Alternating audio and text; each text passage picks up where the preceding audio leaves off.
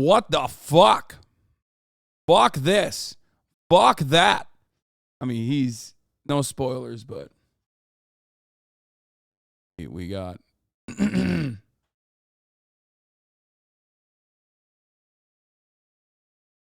trying to do my Logan Roy. Why are you wearing sunglasses inside? Great question, because this is the part of the broadcast where I do an intro, where I have to look cool. It's my fucking intro, man. It's part of the broadcast where I tell you a little bit about my personal news, about what's going on in my life, what's happening in between the time frame that I pressed stop streaming and press start streaming. So there's a lot. There are no One Piece updates. I have been watching Demon Slayer, though. I just watched the latest episode. It was pretty fire. And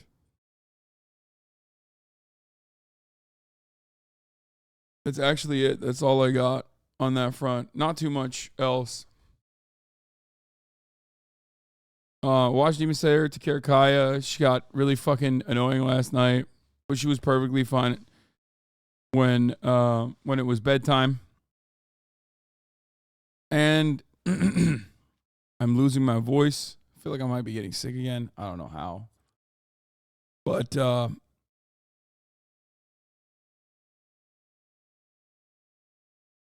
Kaya's got worms. That's the pup date. Right. Kaya is, first of all, she's 22 pounds. So there's that reality. 22 motherfucking pounds. Kaya is 22 pounds.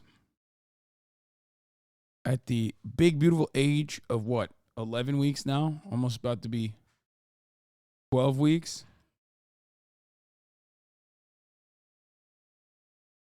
And you know what that means? That means we got to get some we got to get some gosh darn ivermectin, brother. Hell yeah. My cat had tapeworms for a bit after I got him. It's so hard to get rid of, but not your fault at all. I mean, she has like the fattest of worms. I think they're roundworms. That's what my friend said immediately as soon as they saw them. Like, they're very visible. Like, they're big ass, like real live looking worms in her poop that's just like wrapped up around her poop. It's nasty. You start treatment? Yeah, common with puppies. It happens. I am going to street dog behavior. Yes, she's a gross little slut. That's why. Okay? She is. She behaves like a street dog. She ate raw meat? No, she didn't. No. I'm pretty sure she got the fucking worms from eating just the ground. Like eating soil. But it's all good. Yeah, I mean, she sleeps in piss and she eats fucking raw soil. Luckily, she doesn't eat like her own poop yet.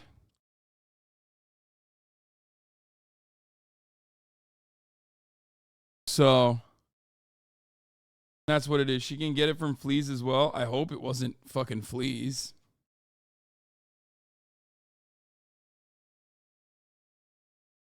But I'm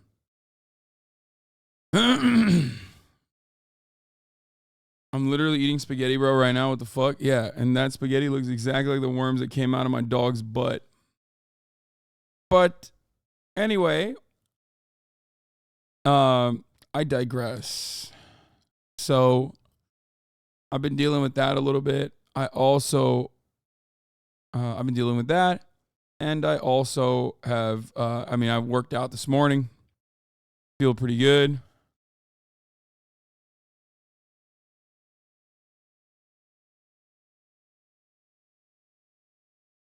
I'm lying. I don't feel pretty good. I don't know what it is. I feel pretty bad, actually. I don't feel good at all. I don't know what it is.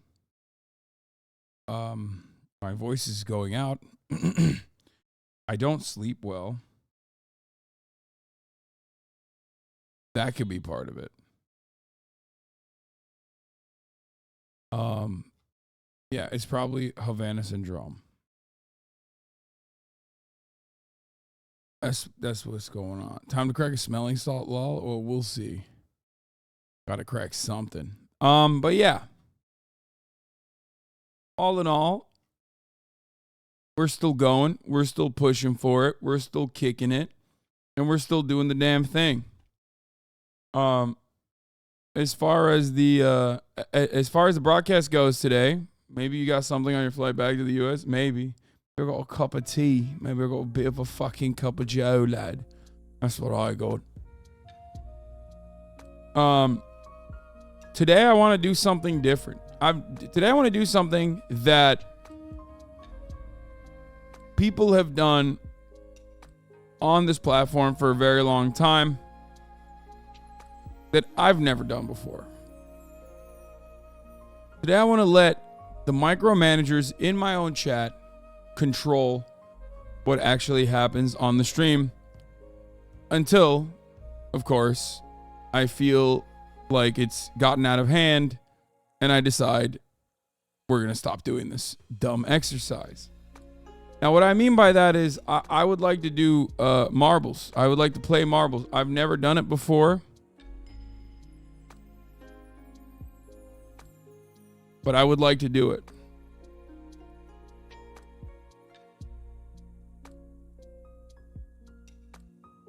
Take your butt cheeks out.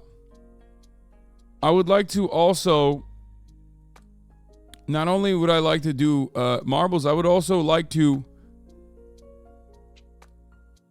have those things in the marbles be reflective of a lot of the things that you guys want me to do on the broadcast, because I feel like it's been a while.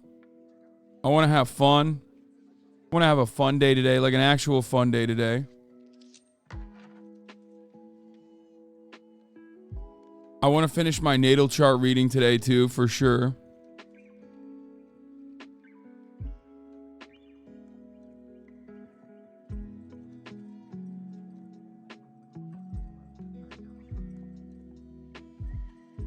I am working on that. No drama today, please. There is not any drama.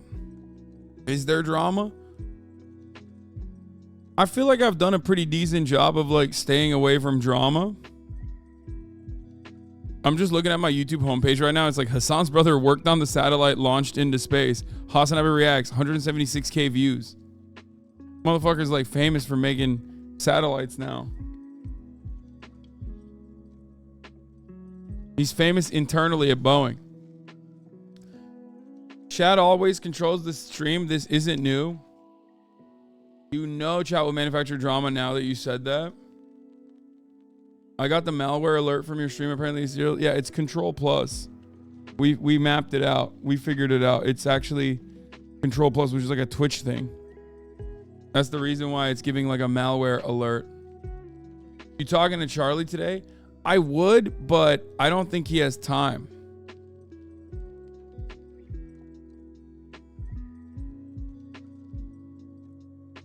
So, I don't know.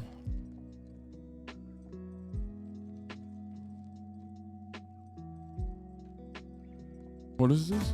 Growing up, man, I spent hours of my life stomping Koopas.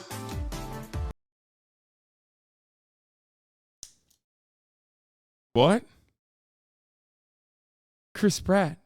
He's so cool.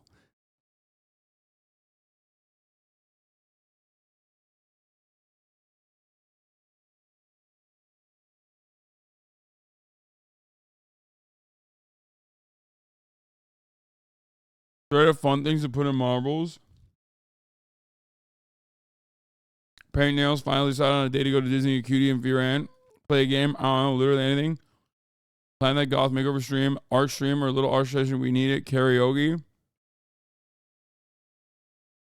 Let chat tweet something. Give subs. Use Twitter stands. Game with Ludwig. True crime. I don't know if he ever finished going through his birth chart, but that personality quiz is always fun. Kaya playtime. Yeah. Bro, I know he's got cancer, dog. We watched it. We watched it on TikTok.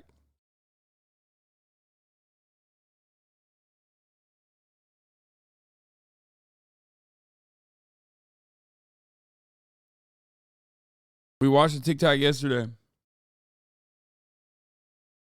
Anyway, what if we did porn reacts? Dude, fuck it. YOLO. What if we put it in the marbles, dude? Hey, yo. Motherfucking porn reacts time, dude. Let's go nutty with it. What I don't want to do is what like some of the chatters are doing right now, which is like just like extremely uniquely cruel, intentionally cruel and unhinged things that Republicans are doing in Mississippi, Arkansas, and numerous other places around the planet. Okay? And just like, because I'm so fucking tired. Why is my entire timeline just the weirdest shit? Like, I'm looking at my YouTube front page, and it's the Kind Speed Show. It's fine. Staying in a Starbucks until I see a middle-aged white woman. 16-second video. Never give up your way. 9 years ago. 33-second video. How Mr. Beast's videos would be if he went broke. 1 minute and 28-second video. 8-second video. 3-minute video. Got the moist meter there. I don't know. Looks kind of suspect. 14-second video. Why is my YouTube recommended like that?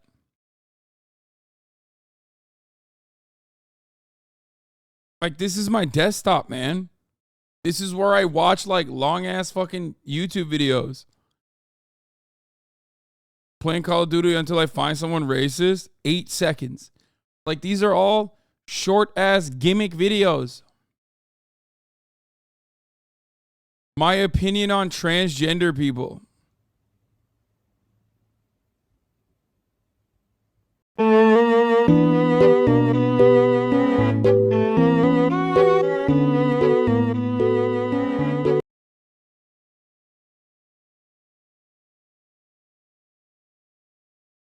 Like, what the fuck was that?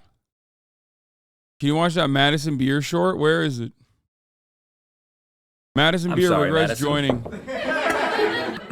But you wanted to do a will it. What type of eyeballs are these? They are lamb and fishies. Oh, we got two types. Oh, ew, fish with the lamb? Get the fuck out of here, dog. What the fuck? Is it supposed to be nasty? Is that the goal? Oh, yeah, let me just blast off too. Fuck it, YOLO. We're going crazy with it. Okay.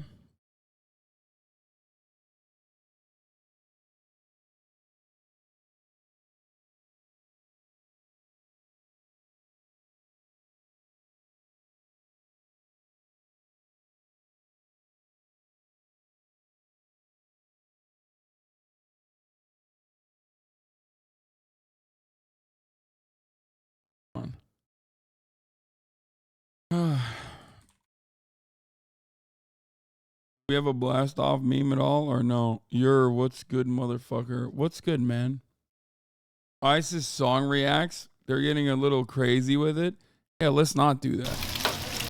Dude, if I fucking watch kebabs right now, I'm so hungry. I'm in a major deficit from yesterday. I'm going to lose it. I'm going to eat like everything in the house. Pick it up, hold it, get to know it. Are we all going fish? Don't bite the eye in half. Get the whole thing in your mouth. And then, just put the whole, it's going to be you know what? We'll do this together because it's not until you begin trying to break it that we're going to have problems. Right. I can't. I can't. No, it's good. You can do it. It's good. Now just hold it. Don't think. Turn off your thinker. Turn off your taster. And now, No. now we're going through. We're going through. No. 3, 2, 1, 2. What's wrong with you guys? I am so sorry, Madison. I am so sorry you had to be here for that. I apologize. There's no way. I apologize for giving you what you asked for. I'm sorry, Madison. But you wanted to do a will it. What type of eyeball?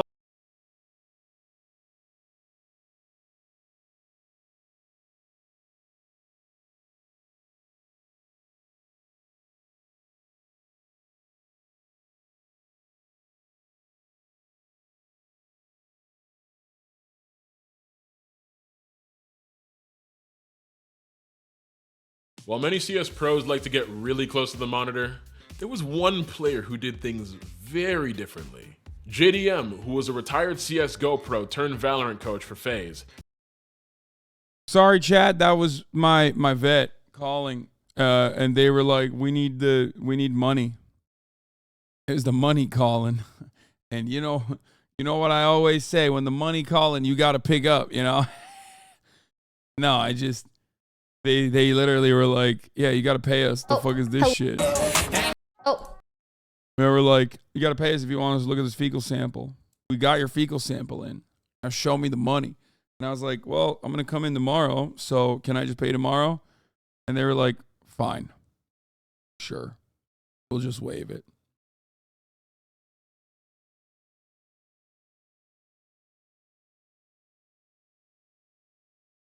Take Two Lords with a cease and desist, the poster in the background. What? What is this? Hello? Hello? Hello? Can you do me a favor? Yeah. Can you come to my room and check where my pants are from? Yeah, boy. Yeah? Like the ones that you're wearing right now? Yeah, I can't read the tag. So you want me to give you a wedgie? No, that is literally exactly what I didn't say. Okay, that's weird because that's okay. Sorry, my bad. I'll be right there. Hold on. Never mind. Actually, never mind. Actually, don't come here. Actually, don't come. Mika, lock the door, quick. It's time. Wedgie time. Pull them up. The bait worked. Look at this fit. I told her. I was like, dude, we filmed the video today, and I was like, you are not taking that outfit off until you take a photo for Instagram because that. You said you like buff Asian men? Oh, hello? Why? Why can't I scroll? Okay. You said you like buff Asian men? What is happening? Why can't I just scroll? Oh, here.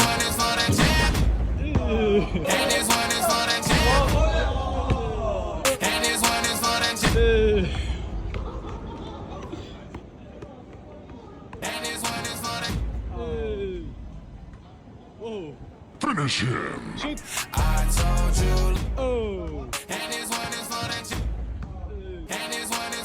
Oh, they have a fucking. They actually have like a hoop. I was like, what the fuck are they expecting?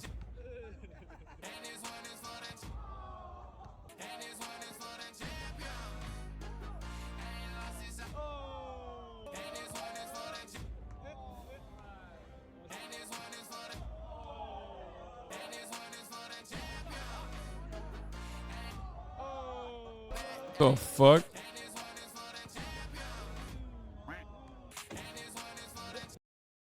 This has 13 million likes. You said you like buff Asian men? I got you. Yeah, I got you. I got you. Yo, J-Dab. Yo. Hey. You said you like buff Asian men? It's illegal to split lanes in Montana. They legalized it today. It's illegal in Montana. They legalized it today in Montana. Really? Yeah. Okay. Splitting lanes. Oh. It's legal for me to do this now. Okay. Pretty neat, huh? Be careful. Thanks.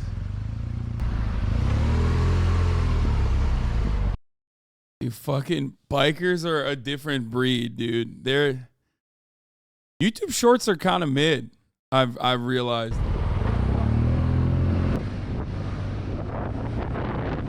You say he will die? I mean, he will, statistically. It is already incredibly dangerous to drive a fucking car. Driving a bike is like, oh yeah, no, I'm just trying to die. Like I actively am trying to kill myself. That's what that is. Here, blast the fuck off. Blast the fuck off, chat. Your algo is so bad. Where are the young Sheldon clips? That's what I'm trying to see. I'm trying to see like some good shit. When your teammate thinks you're playing Valorant the normal way. Recalling my bot. No. My ADHD is out of control today.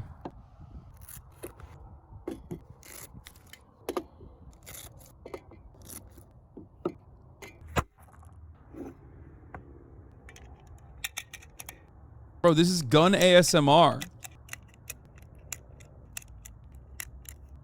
Actually gun ASMR. Yeah, I did hear about this. I did hear the story about the family. The horses guy, the chef, restaurateurs.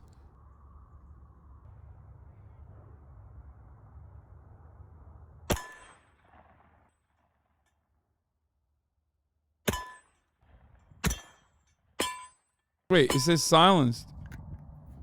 Fucking debated us until the end, dude. What the hell?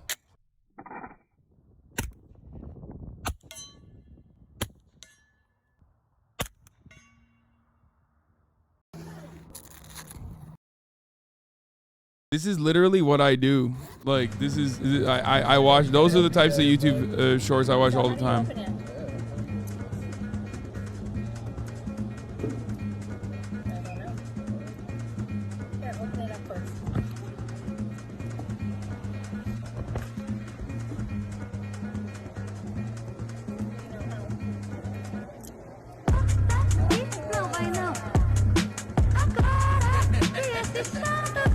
I have that as well. Hey, hey, don't walk.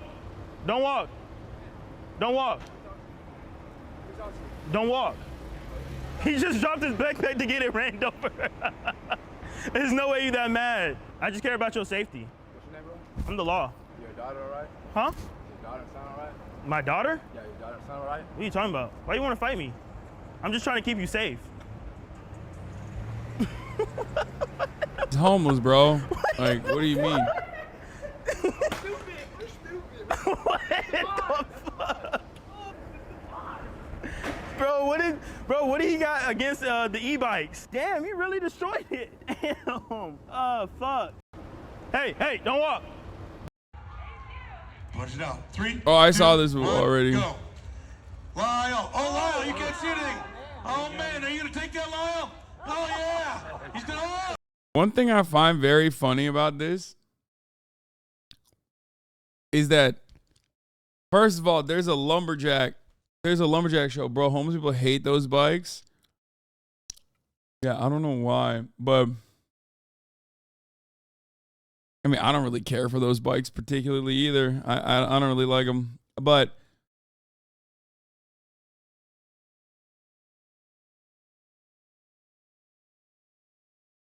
one thing I found to be funny about this is not only that, not only are these motherfuckers doing a lumberjack show, which is weird. Okay? It's like a thing that happens, I guess. What?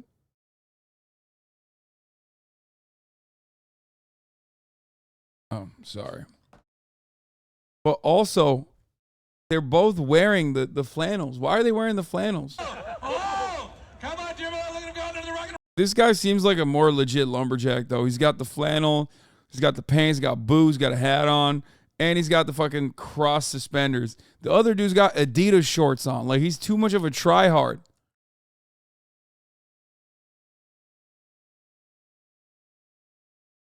Like, why you put the flannels on? Why you put the checker flannels on if you're going to have the Adidas shorts and, like, some trainers in the bottom? Roller, pushing it, going this way. Up and down, rock and round every way. Tanner might be in drive. Look at him go. Put your hands together. Come on, folks. Cheer him on. Who's going to win? Allah can't see anything. Who's it going to be? Cheer him on. Look at him go. Who's it going to be? Old guy's, like, holding his own. I want him to win so bad. Tanner, they're just about right to the ridge. You might move to the center there. Tanner, move closer to Lyle. Yeah, he's, like, fucking trying to kick water at him, too. Yes! Old guy won! Yeah. That's right. Get fucked, young one. Actually, it seems like they're both the same age. But, yeah, XQC got fucking wrecked, dude. It's crazy. Do you want me to throw this grenade at you or double it and throw them at the next person? Double it at the next person. Nice. Do you want me to throw these 2 grenades at you or double them and throw them at the next person?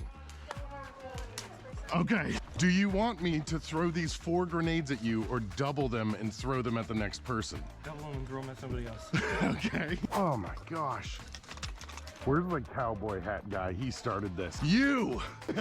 You want me to throw these 8 grenades at you or double it and throw them at the next person? Yeah, go ahead, man. Here, come out in the street. Hold these. This is kind of scary. Oh my gosh. We're going live, gentlemen. Oh my gosh. Do not let go of that center one. Hey, hey, hey. Careful. Wesley. All right, it's... Don't let, okay. All right, look. We're just gonna throw these 6. Ow, that was my something. That hit me really hard. That one's still live right there. Oh gosh, here's 20 bucks. Gave him 20 bucks? That's so dumb. That's it. Do you want me to throw this grenade? Hey guys, how you doing, son? Did you fold that? I did.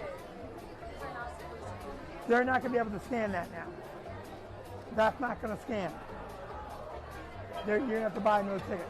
If you fold it, yeah. Once you fold it, I mean, if I did that, it might scan, but I don't want to risk it. Okay. Well, can we try? Nah. Oh my God.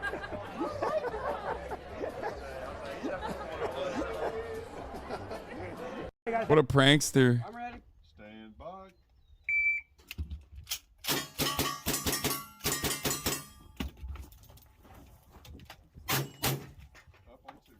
See, now this is, in my opinion, this kind of shit's way cooler than like the regular gun videos. Cause like, that's crazy. That's actually He's not like shooting a tactical ass dumb fucking AR-15 like a baby could shoot. You got the whitest algo. You don't bully Timmy at school. Yo, this is a fucking rank 1 yodeler too. You know his ass yodels, okay? If you think Timmy don't yodel, you're out of your fucking mind, okay? Actual Jedediah Giga Chad. Yeah, I mean, it's fire. It's sick. God damn, look at him. Why'd he only shoot 3? What the? No, they must have put that in post. Oh, it's kind of close. Never mind. Even then, though, that was wild, bro. Yeah, he needs a musket to like... Dude, all of his guns that he's shooting are racist. No, I will not elaborate. Okay? Every gun that he shot was just racist as fuck. Straight up.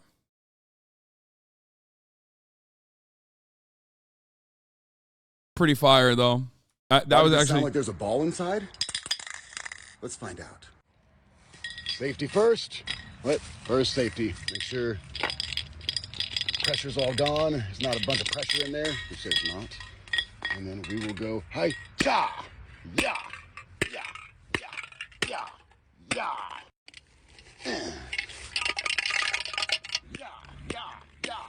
Jiminy Cricket, get the hell out of there. Yeah. I got it. Whoa, that's shaking sick. around inside of a spray paint can is a glass marble. Wait, why? Fancy. I say. Why does it have a glass marble in it? That makes no sense. To shake it up? To agitate and mix? Yeah, you're right. Okay, that does make sense. You didn't know that? No, I did not. I don't know what I thought it would be. I'll give you $1,000 if you can find the exhaust. I'm serious. I find you what? If you can find the exhaust, I'll give you $1,000. Did you remodel this thing? No. You did it? Where the fuck is the exhaust? $1,000. Where is it? I see that down there. Come on, bro, you got this. I don't have it. $1,000 right now. You work for the police department. You could use that money. I'm not a detective. All right, man. It's electric, so here you go. Electric? Yeah. No shit. Yeah. It's a good looking bike. It's a Harley Davidson too. I know, it's a very good looking bike. Be careful. Yeah. I'll give. What is one thing I can be sure of when going on a date with you? That you'll be with a strong black man. What is one thing I can be sure of when going on a date with you? You'll be with a strong black man. That's A. No, I'm super clingy. Okay, that's Okay. cool. I'll text you right away. Girls like that, right? I don't know about this girl. You don't? Okay. Wait. I won't text you back at all. I won't even answer you. I'll just be doing strong black man shit. That's what I'll be doing. Can you describe strong black man shit? Yeah.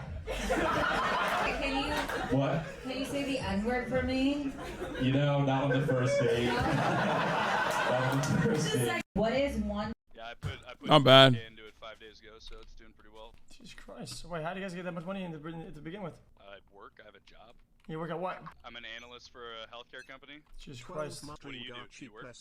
I'm a lawyer. At some local firm. You're a lawyer? Oh, nice. Like what kind of law? I do mostly civil shit. Okay, cool. Like domestic violence and shit, or what's up? No, like I slipped on the fucking, I slipped on the ground at McDonald's. Spike spotted. So you're like a scam artist? Yeah, I put 30K into it 5.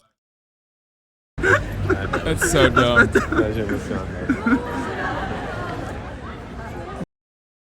Viral hog. I'm really hungry. Can I get a pizza delivered to me whilst on this train? I started by calling pizza restaurants in towns that I was going to be passing through. Do you do delivery to a train station? Initially, they didn't love the idea. I wouldn't be able to do that. Rats. Eventually, I got a bite. We should probably do that. You can. And placed my order for one large pineapple pizza, please. I only had one shot at this, and as I'd paid over the phone, It's not there. I've just lost. Bro, this is how old people scroll TikTok, is it? What the fuck? Okay, that's insane. Also, why would you ever need to be that good at shooting? Like, I feel like this is not a transferable skill.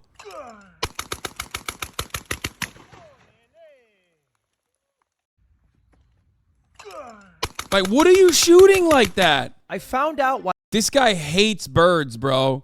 He fucking, dude, he literally hates, no bird, not a single bird in sight. He will fuck your drone up. You come near him with a drone, dude, this guy's got it. He will destroy it.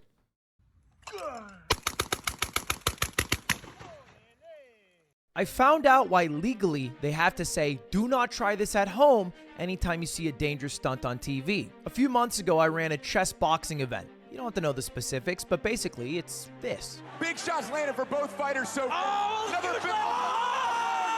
If we hit 5 million subscribers, I'll do another chess boxing event. Anyway, I thought everything was going great after the event, until I looked at my subreddit and I saw somebody post this. We had a chess boxing tournament in an abandoned factory. Because of my chess boxing event, they decided to make a fight club in a concrete warehouse with a bunch of teenagers in zero oversight.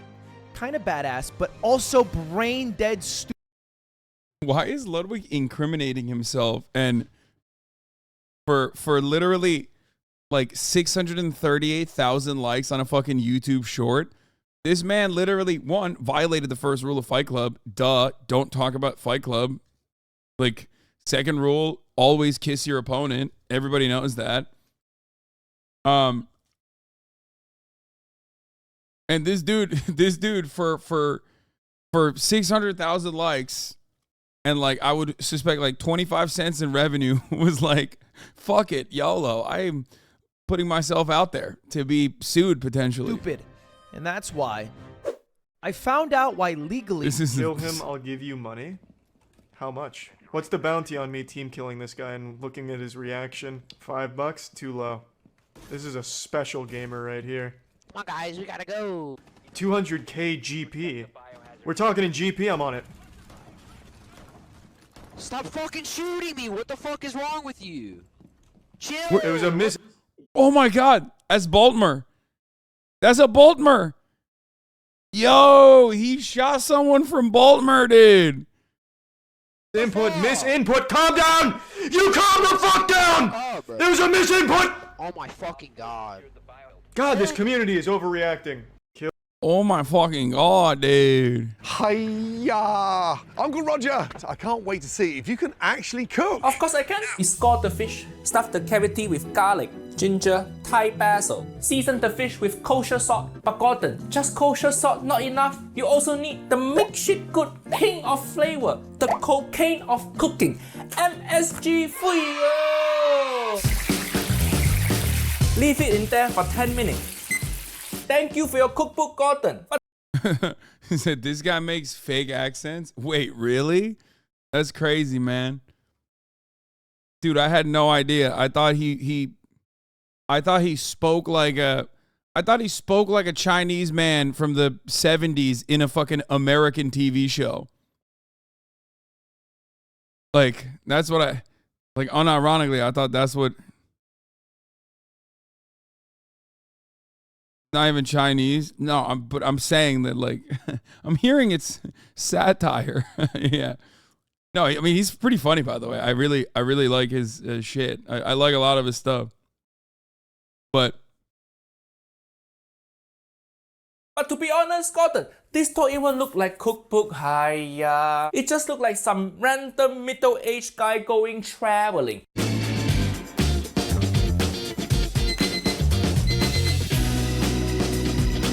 I would never eat that. It's fish.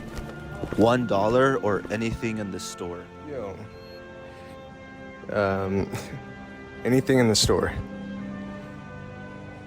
Quick. Anything in the store. All right. You mean like anything? All right, bro. You good? What is this for? You're freaking me out, bro. Easy. Just take a couple back. Yeah. Like, this is actually for real. 10 more seconds. You said anything. This is what I want. Can I get this? You said anything.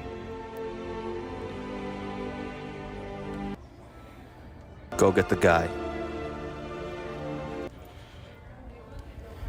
Eat this. Shove it down. More? Alright, you good to remove that card? And there you are. Appreciate it. You good? Mr. Did you know that it is suggested? I don't even know what the fuck So this species happening. is the southern yellow. I don't even know. Oh shit, I accidentally saw like a brief snippet of a Dark Viper AU short. Oh god, it's over. It's Jover. Oh no. Oh no. Oh no, incoming. Oh no, while I was scrolling I saw it. Oh no, incoming, dude. He's gonna write like so many pages worth of documents about how much of a piece of shit I am. I'm so sorry. My man, I'm sorry, okay?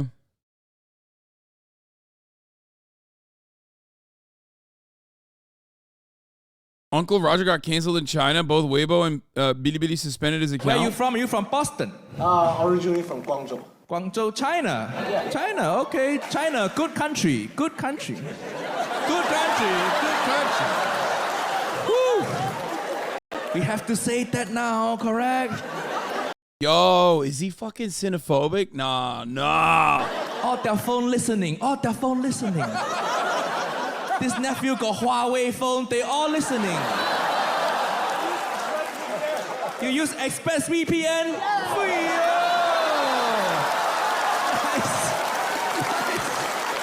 What's going on? Why is everybody wearing the same orange shirts? It's freaking me out a little bit. What the fuck?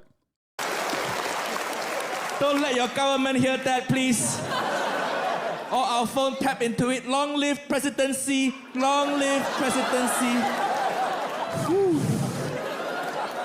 Uncle Roger, social credit score going up. Nice. From China. Okay, anyone? Any niece and nephew from Taiwan? Not a real country. Not a real country. I hope one day you rejoin the motherland. One China. Okay, yeah, okay, never mind. He's not. No, don't clap too hard. This is not political show. No, don't clap. Uncle Roger gonna get canceled after tonight. At least it's not canceled in China. Uncle Roger, okay. Dear CCP, Uncle Roger, good comrade. Good comrade. Don't make him disappear, please. Truly a comedic genius. I mean, it's whatever. It's like, you guys make the same jokes on a daily fucking basis in this chat. Dude, YouTube shorts are mid as fuck. Do you know what time it is? Okay, what year I meant? 50? Are you sure? Oh my God.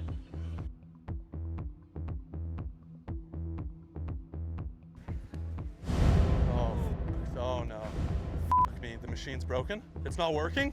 Oh no. Fuck. I don't know what to do.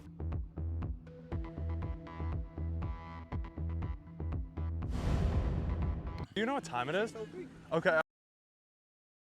You gotta get Insect. YouTube is so good. I'm gonna look at TikTok.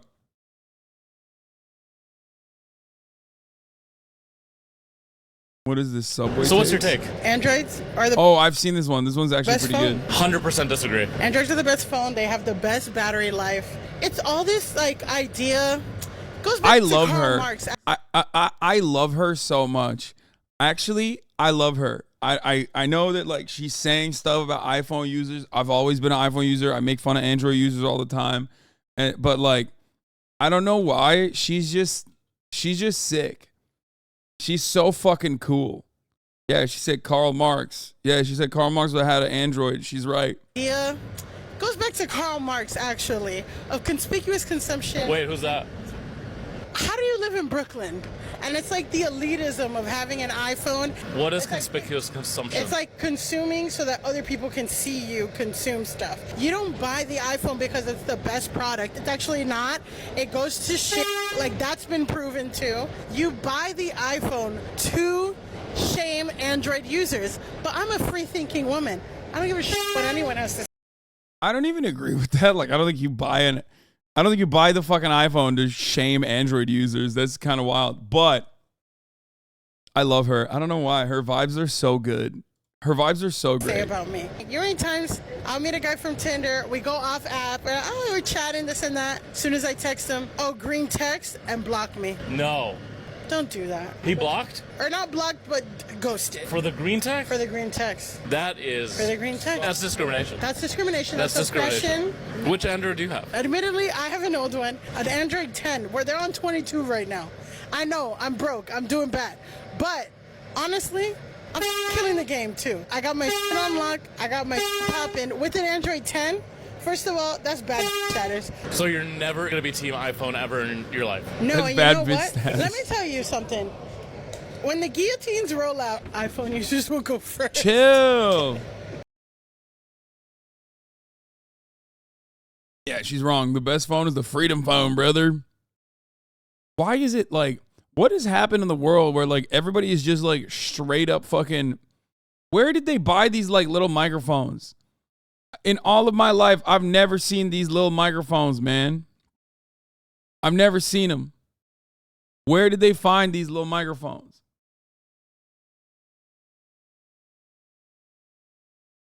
Like, what's happening? They're just like running around. The lav mic, yeah, it's a lapel mic, but like what? You just got like a lapel mic that you connect to your phone because they're filming from their phone, right? Are you kidding? No, I'm not kidding. I don't even understand it. God, there's so much I don't understand about the way the world works now. Have you ever tried to argue with a man who claims he's being logical, but all of his logic is usually... Logic and emotions are not coincided at all. In fact, if you were to look at logic in its purest form, there would be absolutely no empathy and no emotion. Except for the fact... Yeah! Why are these... What is happening, dude? This is a 5-minute TikTok. We're skipping it. This guy's good, though. Like, Yuval the Terrible. He's got some good videos. Zoologist Auguste Dumrier. Why are all my TikToks 5 minutes? Bro, these are all 5 minutes. Contrary to popular belief, Africa is not poor. You don't go to a poor continent to make money. Africa is, in fact, the richest continent on the globe. Why haven't African leaders tried to make use of their resources? You might ask. Shortest TikTok video on my algo is actually a good video. It's basically, I mean, it's like a Parenti lecture reduced to a TikTok. Dude, you have your TikTok and YouTube swapped around. What's going on? Yeah, it's a leftist TikTok. It's actually good though. Might ask. They did, and every time they met the same fate, death. Some under mysterious circumstances like... This is what Hank Green was talking about when he was like, oh my God, I saw a conspiracy theory on my TikTok main page. And it was like not a conspiracy theory at all. It's just this video. It's just all factually accurate. Magufuli and MKO Abiola, who coincidentally both had a heart attack moments after plans to industrialize Tanzania and Nigeria's gold and oil reserves. U.S. Ambassador Susan Rice served MKO a cup of tea, which many people believe was the cause of his death. Other leaders have been killed directly by the orders of multinational corporations, like Ken Saro-Wiwa being hung by Shell. Or how about the first democratically elected leader of the Congo, Lumumba, being executed in a coup propped by Belgium and CIA on the orders of Union Minnery. Congo is in fact the richest country on the planet, yet has the #2 poorest citizens. After they dismembered Lumumba's body, the CIA plant dictator Mobutu took control of Congo for 30 years. Similar cases can be found across the entire continent of Africa and the entire global south. Latin America and Africa are still under hostage from these corporations. They have killed. My favorite type of take is whenever people go, mental health check, how are you today? Not good. Didn't you post this on Twitter? I remember seeing this, and I don't follow any other leftist motherfuckers. I don't know if I posted this on, I don't think I posted this on Twitter. This went viral. It's you and Jesse. Is Islam? Oh yeah, I saw this already. Yes, it is. It's one of the 3 Abrahamic religions, as far as I know. And is it a religion of peace? Yes. Well, why do they chop off people's head and hold women back and throw homosexuals from the rooftops? And they want to take over other countries. And they can say you can lie. They can say you can lie to the Can we just Christians. pause for a brief moment? Yeah. You want to tell me about your personal black experience and use that as empirical evidence, as fact. But when I try to tell you about Muslims, you're like, nope, that doesn't work that way. I have my own perspective. If you have actual evidence to back up your claims, then we could have a conversation. Maybe I could describe where you are confused. How about Allahu Akbar?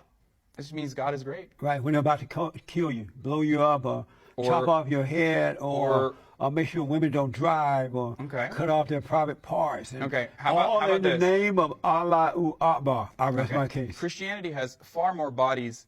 That's not true. Absolutely true. No. Okay, well then answer me this question then.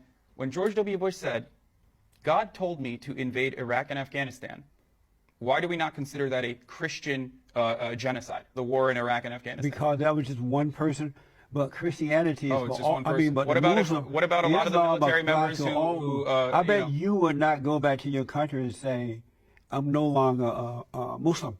They'll kill you. No, they wouldn't. Yes, they would. You have no idea about Turkey, do you, sir?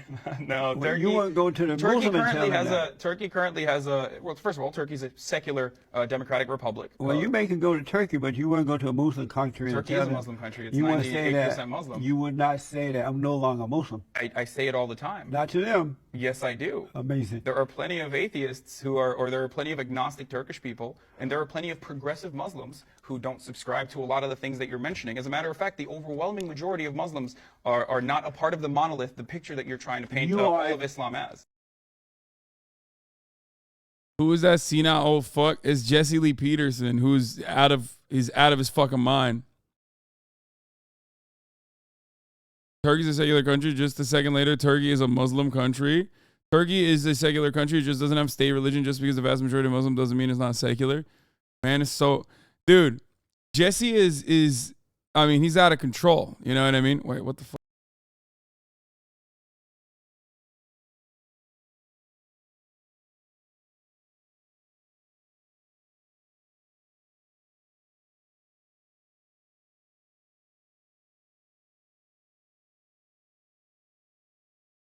Do you believe that black people are victims? It depends on the individual and the circumstances. You believe some blacks are victims? I mean, everyone has the capacity to be a victim of How the about system. I think all people? people are victims of the How system about that we black live people? under. Black people would be encompassed under all. There's How exploitation about black happening people? at every level. How about blacks? I already said that. They're Do under you all believe people, right? black people are victims? I think that black people, just like white people, are all victims of the same system that we live under. Do you believe that black people are victims? Do you not understand? I'm saying yes. I'm answering your question. It's not like I got your question. So do you believe as that, long as I elaborate? Do you believe that black people are victims? I already answered your question. I didn't hear it. Can you give me an answer? I said black people, just like all Americans, I didn't or ask about all people. I didn't ask about all. I only asked about one group. Why is the framing so narrow? Because Why I can't want we to have know an what you interesting think about black conversation people. about it rather than a yes and no? So do you believe that black people are victims? I already told you what I believe. Well, I didn't ask you about all, though. I only asked about one. I said group. just like all people. I didn't black ask people about are... just like all. Do you believe that black people are victims? Of what? Period. Of what? Period. Anything. Do you believe they're victims anything? at all? They have the capability to be victims, yes. Are they victims? But of what? You're have not to gonna answer describe. that, right? No, I can. I just need you to further elaborate. Do you believe that black people are victims? Bro, just answer your question like 6 times. What's your favorite color? Yes or no? I don't like Hasan, but oh my God, this other guy. There's so many people. This interviewer makes Hasan look smart. There are so many people that like don't realize that this is the same me. Like I've been doing this still. It's just that like you have literally like you feel like this is new and different because you've never actually watched me. You've only fucking watched like other people talk about me. Bro made Hasan sufferable. You know what I mean? Okay, thank you. You can just keep that. Thank you, Mom. For reasons like that, I hate watching debates. And just like that, Hasan quitting debating people. Jesse Lee Peterson is closer to like a chatter that I dunk on in my chat than most other people that I've debated.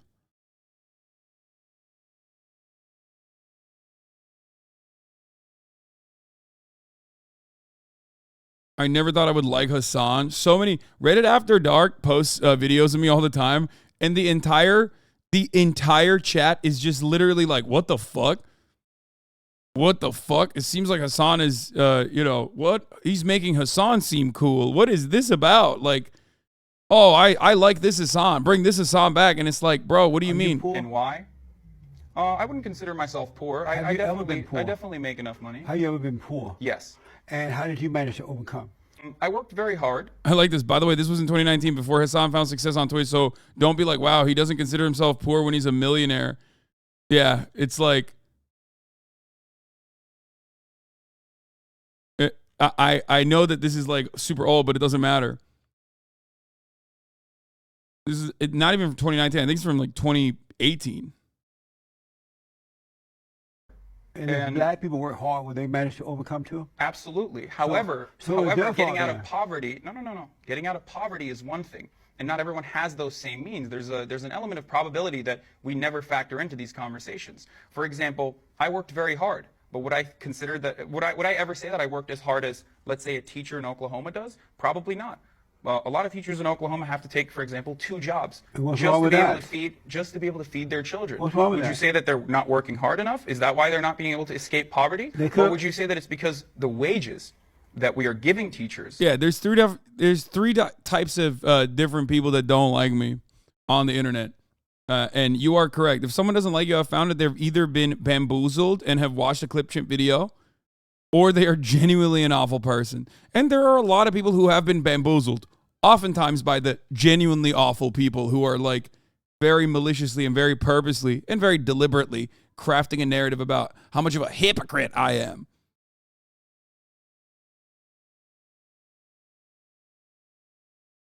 Is not enough. They're not living wages. Because I would say that the teacher is not managing his or her life right. They're not in control of their own lives. They're wasting. Define poverty. Cruel, don't you think? What do you mean? That analysis is like a little cruel to think that poor people are. It's not necessarily that you're telling the truth, but you're saying that if you're poor, or even if you're working extremely hard, even if you're working twice as hard as any wealthy person, for example, that just kind of inherited their wealth from their parents, that they're just not working hard enough. What about they're not managing their lives? What about Wyatt Koch? Are you familiar with Wyatt? Or they heard your take on China and Russia? I think I have a pretty agreeable takes on both China and Russia, but maybe I'm wrong. I don't know. Like, people always talk about my Russia takes, and it's literally like insane. The way that like I talk about Russia versus the way that people think about I talk about Russia are two entirely. They live in not only different zip codes, they live in different planets. Okay, they live in different like galaxies. Okay, like motherfuckers are like, oh, Hasan loves Russia, thinks it's super sick that they invaded Ukraine, wants like Ukraine to be Russian territory, thinks every Ukrainian should be murdered. Meanwhile, like I've never said any of those fucking things.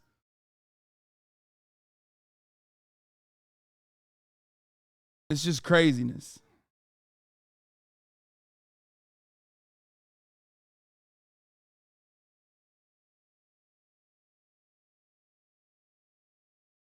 Mom, okay. Okay, Mom, you're teaching her. Okay. Kaya, come here.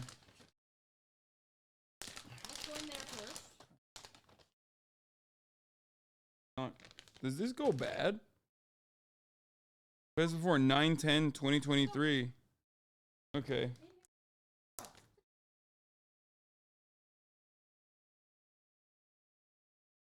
Thanks, Mom. Okay. Are you hungry?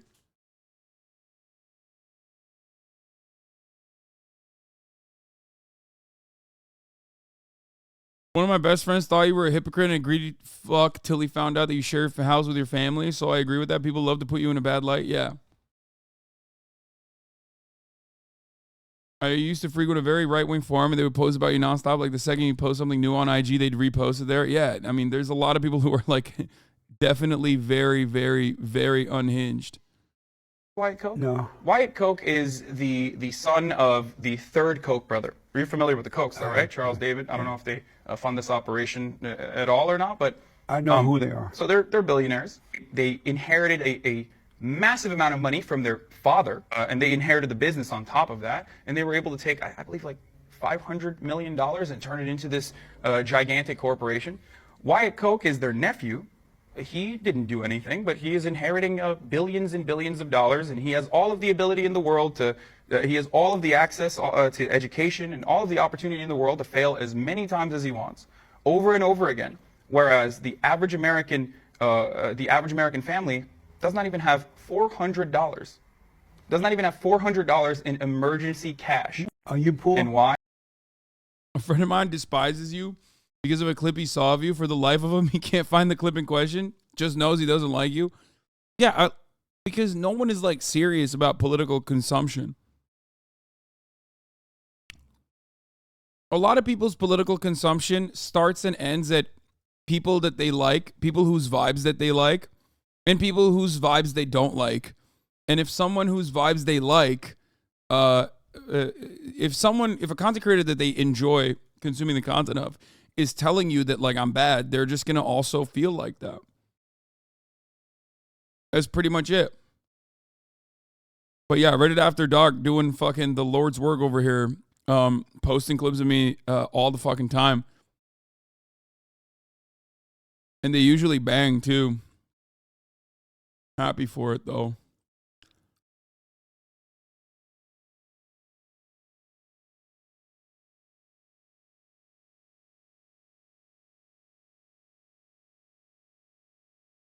Well, yeah, that's how it usually works. And now I signed out of Austin. Good job, Carl. I didn't know anything about you till January 6th, but saw how so many people despise you for reasons that were so petty. Yeah, it's usually what it is.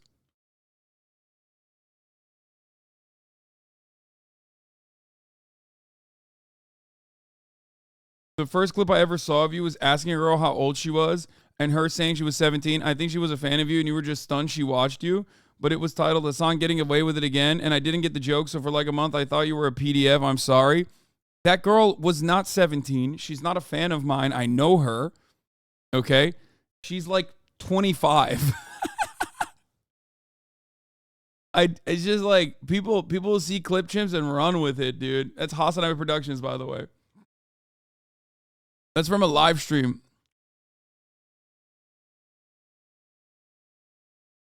She was joking. That clip went super viral too, which was crazy. But I didn't even do anything in that clip that was like weird anyway. I literally like said, "Oh God," and I walked away. You know what I mean? As a joke. Like I went along with her bit.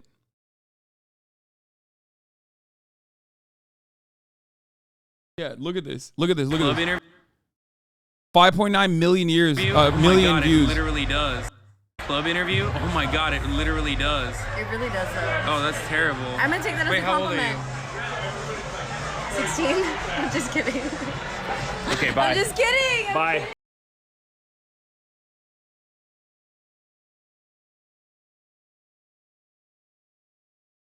Joke stop. Big ups for him immediately walking away, even if it was a joke. That should always be your reaction.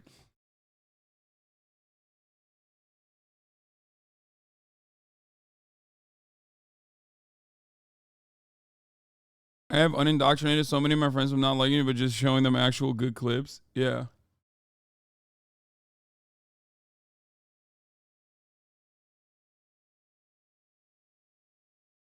What are those comments, dude? 2.2 million views on TikTok. Wait, how old are you? Oh yeah, this is Hasanabi Productions' fucking TikTok account. I really need to get back to posting on TikTok. Austinox hasn't been fucking posting shit on there. I might. That was Sav, right? Yeah, that's Sav. She was literally on like a Netflix show, actually, I think. My brother's reason for not liking you is literally his Twitter is cringe. We got to start posting. We got to start posting on TikTok again. On my TikTok, Austinox is too busy working with, other content creators. I love that for him. I'm happy for him. We'll see. I might start working with someone that you guys have seen the memes of, as a matter of fact. Someone that lost his job recently who keeps asking me for fucking $5,000 over and over again. And I was like, you know what, bitch? Instead of giving you $5,000 for no reason, I'll give you even more than that for good reason. My friends don't like you because they think you have frat bro vibes. Yeah, I do. Some people know who it is. Yeah. A person who is who might be under investigation, or at least was under investigation by the American government for a little bit, due to some classified intelligence leaking in his Discord server. Who knows? We'll see. We'll see what happens.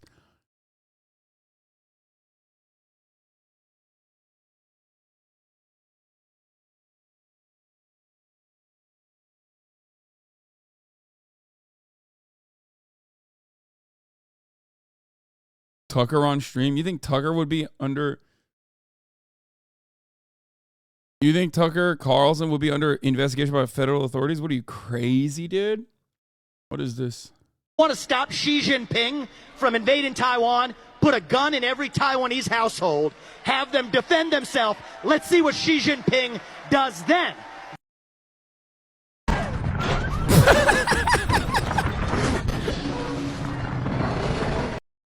Oh, Jesus. Damn, Squeak's going hard. It's cool that, like, at least I like that he just stopped, doing this and instead started streaming on Twitch. Do you guys want to know one of my favorite random channels is Laowai 2023, Laowai in China. So fucking chill. Vibes are always good. He's always making shit in the village. I don't know what the fuck he's doing. Wait. I feel like he's lost some weight recently. What the hell's going on? It's always videos like this, dude. Look. 干啥去了，二叔？巧了，正要上你家去呢。真是领着大放屁，凑巧了嘛。我也正要去你家呢。我寻思给你送点好玩啊，这是海鲜。二叔，那得老贵了吧？多破费呀！客气啥呀？都自己家人。Bro. 这可是正经海鲜呢，还得是我二手。I don't even know what kind of seafood that is. I also don't know why they're raw bagging it. Is that like a thing? Is that how it works in China? You just fucking toss the meat and the thing in the bag like that? 想着我。对了，二手，我也给你带了点海鲜。这咱爷俩不想在一起了吗？这也是正经海鲜，我还挺得意这口。海鲜这玩意儿得及时吃，我得赶紧回家了。吃完再来酒。 家里还有呢，你那个毛线也得赶紧吃，放时间长了就不鲜粒了。先走了啊。I love this song.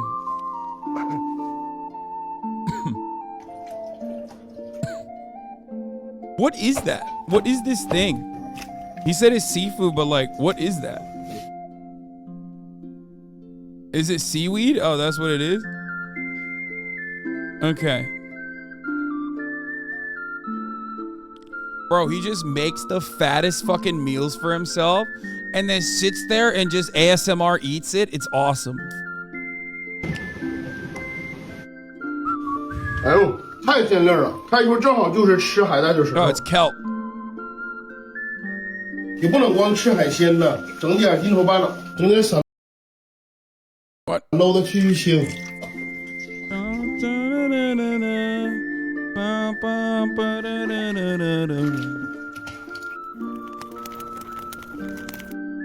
Yeah, look at the cooking apparatus that he's got going.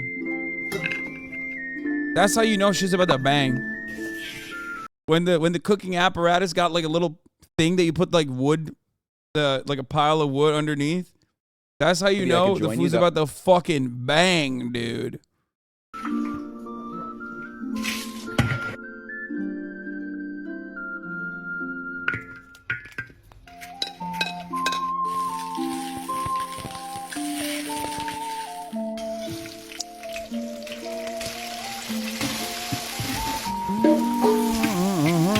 Oh God, that looks so good. Oh God. Oh my God. 一点都不能浪费。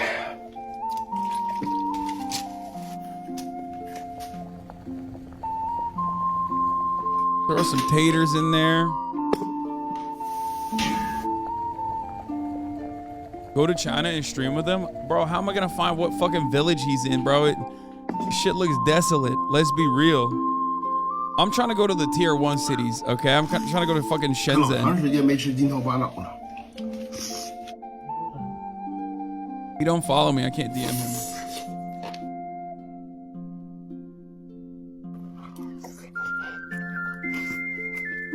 Yeah, he just fucking eats it all. Oh God. 海鲜和肉都吃爽了。吃饭没呢？来家里吃饭呢。 Have you eaten yet? Come home to eat? What is this?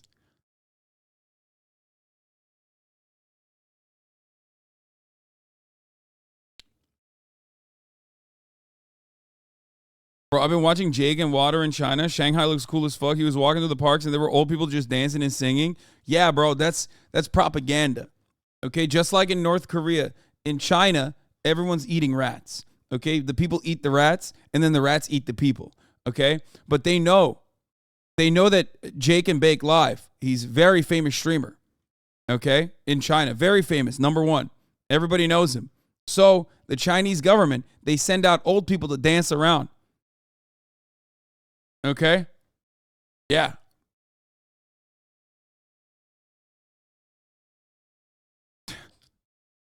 For those of you who don't know, I'm making a joke about fucking Yeonmi Parks. Unironically, people say that shit, Lamau. Yeah, of course they do. You can literally say anything. You can say anything about a country that America is in opposition to. You can say anything about a foreign adversary of the United States of America, and Americans will believe it. 咋回事呢？一口不吃啊？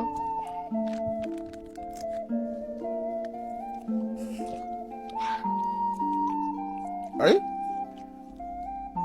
你还挺挑食啊，辣条你都不得意啊？挑食还不听话，不能再留。Is it dead?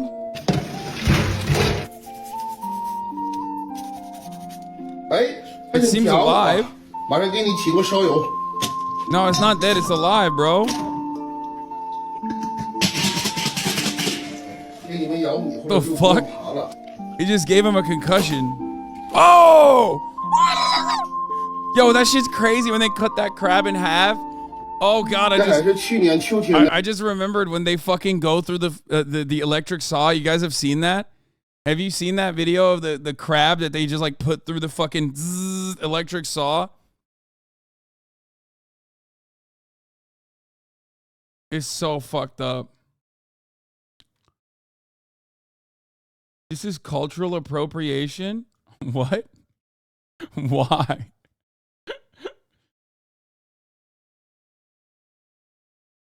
This guy's the perfect northeastern Chinese accent. It's like the Texas accent of China. 现在暖和呢，一点都没辣。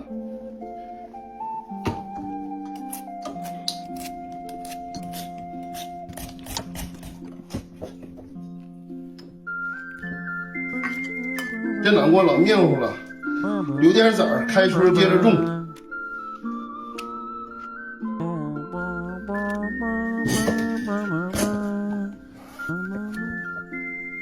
also found out that pumpkin seeds are actually very good for deworming dogs. It's like a natural remedy for it, at least.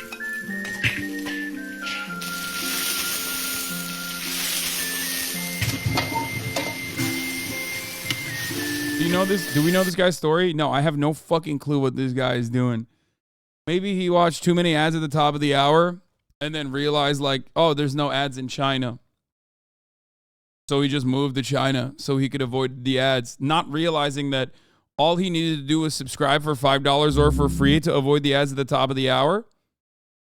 You know what I mean? Because there is a 3-minute ad break coming right now, but you can avoid them. You can avoid those 3-minute ads at the top of the motherfucking hour as long as you subscribe for $5 or for free with a Twitch Prime or by getting gifted a sub if you're lucky, right?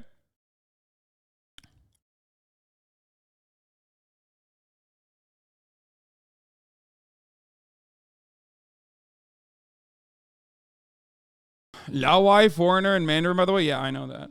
I knew that. Crabbing prep videos are like cartel videos for crabs.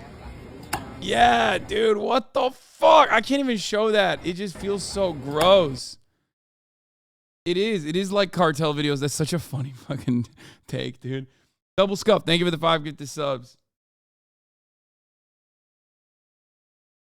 No, I can't show the crab video. I just, it just like makes me feel gross.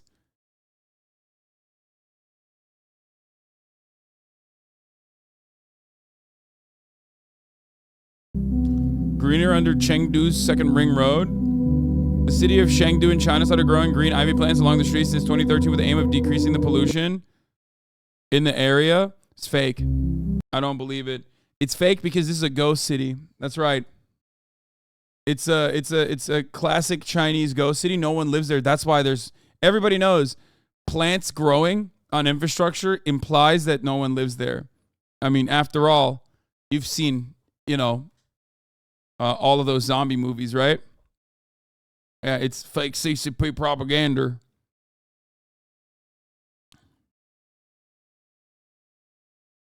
Just some Oxford Brook students on their way to lectures. So many barber coats. Every single one's a Tory. Every single one's a Tory. What? I was like racking my brain on how someone like this can even exist. And then I found out she's from Manitoba. What? I don't even know what that... What? Why am I in Canada talk? Like, how is that happening?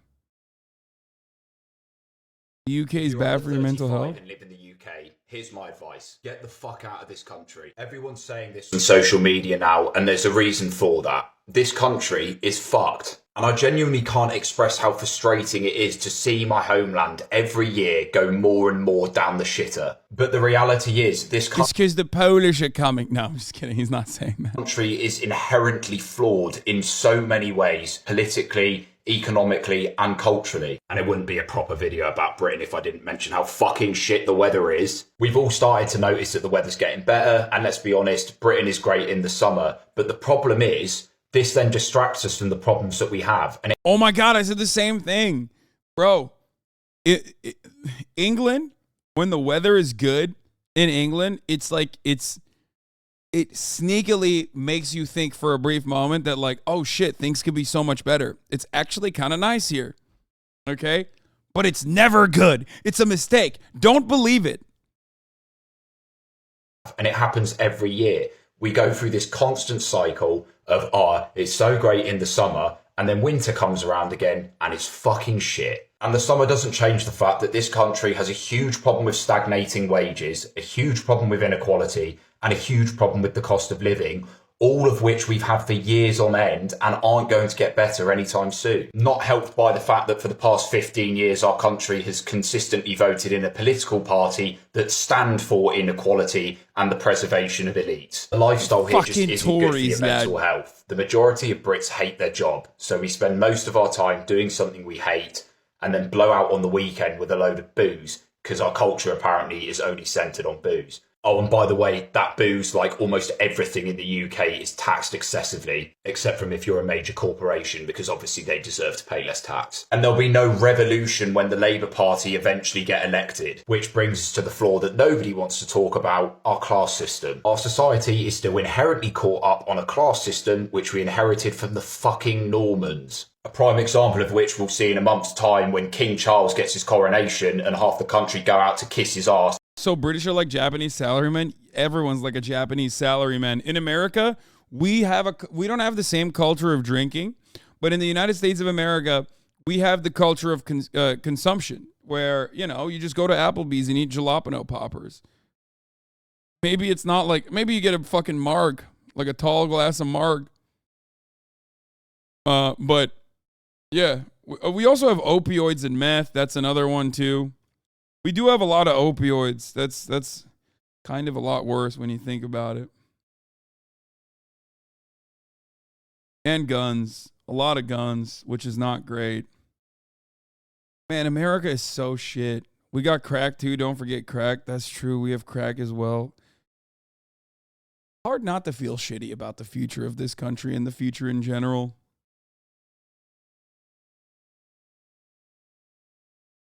I don't know. Even though the royal family are just a bunch of rich cunts who've held power for centuries on end, despite doing nothing to earn that. But apparently that's just how it should be. That's just society. Fuck off. So here's my advice. If you are in a fortunate enough position to be able to fund yourself and you don't have the responsibilities to look after people, piss off abroad. There's plenty of better countries out there. And yeah, sure, there are global economic problems at the moment and not every culture is perfect. But the thing is, Britain is particularly fucked at the moment, and it's not going to get better anytime soon. You get one shot at life. When you're on your deathbed, are you really going to look back and... I mean, it's depressing, sure. Dude, what? Dude, my fucking TikTok For You page is like kind of ass cheeks, too. When it was banned, they used the story of children eating chips of lead paint as a I like this guy, Chem Thug. He's dope. We always hear that Cuba is a big, scary dictatorship. But take a second to ask yourself what you actually truly know about their governmental system. That's what I'm talking about. This is my shit. Let's go. Finally. Oh, that looks so good. Straight vertical cuts on one side, flip, and make diagonal cuts. Yo, that looks so good.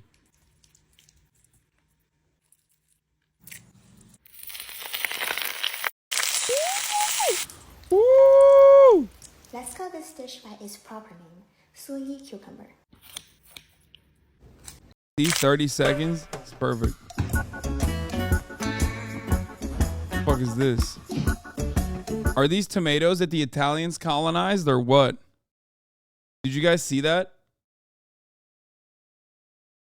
Did you guys see that tweet where someone was like, Italians colonized tomatoes and like wouldn't put any seasoning on it, and it's like, what? I love when people left post so hard that they just say insane things like Italians colonized. Don't say they did kind of.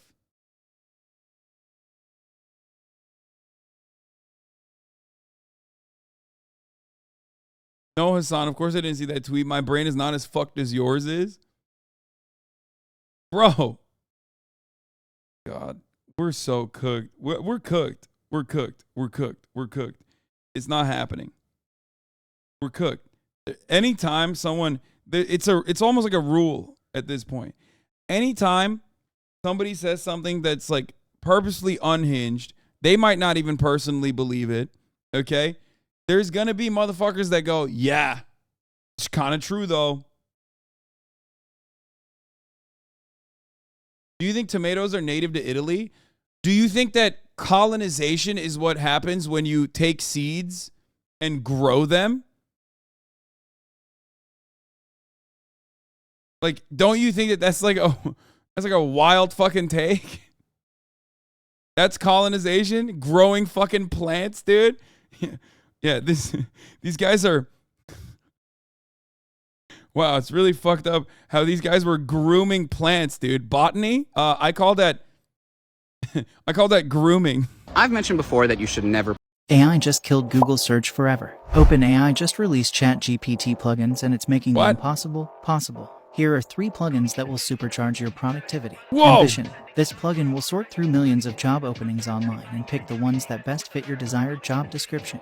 Wolfram Alpha. Enhance ChatGPT by giving it access to powerful computation, accurate math, and real-time data. Prompt Perfect. Not sure how to get ChatGPT to tell you what you are looking for? This plugin crafts the perfect prompt to help you get the answers you need. Hit that plus button for more AI. AI just killed Google's. Drawing skulls is fun, but I've relied on erasers to make my drawings perfect. Please don't do that. If you want to draw skulls and build your drawing confidence, I'll show you how. Let's use a simple ballpoint pen, and the trick is to work from light to dark. Try not to apply pressure to the pen. Start by drawing 2 square shapes and add a triangle in the middle. Add curves for the cheekbones and candy corn shaped teeth. Remember, without erasing, the drawing doesn't have to be perfect. Next, draw the contour of the jawbone and add the top of the skull. Now lightly shade vertical lines on the side of the skull, eye sockets, inner jaw, and the bottom teeth. Continue to add light layers in the direction of the skull's form, like the curve. Somewhere in this unassuming neighborhood, one can sit down for an excellent meal. But you won't find this place on Yelp, and unfortunately, I cannot tell you where it is exactly. Why not, you ask? It's not exactly a restaurant, you see, which means it's not, strictly speaking, legal. What is this place? Pupusa house? I call it pupusa house. I mean, like a pupusaria, I guess you could say. It's a cultural thing. Traditionally, they serve out of their houses. And it's just something that people ring over and they come. So this is about as traditional as it gets right here. It's just like call. Yep. This is what's called a pupusa house. Literally, a house. This one serving home-cooked Salvadoran meals. Once the living room, now the main dining area. The woman running it, we can't show her face. But she's been here for 10 years, serving a mostly Salvadoran clientele, looking for a taste of home. Yes, tamales. First up, a staple done a little differently than the norm. Tamales wrapped in banana leaf and steamed. Mmm. That's delicious. Next, the dish of the house, pupusas. Tortillas stuffed with ground pork or chicharron. You can get pupusas in Nicaragua, in Guatemala, but for some reason, Salvadorian pupusas get the most respect. General consensus seems to be they're the best. Oh. How come? I would agree. George Azar is our Detroit fixer. He's been coming here with his friend Joe for years.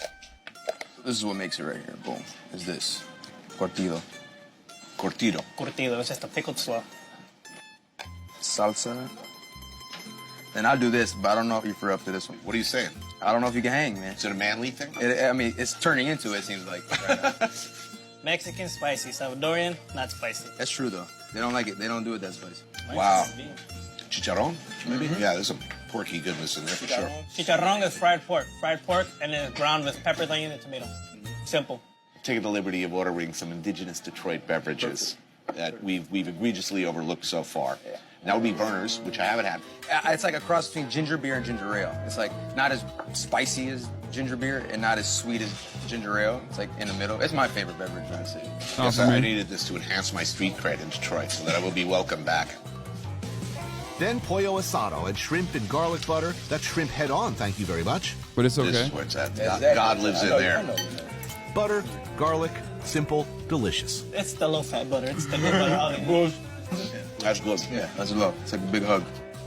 Somewhere in this unassuming neighborhood. Everybody knows you can eat dandelions, but not everybody knows how to make them taste good. I'll show you the tried. I'm not The comments on our non-stick buying guide were completely flooded with questions about how to move from non-stick. This is the last couple of weeks of the Russian. No Black shot. and Asian, which makes me a person. Just let me be a person. Just let me be a regular. Something to know is that the Persians don't skip the dip, and this one might be my new favorite. This is Mirza Qasemi. This was actually my first time ever having Mirza Qasemi, and while I do believe... Bro, every TikTok chef, when you see this patterned fucking cutting board, you know the TikTok chef is about to do some extra chefing. Okay? Every single fucking TikTok chef has that like multi-pattern, like the fucking square pattern cutting board. What is it? Booze Block Enjoyer? That's what it is. I don't know what it is, but when I see it, I'm like Pavlovian. I have a Pavlovian response towards it where I'm just like, oh, dude, shit's about to bang. Like I know that it's about to bang. because it is always banged whenever it's like this. It's because it's stronger at the end of the wood. Called a butcher's block. I believe everything happens exactly as it should at the perfect time. It's tough not to be upset that I haven't had it sooner. It starts with charring off some eggplant to develop this amazing smoky flavor, then roasting it in the oven with some tomato and garlic until everything is nice and soft. You'll need to be a little patient with this because once it's done roasting, you gotta wait until it's cool enough to handle. We're gonna take all that skin off the eggplant, tomato, and garlic. Kind of annoying, but immerse yourself in the experience and convince yourself that you're having fun. Now we get to go to town on those roasted veggies, so chop the living crap out of them until you start to feel bad. There's a lot of water in that mixture, so we want to cook it down in some Ron DeSantis.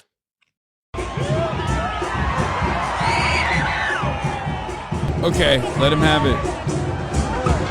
Let him have it. What the fuck?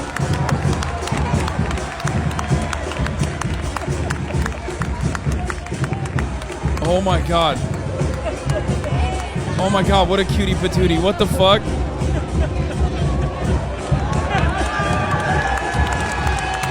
What is this? That's cute as fuck. What is this? The Sanja Matsuri is taking place in Tokyo's Asakusa area this weekend. This festival is infamous as a place where one can see Yakuza openly participating in a festival and flaunting their elaborate tattoos.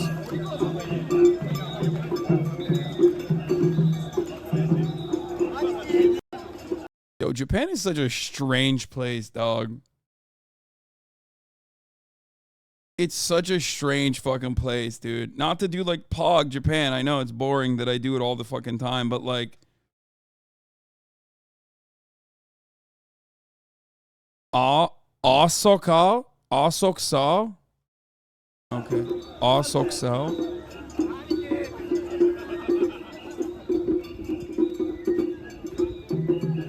Isn't this Japan's biker gang equivalent? No. This is like organized crime, dude. It's so organized they have like a nod from the government to operate as well. Really interesting. Also, I don't just go organized crime Japan POG. I say POG to organized crime everywhere. Let's be real. I am, after all, pro-crime.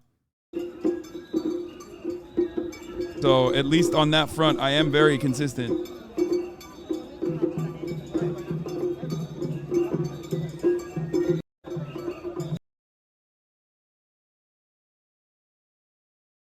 I just don't like it. Dude, this guy, look at this fucking dude. You know that guy is the fucking enforcer. Every it's the archetypical like Asian gang where there's the fattest guy is always the strongest guy. Every gang has to have one, you know what I mean? Yeah, he's the heavy, he's the enforcer. Fat equals strong? Yeah, it does. They each look like boss fights. At first, I thought Yakuza the game was fake as fuck. That like you had all these like old dudes, you know, beating the shit out of you, and they were like kind of in decent shape. And I realized, no, actually, it's kind of reflective of the real life Yakuza, where like these dudes are old as fuck, but they're like actually in pretty good shape. They could probably beat your fucking ass. Did you watch Sanctuary on Netflix? Yes, I did.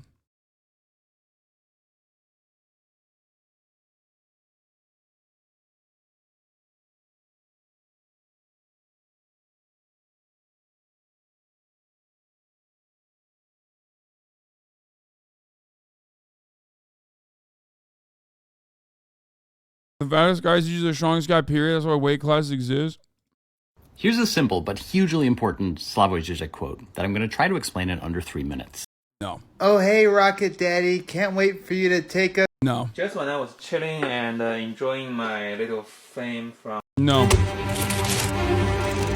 No, but see, they did the block. They got the block again. Bro, look at that. Multicolored block, dude. You know shit's about to pop, but I don't know. The rise in conversation surrounding gun control here in the meek shall inherit the earth. And I thought, there's something wrong with that. Bro, when I see Stitch incoming, and I can't be alone in this, I immediately fucking click away.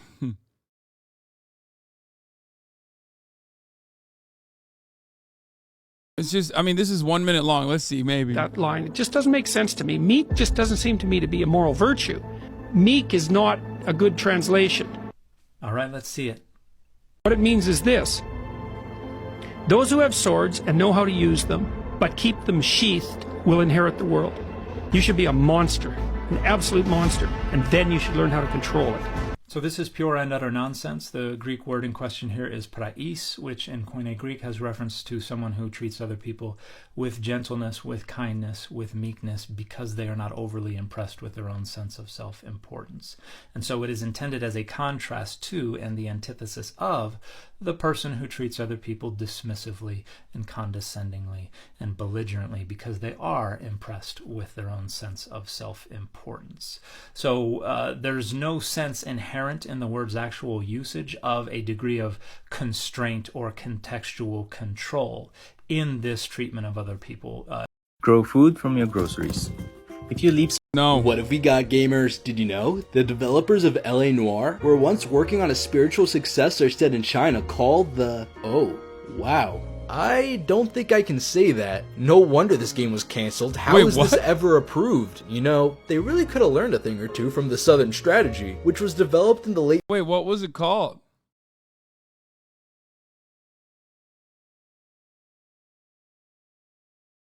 What was the name of it? Core of the Orient? What?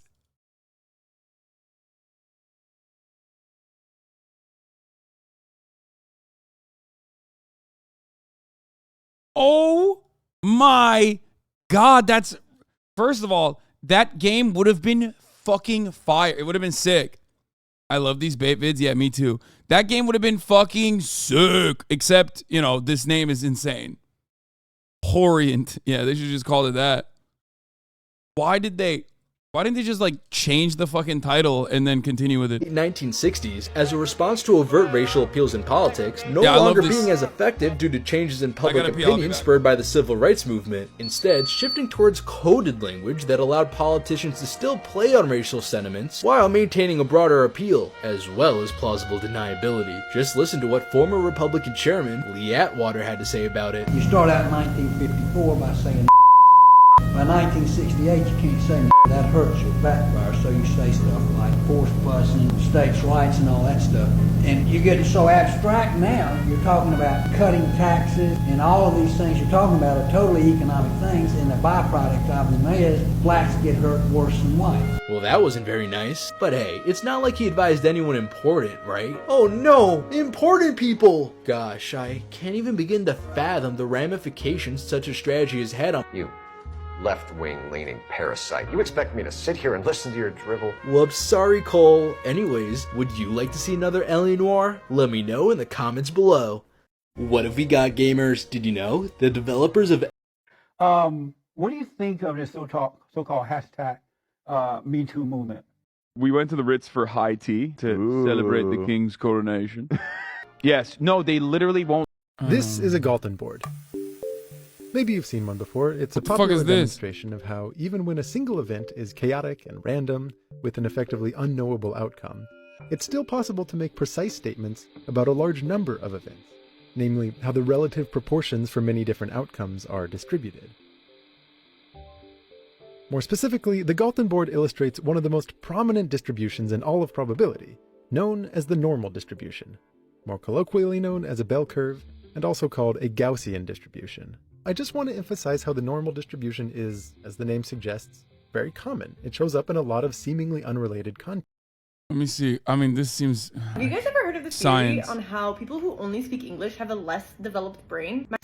Yeah, what a surprise. The social media influencer doesn't understand anything about linguistics, but I want to also use this as a way of showing how this line of thinking can actually lead to some very dangerous ideas. English is not a fucking easy language to learn, okay? I don't know why anyone's saying that. Let me explain something to you, okay? Geek-ass algo? Yeah, I know. My algo is so fucking ass, dude. It's so whack. Yes, it is. I learned it easily. No, it's not. It's not an easy... It's actually a super difficult language to learn. Unless you fucking learn it early on. No, it's not, Lamau. I mean, there are more difficult languages to learn, but English, especially because it's not read as it's like the sounds are different for like things that are written the exact same fucking way, makes it pretty fucking hard. You have to learn every single word individually. I mean, you're talking to someone who is ESL, so I don't know why you're like explaining that to me. It's not phonetic. Thank you, T-Rex. That's the word I was looking for. Yeah, Arkansas. Explain that shit to me. Explain Arkansas to me. Motherfucker, go ahead. You can't. You can't do that. Arkansas? Why is it Arkansas? Kansas is Kansas. So why is it when you put an AR in front of Kansas is Arkansas?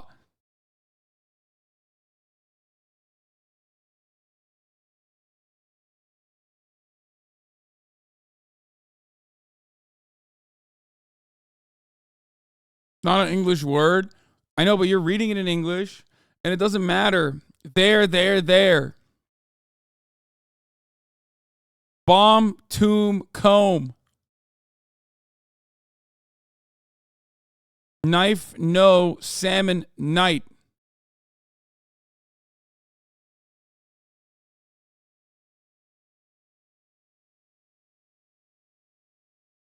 Read, read. Read, read, read. Thought, though, through, thrown. Shut the fuck up. That shit's not easy.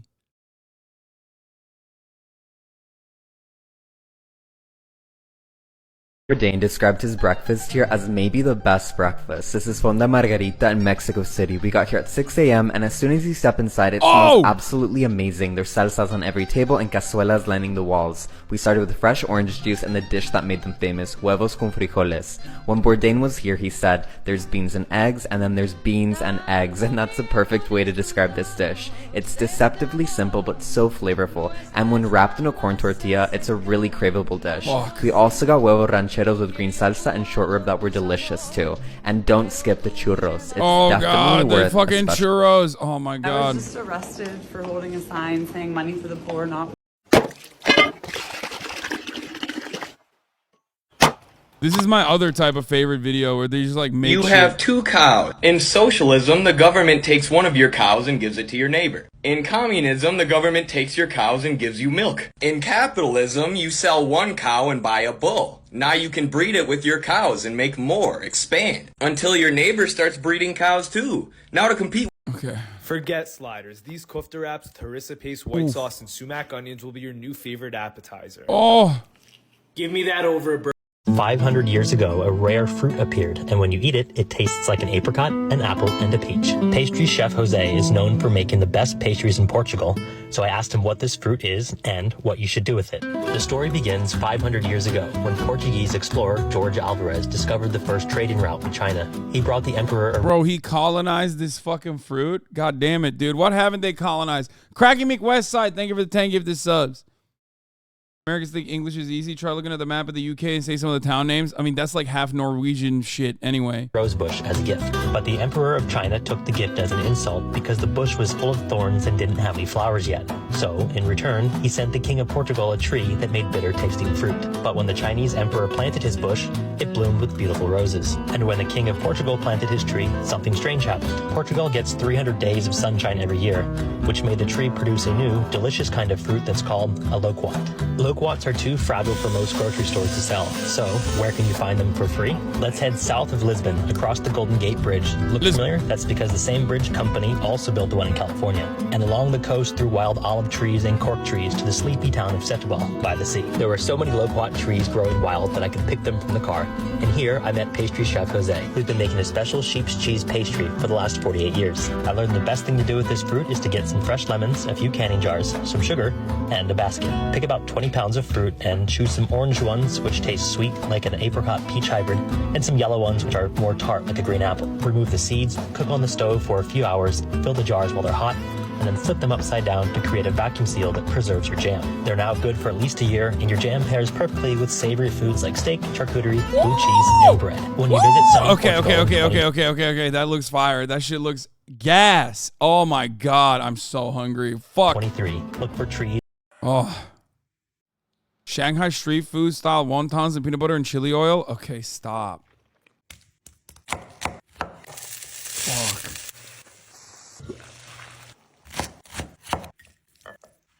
I have a loquat tree L nerd. Come to Portugal. Portugal, caralho. Okay, hold up. If you were like, oh my god, what black magic just happened? Stay with me. You can do this in 3 seconds. Thumbs flip, index fingers flip, thumbs meet. Perfect every single time.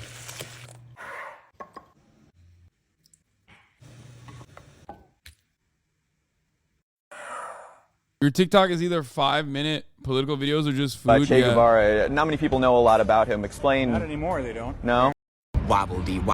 What's a piece of information that you learned that feels illegal to know? We're gonna need some maps. Behold, the great state of Alaska. Juneau, Anchorage, and Fairbanks contain half the population, but up here on page 163 is a little town called Nuiqsut. This indigenous town relies on 2 major food sources, caribou and fishing, which, for full transparency, does include whaling, but it's in this very subsistence traditional way, and it's frankly more respectful for everybody involved, including the animal, than our industrial agriculture system. So we're moving on. This area has been scoped by petroleum companies since 1923. And ConocoPhillips is pushing a project there called the Willow Project. People talk about the wells there having minimal impact on wildlife, but a project isn't just wells. It's roads, facilities, giant trucks that pound the ground looking for oil called thumper trucks. This one belongs to Conoco. Not the most fun to be around as a caribou. And that's not even mentioning the massive gas leak Conoco had last year that got the whole town sick, which ironically came from a well.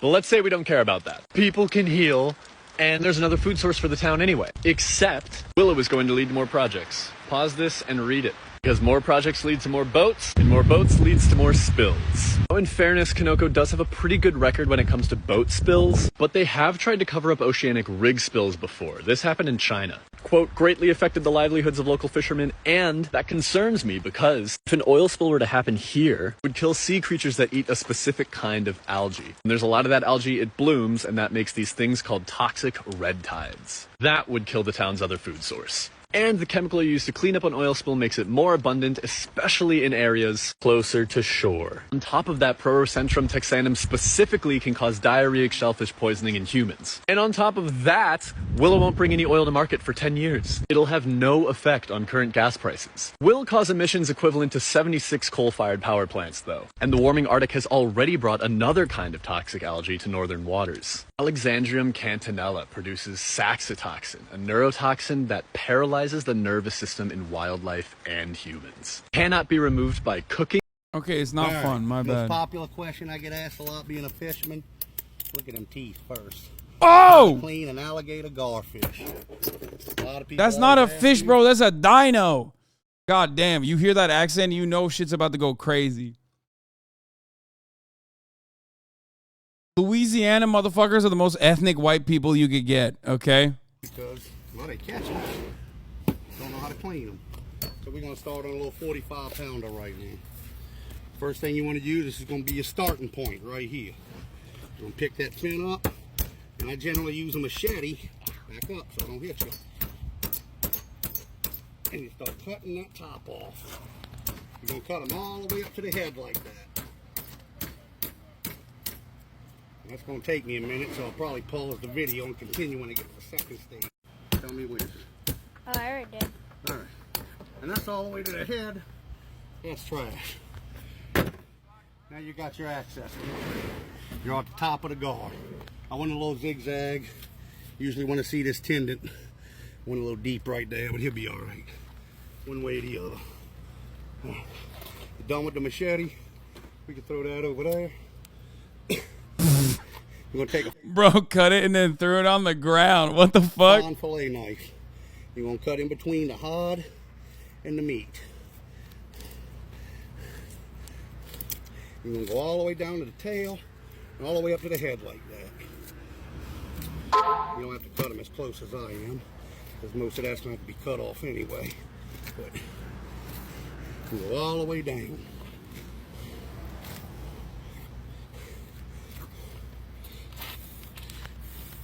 If it ends, we can always make a part two. So, Get that. I'm concentrating. You could talk, boy, if you want. Bro, he is breathing heavy, man.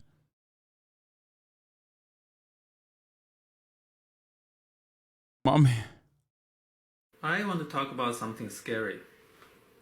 male gametes. What is he going to talk about? About something scary. The past. A lot of people put their hope on dictatorships like Russia and China because they're annoyed by Male gametes. That's what makes me male. I struggled for a very long time to wrap my head around trans issues. When I was struggling, I sounded a lot like Mr. Walsh. First, you hit him with the solidarity about the right to bear arms. Seizing carbon steel and cast iron is some eldritch bioplastic dark. We strongly advise that you leave these waters immediately. You're in a whale sanctuary. We are going to treat you no differently than illegal poachers. We are not here to protest. We are here to enforce international conservation law.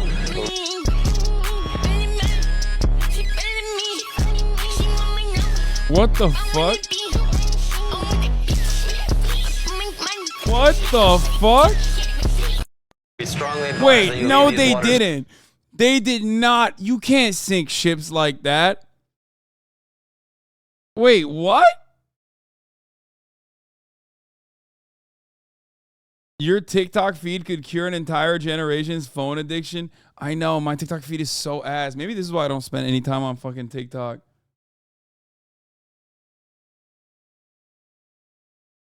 No, they didn't. They did not fucking sink a whaler ship. Not to get all Charlie Day talking about Pepe. Oh, God. Have you ever wondered how they make that highly addictive...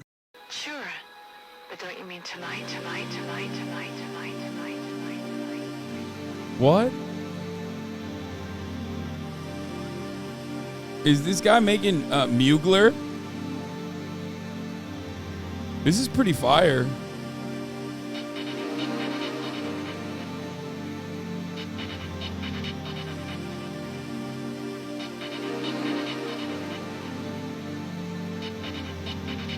He said Mugler. How do you say it?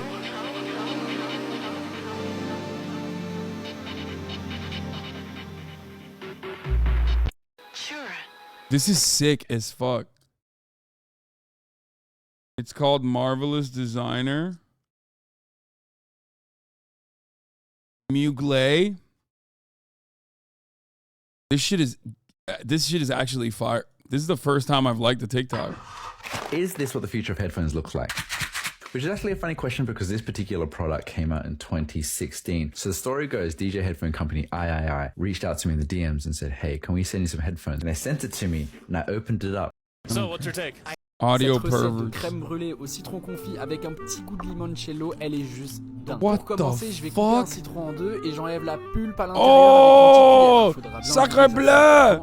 Yo, oui. What the fuck is this? Je les mélange. Une fois que ça c'est bon, Le crème brûlée en limoncello? Crème, un petit peu de sucre et le zeste d'un citron. Ah! Moi je conseille de Ah, mettre un oui. petit à l'intérieur, ça fait vraiment la différence. Ensuite, une fois que tout ça c'est bien chaud, là je le verse sur mes jaunes d'œufs, le tout bien mélangé. Donc là on a l'appareil à crème brûlée qu'on va verser dans nos citrons. Maintenant, il manque juste la petite touche confit. Okay, my For You page is on the come up. Des zestes et je l'éponge pendant 30 secondes dans une eau bouillante. Juste après, bien refroidi. Oh, boulangerie. Puis découpé en petites jus. Orangerie. Dans une poêle avec du sucre et de l'eau. Et on laisse cuire tout ça tranquillement à feu doux jusqu'à que ça ait bien réduit et que j'ai les petits zestes de citron confit. Donc ça, je les mets à l'intérieur de mes crèmes brûlées. Ça part en cuisson au four dans un four vraiment pas chaud avec un petit peu d'eau en dessous. Ça, c'est mon conseil. 120 degrés pendant 1 heure. Dès qu'il y a un aspect un peu flambi, c'est que c'est cuit. Moi, j'aime bien le mettre au frais. Oh, look at that jiggle. Oh, come on now.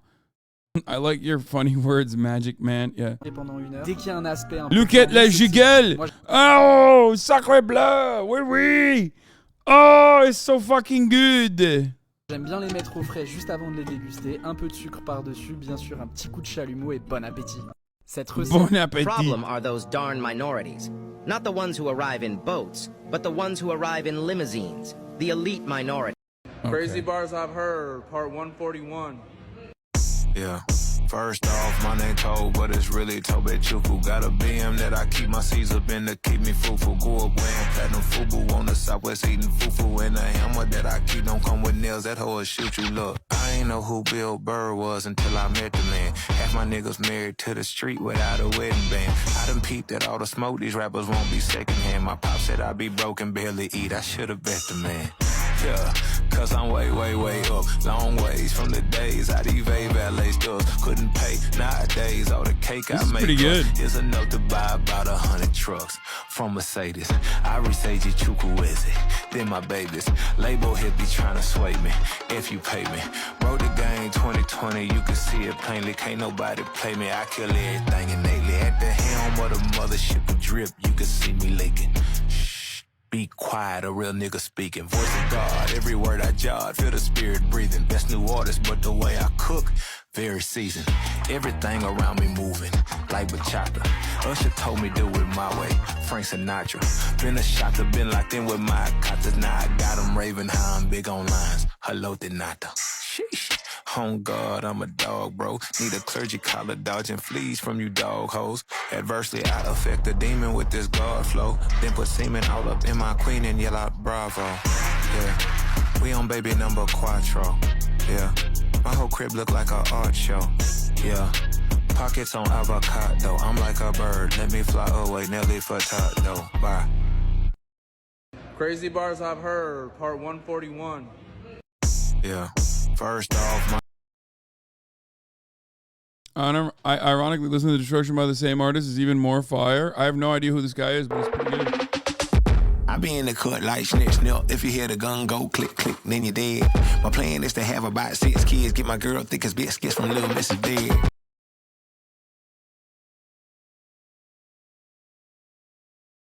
Wow, dude, it happened. I'm listening to live music. What the fuck? I mean, real music. People said that it would never happen, and they were wrong, honestly.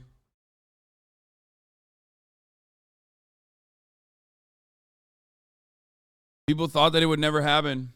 They call me Hasantini Fantano. Internet's busy as... Call me Hasantini Fantano, internet's busiest music nerd, dude. I give this song a very nice.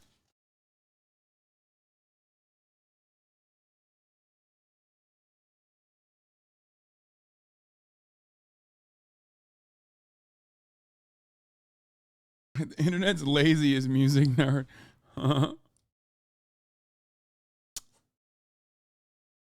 Everyone made that same joke about how there's this famous study that you...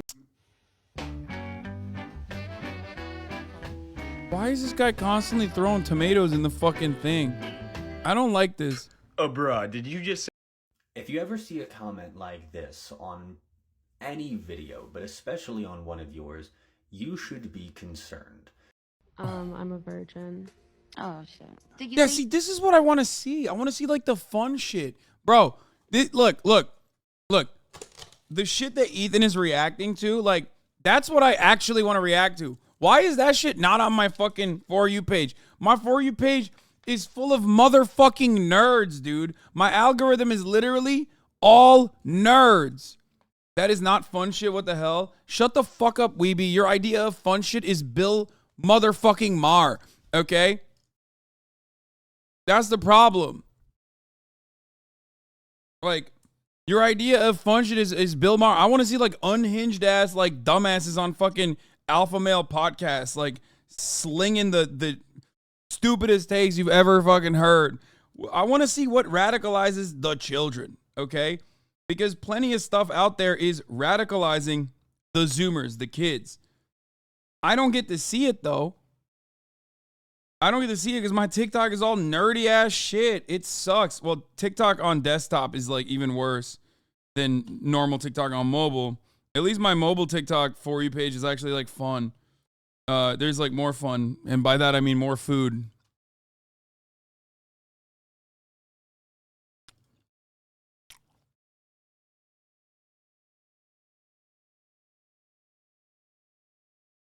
If he wants a sandwich, you make daddy a sandwich. Most of the time. No. Let me ask you this. Well, okay, let me ask you this. If me and you out and somebody say something slick to you, you punch him in the face. You want me to smack him in his mouth, right? That's right. So if I take you on a date and I say, look, baby, we gonna go Dutch. No. Exactly. If we walking up to the car and I don't open your car door, what do you say? Open the door. You better believe it. Yeah, no, I am with you. I think so you make daddy a sandwich. I think If he wants a sandwich, you make daddy a sandwich. What the fuck?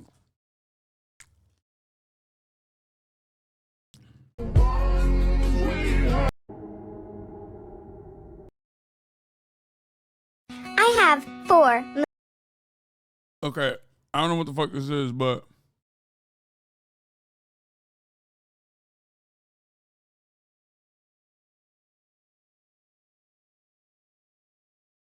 okay, no, I don't want this. What is this? That one's for the librarian. Maybe I could join you. That one's for the librarian. Get ready to learn Japanese, buddy. Maybe I could join you. Let's go back to the fucking For You page. Let's go back to my For You page from the top. The Brazilian meatpacking conglomerate JBS bribed government officials to sell rotten meat. JBS, which owns 25% of the Brazilian... When we make char siu or Chinese barbecue pork, we like to eat rice and use leftovers in our fried rice or stir fries.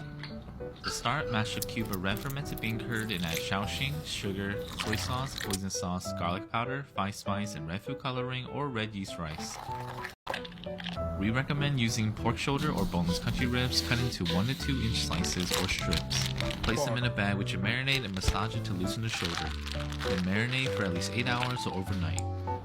Do you guys ever eat like whatever fucking dog shit food you're eating and then watch videos of people eating like much nicer food and then fantasize that you're eating that food? Because like right now I'm eating a fucking mid-ass sweet green salad right now and I'm imagining that I'm eating whatever the fuck is on my screen. Now place the marinated pork on a rack to roast and reserve your marinade. On the side, combine honey and water to eat with the pork when it's done.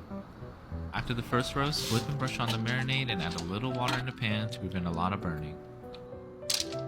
Then roast and repeat once again. So how do you like to eat your char siu? When we make char siu or Chinese barbecue...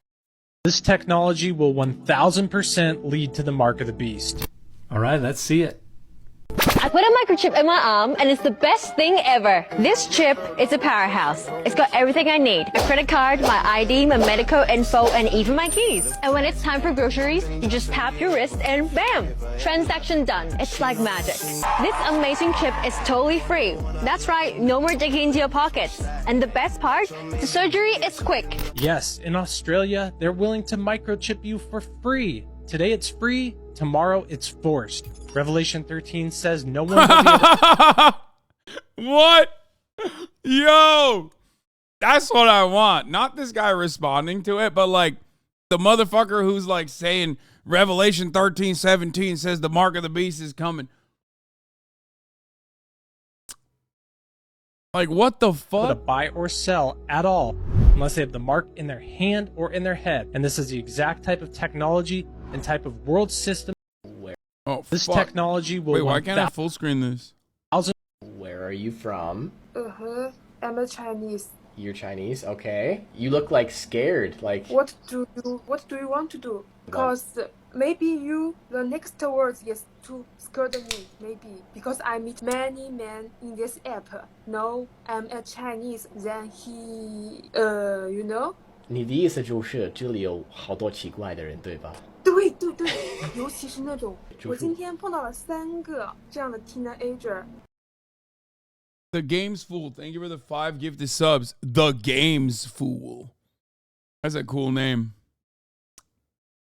When we say it is 8:30, what is it? When we say it is hot, what is it? We're talking about dummy pronouns. This is going to be fun. We tend to think of pronouns as taking the place of nouns because they usually do. I feel like everyone on TikTok is just like a specialist, but weird. You know what I mean?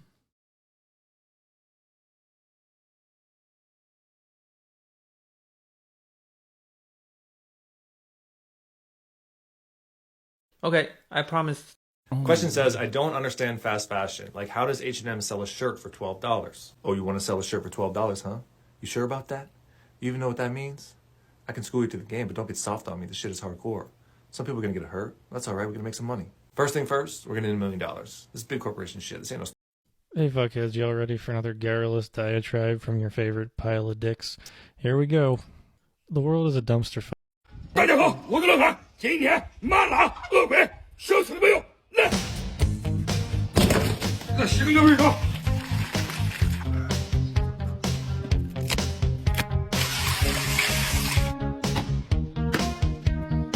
Have I told you that according to FBI statistics, No! 4 times as many people die every year from knives or cutting instruments? You know, just taking a shot in the dark. TikTok really wants me to watch this other guy. TikTok, if you look at my TikTok, my algorithm is just this guy and this guy. Why? Why? Here's what I gotta say. You want Feinstein to be in the Senate? Great, okay? You fucking advocate that in public? You have to let her drive you to fucking Congress every morning, you stupid fuck! I love Do that it! deal. You think she has the mental faculties? Drive the car to Congress, okay? Let her drive you to fucking Congress! She probably can't even dress herself, let's be real. No, she's done. She's over. It's literally a shell, okay? Oh, wait. People that you would not trust to man a fucking vehicle that you're inside of for understandable reasons are still trustworthy somehow to man the fucking country. And it goes to show you, like, it's true. Like, they don't really care who is in that seat. It's just an ass in a seat, okay? And the irony is, there are plenty of fucking old-ass senators who should retire but won't. But ultimately, at least they can sit on that seat and vote. Dianne Feinstein can't even fucking do that when there's there is a slim majority in the Senate. Here's what I gotta say. You want Feinstein to be in the Senate? Great, okay? You fucking advocate that in public? You have to let her drive you to fucking... I like that drop.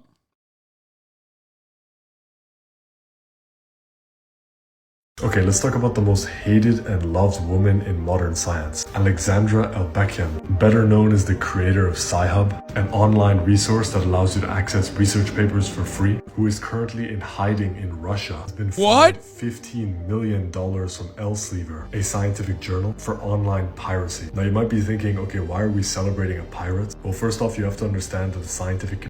That's so fucked. I did not know that. God, this... Dude, America sucks so much dick and ass and balls and just shit in general.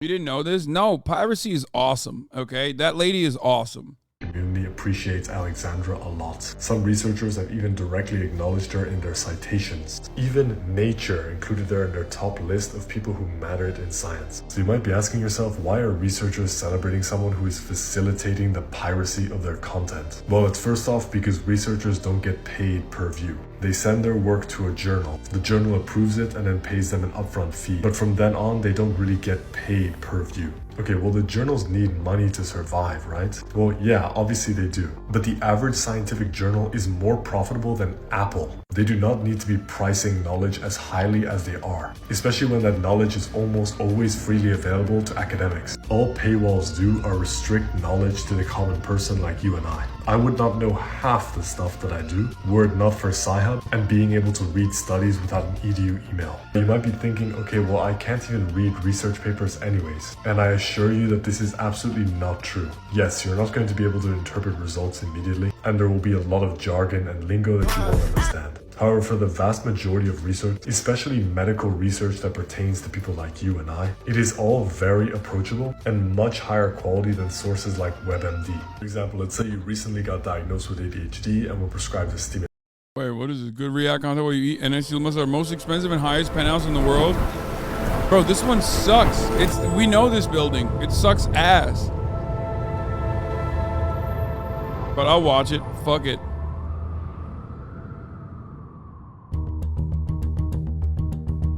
When It's you the one live that above shakes.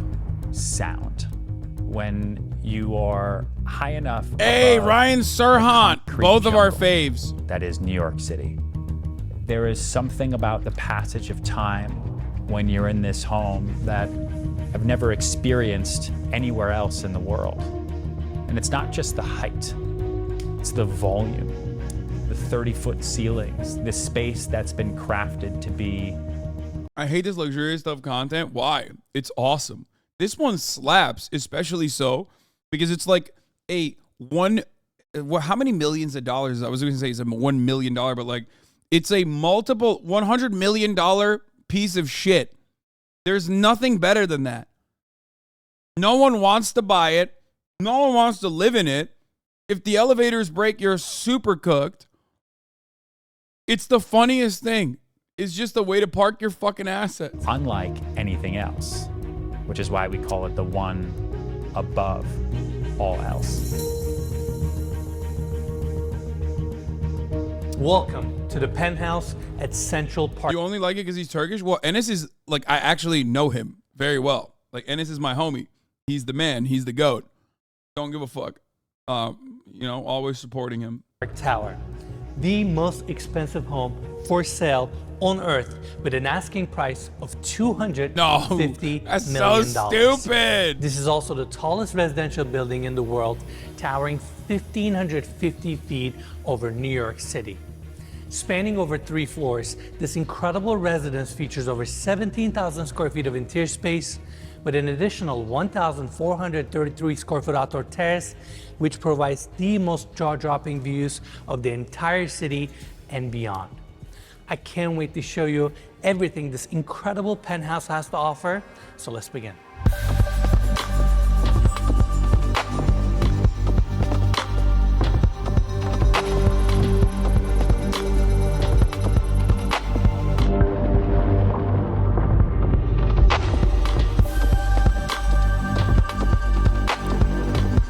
I used to be in real estate, so I knew agents that knew him. I've only heard he's a super chill person. Okay. Enes is like an Olympic level windsurfer and was a part of the Turkish national team, if I'm not mistaken. He is literally the chillest motherfucker on the planet.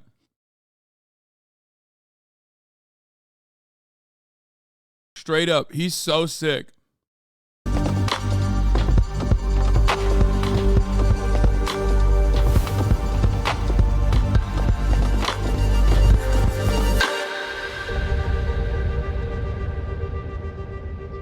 No, not Enes. Contact him. Enes Yilmazar. Once again, this welcome guy. to the penthouse at Central Park Tower. This is the entry gallery where we have the 2 elevators coming up.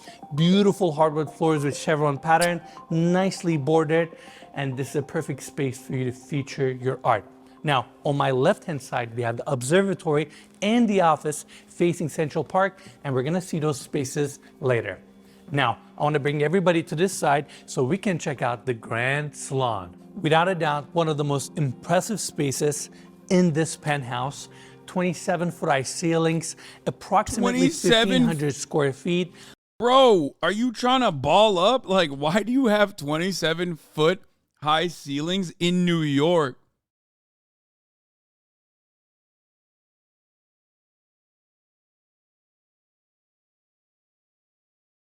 Put a goddamn cord in there.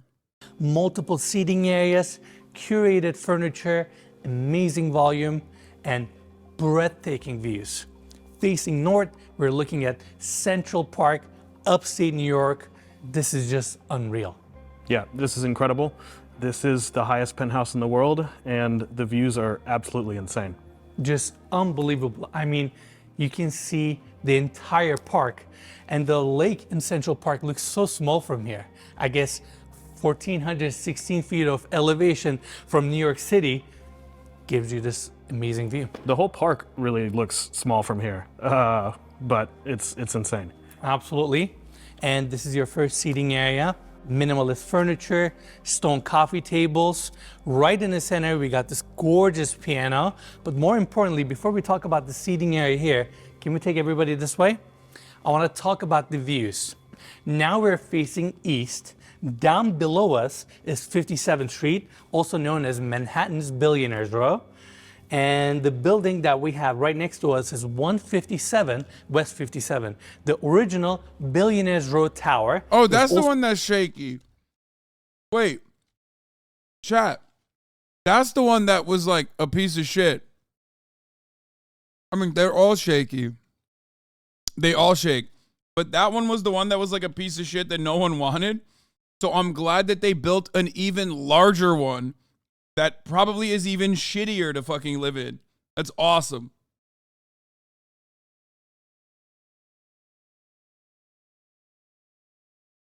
How do they bring up furniture?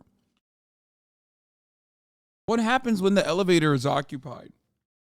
Like, there are so many questions that I have. It makes no fucking sense. Helicopter? Yeah. Are they bringing it up from the top? Like, Also built by Extel, who's also the developer here. Extel created Billionaires Row. This was never a thing until Extel came around and built 157 West 57. Thank God. And then set the plans in motion to create the tallest residential tower on Earth at Central Park Tower. I mean, it's really the genius behind Gary Barnett and his entire team, who are some of the most consummate professionals I've ever met in this business, to really create a new paradigm for luxury real estate. This was West 57. I like that.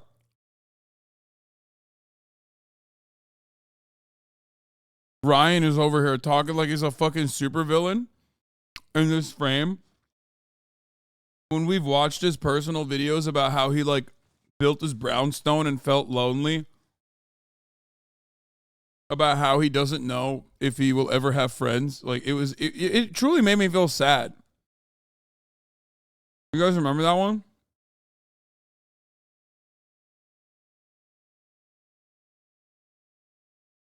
He's like, I'm building this like 3-story brownstone, but like I don't know I don't know if I'll ever have friends that come over. And it made me feel actually very fucking sad.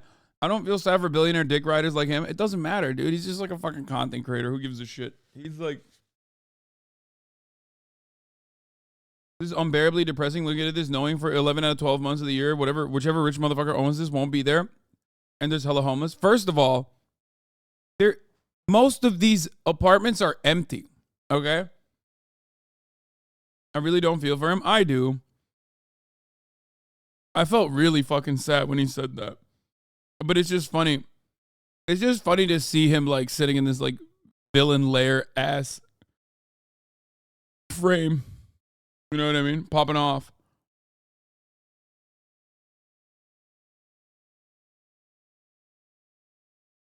Create a new paradigm for luxury real estate. This was West 57th Street that people knew as a throughway. They knew 57th Street as where Carnegie Hall is. But Extel came through and turned one street in one city on one island into one of the most valuable locations on Earth. No longer eat the rich. I mean, he's rich as fuck too, but it doesn't matter. I still feel bad if someone is like, man, I have no fucking friends. If you watch that video, you would feel bad. I know for a fact. And what we're sitting in right now is the pinnacle of that. On Billionaires Row, you also have 111 West 57. Behind that, you can see 432 Park Avenue. We toured the 79th floor unit there, and that was the highest unit we've ever toured on our channel. Now we are here on 129th floor of Central Park Tower. Dude, it doesn't make financial sense. No one is in these fucking apartments. Like, who's buying them? Why are they buying them? Why are you building them? Why is this allowed? Why is this allowed?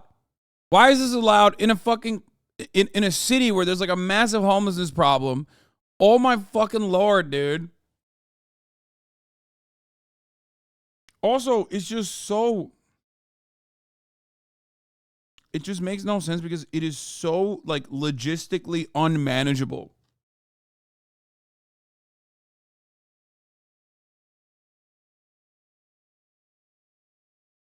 Also, this isn't for rich people. This is for, I feel like we need a different word to describe who buys this. Like you can't be putting me in the same, or fucking XQC even, in the same category as the motherfuckers that buy this shit, okay?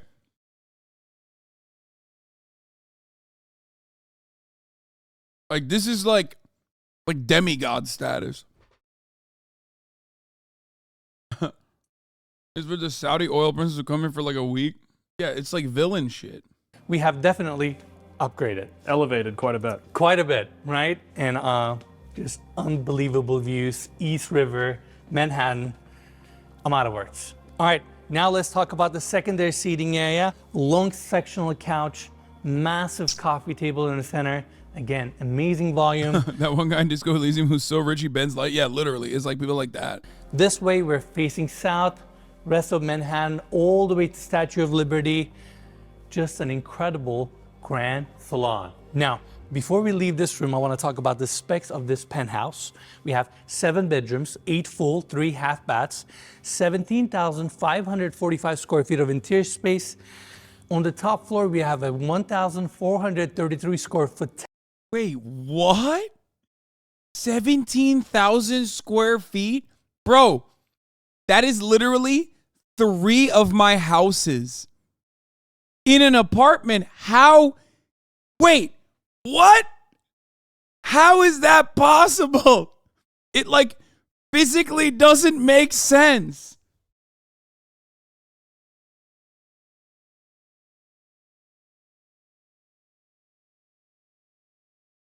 It's 129 floors up. It's 3 full floors, I think, Hasan.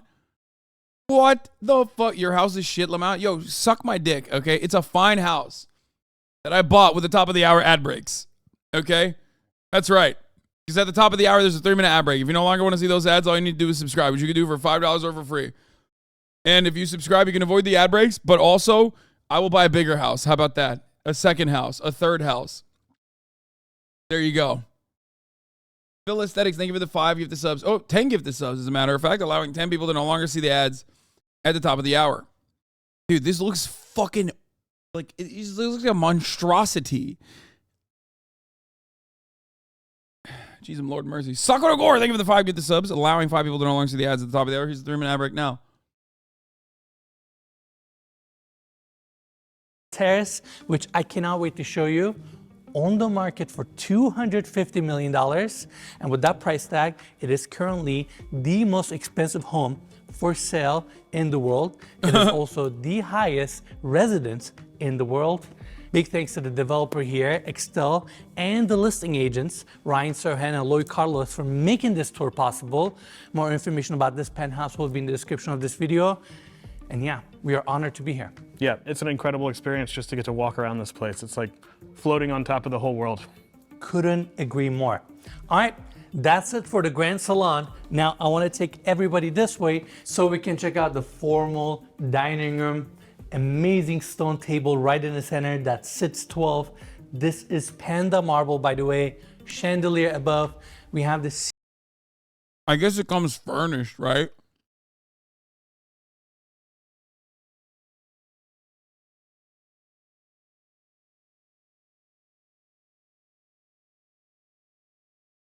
People get mad at a $2.5 million house you own but support whoever would buy this 100x price of your home. Oh, yeah. Ceiling here a little bit lower than the grand ballroom, so it feels a little bit more cozy. Yeah, that's a good question. Where's the religious guy citing some verses about the Tower of Babel and the hubris of men? Like, those guys are always like, an RFID chip, that must mean the mark of the beast. Or like, communism, that's devil's worship. Meanwhile, you got like direct lines straight out of the fucking Bible about how like a wealthy guy getting into getting into the kingdom of heaven is harder than a fucking camel getting through the eye of a needle. And it's like, they just avoid all of that. You know what I mean? They're like, what? Shut the fuck up. Shut up, you gay communist loser. You fucking bitch. You don't know anything.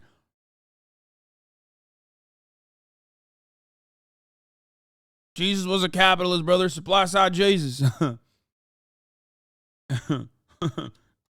You don't hear about it, but the Bible specifically talked about how Jesus would tell the lepers, sorry, you're out of coverage, bitch. I apologize, but you're out of network. I will not be curing you.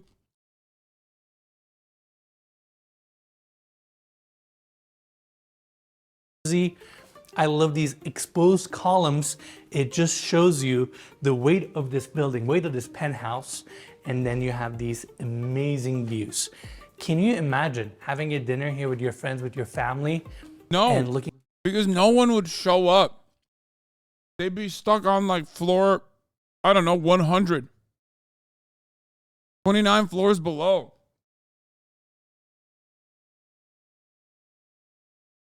Also, I mean this, like, I love luxury, right? You know this. I don't hide it. But like,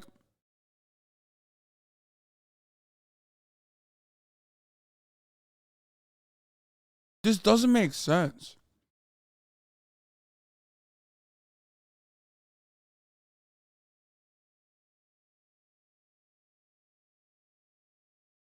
Like, it's impractical. It's kind of mid. I don't even know what this is at this point. It's like beyond luxurious.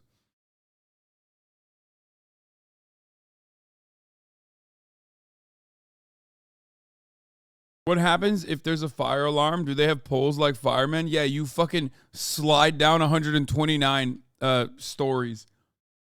No, if there's a fire, you're dead. That's what happens, okay? What are you supposed to do? No, actually, like, what the fuck are you supposed to do? You're just so cooked at that point. You're cooked. That's how you eat the rich, okay? Parachute? Yeah, you would need that for sure. Looking outside.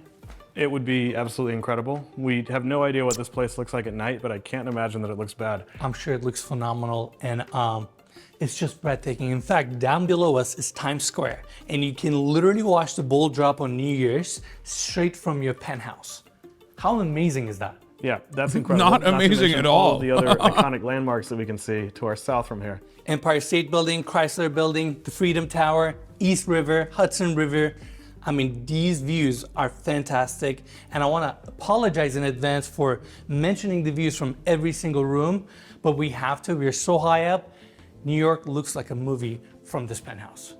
Now, follow me this way. We have a pocket door here that leads us to the kitchen. All lacquer cabinetry, island in the center, slabs from Italy, beautiful quartzite countertops. We have the main sink here, 2 dishwashers on the island, wine fridge, base cabinetry, and on this side you have more of your built-ins, meal appliances, you have your ovens, warming drawer, built-in freezer and fridge, espresso maker, and coming to this side you have your gas cooktops, multiple cooktops here, grill, griddle, and more views. Can't get better. Incredible views everywhere. Everywhere, right? And I want to do this thing. Mikey, can you come to this side? $250 million penthouse, and they got the same fucking appliances I do. Are you joking? They don't even have the quintessential, this is what a rich guy's apartment has, pot filler. Where's the goddamn sink on top of this thing? You're supposed to have that. That's like the number one demonstration of wealth, is that you got a sink directly on top of the fucking grill. Where is it? Because you have the best appliances? No, Melee's not the best appliances. There's a bunch, even for like, you know, even for rich people, there is like accessible levels above it. Like Viking, I think, is another one. But I would assume that these guys will have something entirely different.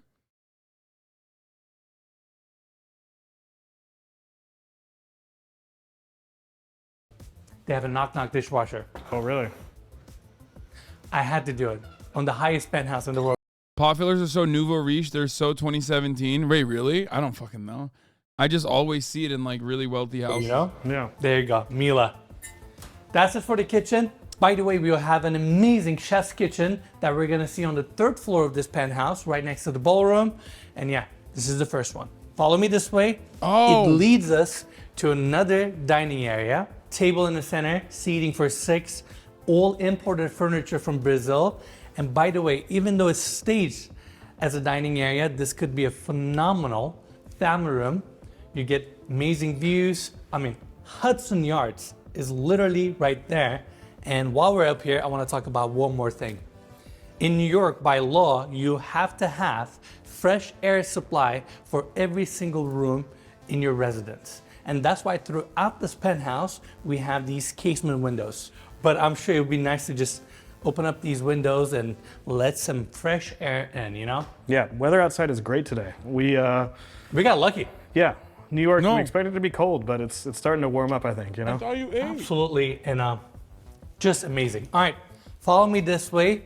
We have a long hallway here that takes us to 2 guest suites. They both face Like, isn't the dude at that fresh New York air? Okay, at that point, that is fresh. Are you joking? It's 129 stories above. At that point, you're getting like air directly imported from the Alps. Okay, that's mountain air, dog. It's a different zip code. That's like altitude training air, dude. What the fuck?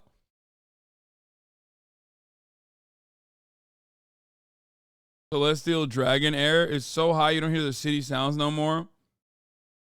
Like, I feel like it's so high you're gonna like accidentally hit a fucking like accidentally hit a fucking plane.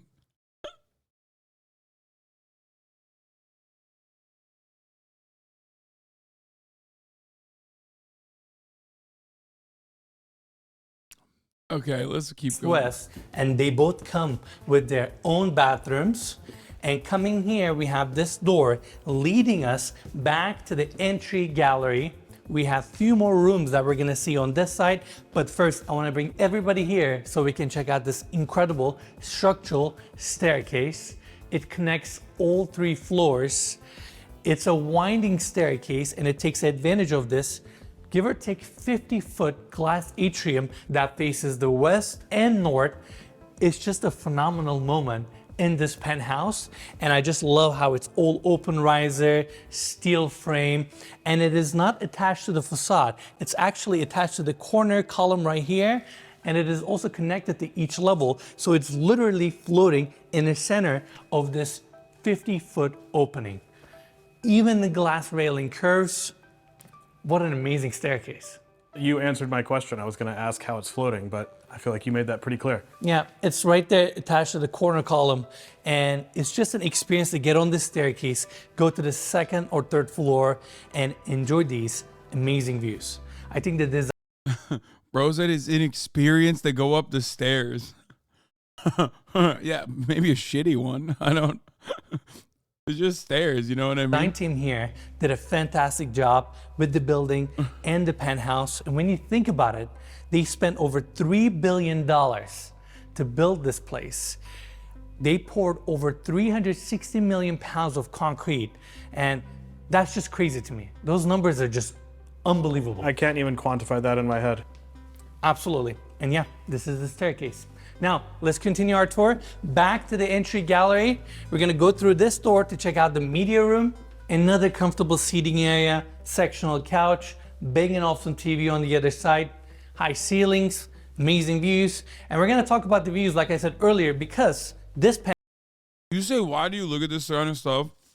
But like, oh, ew, look at the artwork. It's so bad. penthouse gets What the fuck is this? What is this NFT ass art that you got on the walls, man? What the fuck?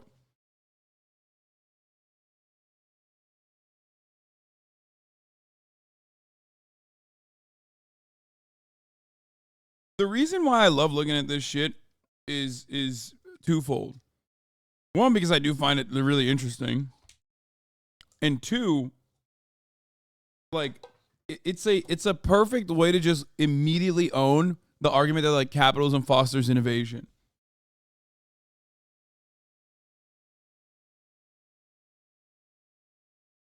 Like, he just said it. I mean, they spent like what, fucking $3 billion building this shit, dude?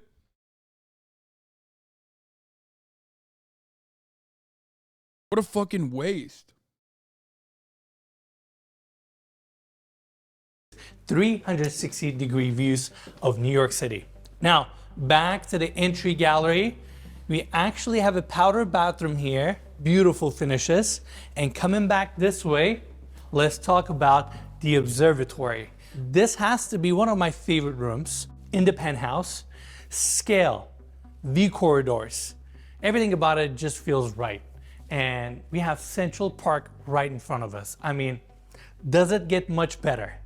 We are currently in the highest residence in the world, and these are our views. I'm out of words. I feel so grateful. I feel thankful to Excel and Ryan for giving us the opportunity to tour this penthouse. And we started this journey 4 years ago. Here we are touring an amazing unit like this. I have Central Park behind me. Let's not forget our view. He started this journey 4 years ago in a 1-bedroom apartment next to mine in West Hollywood, because he was the one who got me into my apartment. And I gave him his first like light for his videos when he originally started like this YouTube channel. Now he has 3.25 million subscribers. Is crazy. Viewers also, you know. It's all thanks to you guys. Ryan, Extel, and every single person watching this video has gotten us up into this penthouse. Absolutely. I mean, we have such a crazy life. One day we were in the Bahamas touring Tommy Hilfiger's yacht. Another day we were in New York City touring a penthouse like this. Life's good. Can't complain. It's incredible. And I can talk about this view and this room forever. I mean, it's just like Central Park is right in front of you. And because we don't have anything in front of us, it somehow feels very close to you. You can see the entire park. I can see people walk. How to get the connection to start doing these videos? It seems like you need to be an oil buyer. No, he was a realtor. That's how he knew. Walking, enjoying this place, upstate New York, Hudson, East River. I mean, we're so high up. Never seen a view like this in my life. Yeah, it's really incredible. Everything down there, you just feel so, I don't know if disconnected is the right word. You just feel so high. Yeah, exactly. No, disconnected. Exactly. You are so high above. I mean, this is basically an ad. Yeah. Except like, who's going to buy it? Are you going to buy it? It's $250 million. Am I going to buy it? Yeah, I know. We're watching an ad for like 8 people on the planet who have the capacity to just like buy this outright. Okay?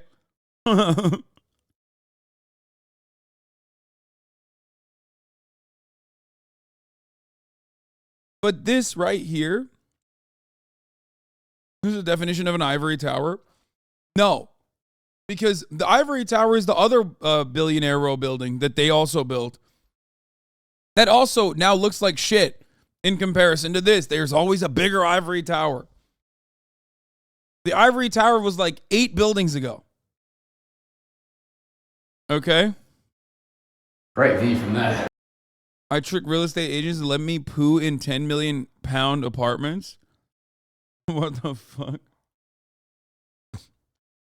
Yeah, the metaphor of this is insane, being so high up in class and in height, looking down at the people working. Yeah.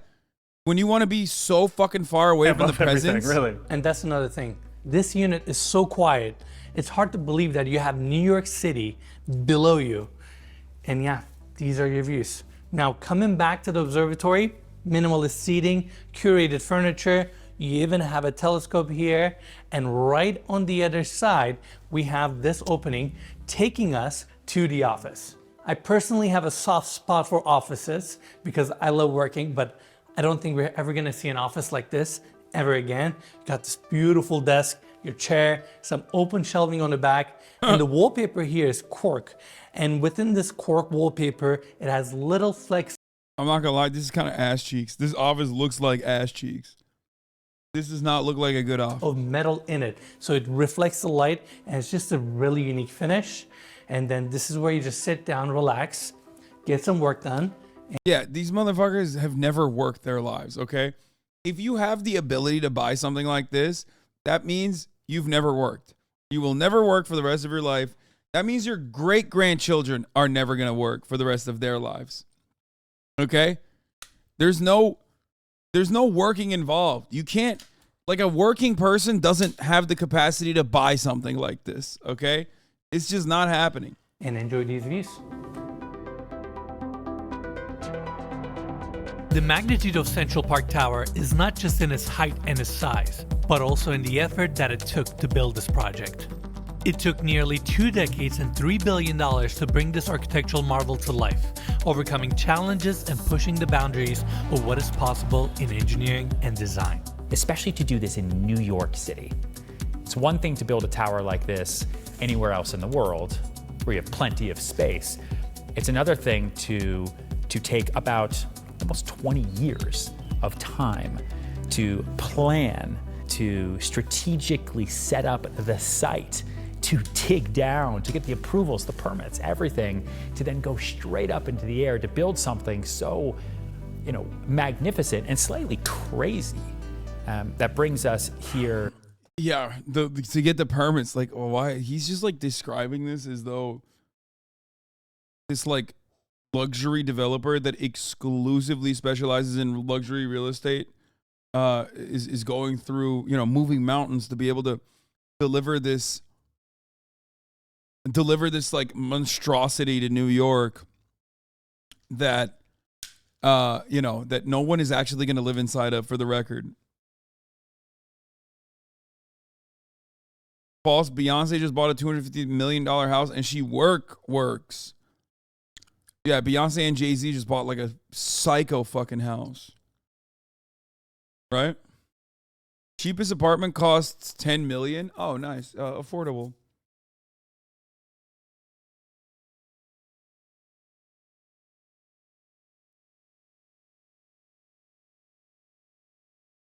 Billionaire Buyers Club. Ken Griffin and his neighbors at 220 Central Park South.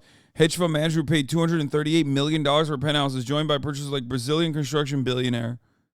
Oh, you know that Brazilian construction billionaire's ass is fucking, he's, dude. Oh, you know his ass is doing illegal ass shit. To this day. The sheer scale of Central Park Tower is awe-inspiring.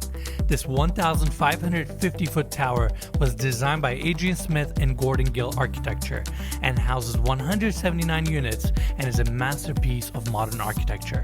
I think great architecture doesn't need to make a statement, especially when it's a residential tower. I think it needs to find its place in the world and the location in which it is, and let the unit owners create their own dream homes one by one by one. The width of the building and the cantilever section combined has 12,100 pieces of glass that covers its facade and creates a unique and striking visual aesthetic that is a testament to the innovation and the creativity of the design team.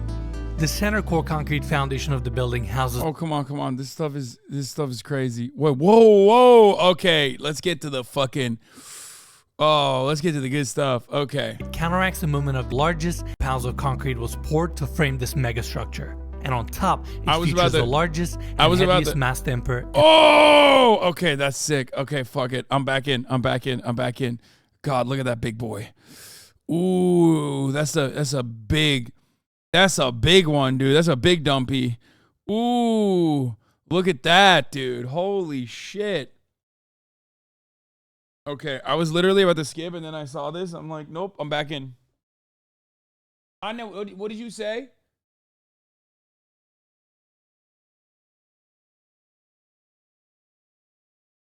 Yeah, sure. In the world. This massive counterweight counteracts the movement of the earth and wind, ensuring the stability and the comfort of the building.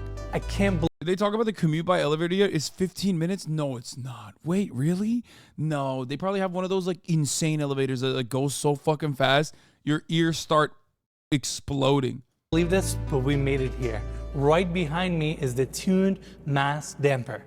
Weighs around 1,200 tons. It is the biggest and the heaviest damper in the world. That's so and sick. It is unlike anything I have ever seen in my life. It looks incredible and it helps with the strength of this building. But Central Park Tower is not just about its iconic exterior design. The building boasts an array of exclusive amenities for its residents, including the Central Park Club. This luxurious private club features a 60-foot long outdoor swimming pool with a cabana deck, poolside service, and a private park. There's also a screening room within the building and Bro, there's a private park on the building.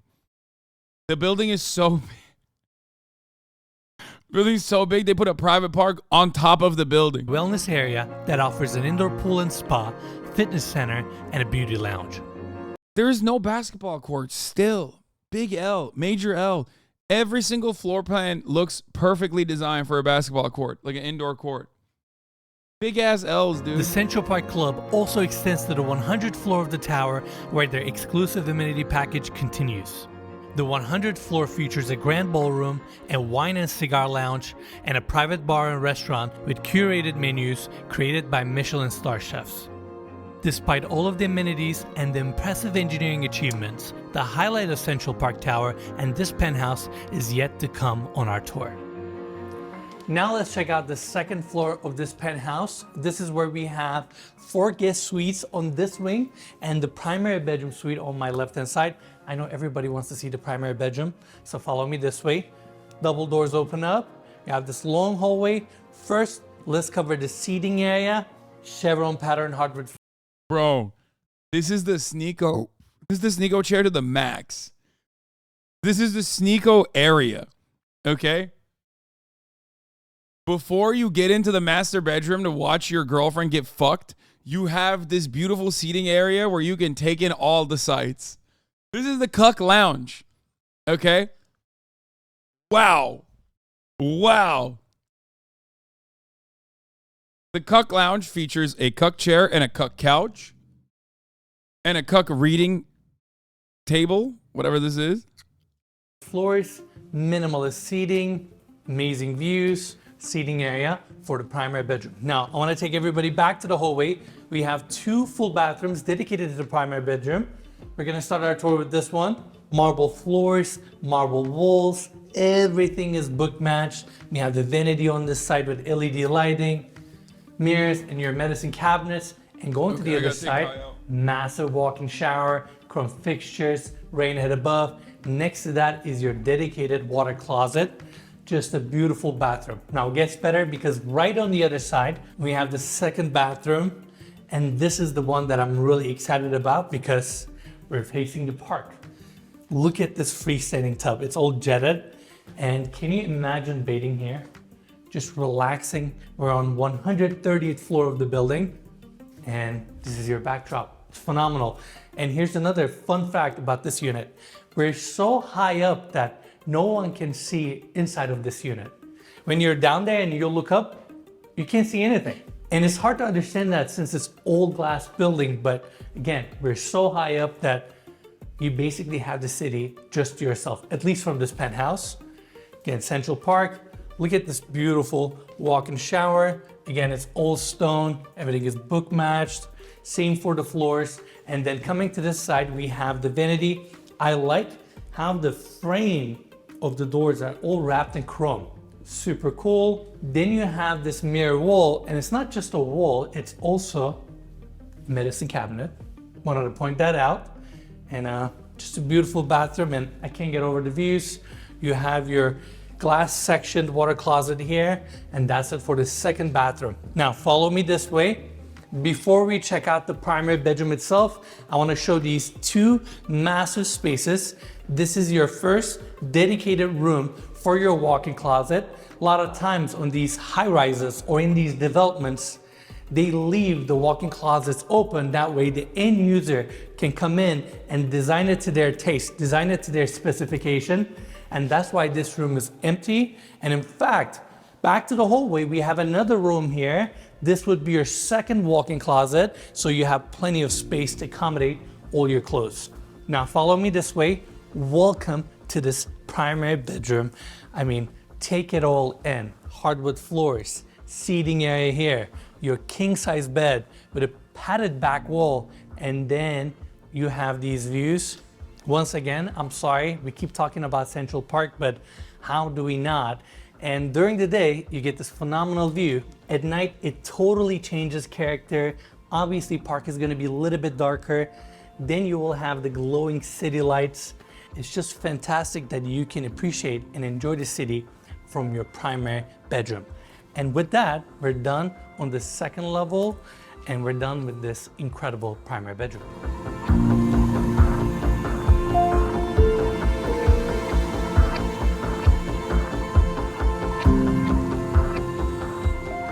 This ballroom is unlike anything we have ever seen in any home. It's around 2,000 square feet with 27-foot high ceilings. It is located on the 131st floor of Central Park Tower, and it is part of your penthouse. It's perfect for private dinners, runway shows, fundraisers, and the list goes on and on and on. You can easily have 200 to 300 people here very comfortably, and it's one of those moments in the property where you just want to stop, look around you and take these views in. It's fantastic. And with the building, elevation, the unit itself, and all of it coming together, in my opinion, it's one of a kind. Yeah, this is really incredible. As you said, we've never seen anything quite like this. But I feel like as crazy as this is, what's even crazier is the fact that we have a terrace right outside that's about half this size, which we're going to see in just a second. Absolutely. I'm really excited for that space. And this is your ballroom. Just unbelievable. Now, gets better because right on the other side, we have a hallway that leads us to Did he just say 200 to 300 people?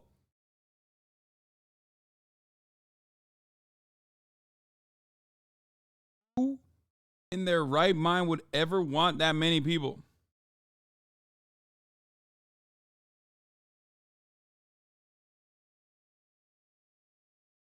Bro. This feels like a trap. I'm not even kidding. This literally feels like a trap. Like Lex Luthor would invite 200 people to this fucking penthouse to like red wedding them.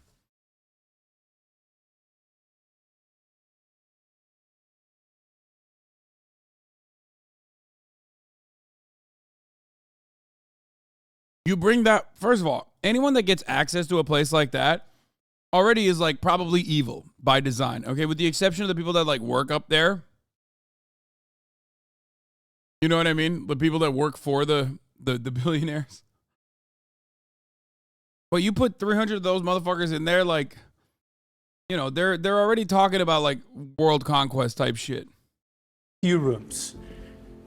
This door opens up to your private elevator that runs the 3 levels. Then coming here, we have 2 doors. They each open to a beautiful powder bathroom. We have the first one here, second powder bathroom on this side with same finishes, and then hallway leads us to the chef's kitchen. All stainless steel cabinets. Dude, I need to know. First of all, that's an industrial. Okay, that's an industrial kitchen. This is where the real cooking happens in a place like this. If there is any cooking at all, because there's actual people, if there's ever actual people in it. They had to sell the units at 33% discount, so the developer predicted may never break even. See, this is what I'm saying. Like, it makes no sense. Why did they build this? I don't get it. There's like some nefarious dark shit going on, man. It makes no goddamn. It's got to be money laundering. I just don't believe it. I don't believe it. No utility having bullshit. Cabinetry, island in the center, heat lamps above to keep your food warm. We have a sink, speed dishwashers, gas stove, vent above, refrigerator drawers, and you have a Sub-Zero fridge right here. Really nice space that complements your ballroom or complements the penthouse. And I gotta mention, even though this penthouse is fully finished, you can still reconfigure the space. Since you have the central core in the center and you have the exterior columns basically framing the penthouse, you can knock out Kaya is all mad the about income walls, inequality. all the hallways, reconfigure the entire space and make it your own. And I say that because I have a feeling the end user might come in and they may put their own personal touches, and they have so much potential with this penthouse. Now, before we leave the chef's kitchen, I also want to mention there's a hallway here that leads to a few rooms, study, possible space for a gym, and a storage area. And with that, we're done with the interior on the 3rd floor. Now, let's check out that amazing terrace.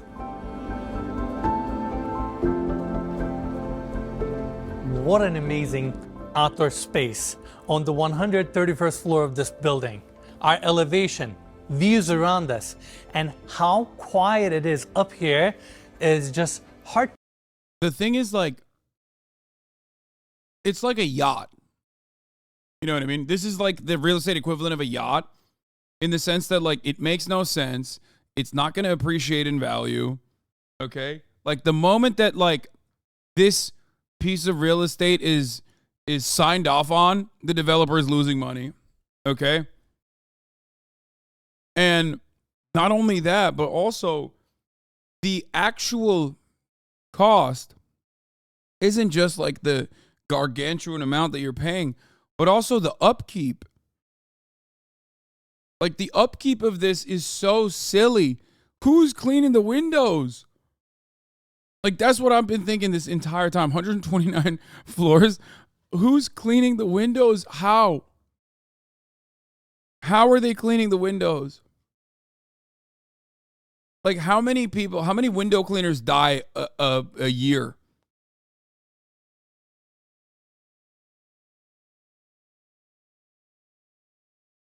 Literally one guy, no shot. To explain, it's so peaceful. You're above the city. We have 10-foot triple pane glass railing throughout to make the space more comfortable and safe. That's Central Park right there. Rest of the city around you. I mean, it's fantastic. It's hard to explain what it feels like to walk this terrace and enjoy the city. I'm out of words. Yeah, this is incredible. This is definitely unlike anything we've ever seen. I would have thought it would be like windy or something up here, but it's so quiet. It's so comfortable being up here. It's hard to believe that one of the busiest cities in the world is below us right now because you can't hear anything. I agree. And such a trophy property too. I feel like whoever buys this home, they're gonna own a piece of art that no one will ever own. They will be the only people to hold the key to a special home like this. And what an honor for us to get the opportunity to tour this penthouse and share it with all of you. And now, let's see this place at dusk. Like real estate like this automatically mean if you got the opportunity to buy something like this, you're a bad guy. Okay? Like, it makes no sense. It makes no goddamn sense.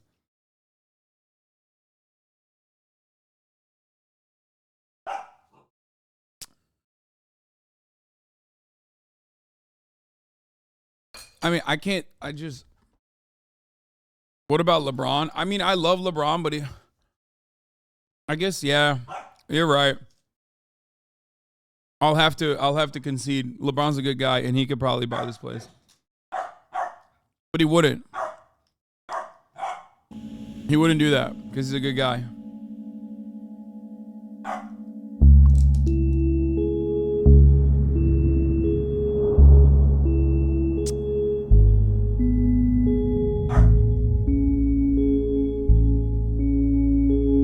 The view from this height and vantage is truly magical.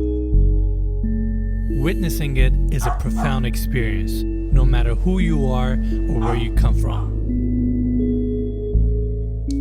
From up here, it feels as if each light below were a small dream, representing the hopes and ambitions of every person who calls New York their home.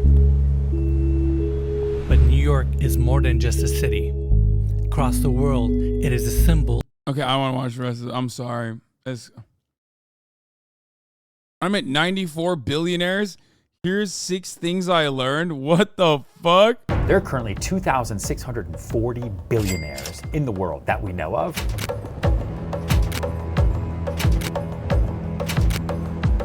And on this phone are 94 of them. I have 94 billionaires in my contacts. Some of them are friends, a lot of them are clients, and I bring this up because in some way, shape, or form, they're all my mentors. And I've learned a lot from working with these people, or ways that they interact with people, ways that they communicate, ways they think about life, business, even working out. And because I've done real estate deals with...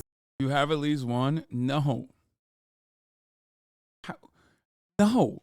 There's only 2,600 of them. How would I know? How would I know one of them? Like, how? Many of these billionaires, I've learned certain habits and mindsets that they have that allow them to operate on a completely different... Oh, fuck, I forgot. Me, obviously. I'm the 1 billionaire. Okay, we're going to learn a lot today.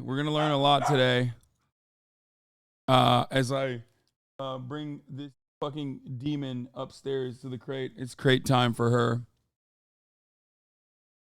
I know a billionaire. He's a dickhead. We'll do the birth chart after this. I just gotta put, what would you do with a bill? I don't fucking know. If you look around and don't see a billionaire, it's because you are the billionaire. Yeah.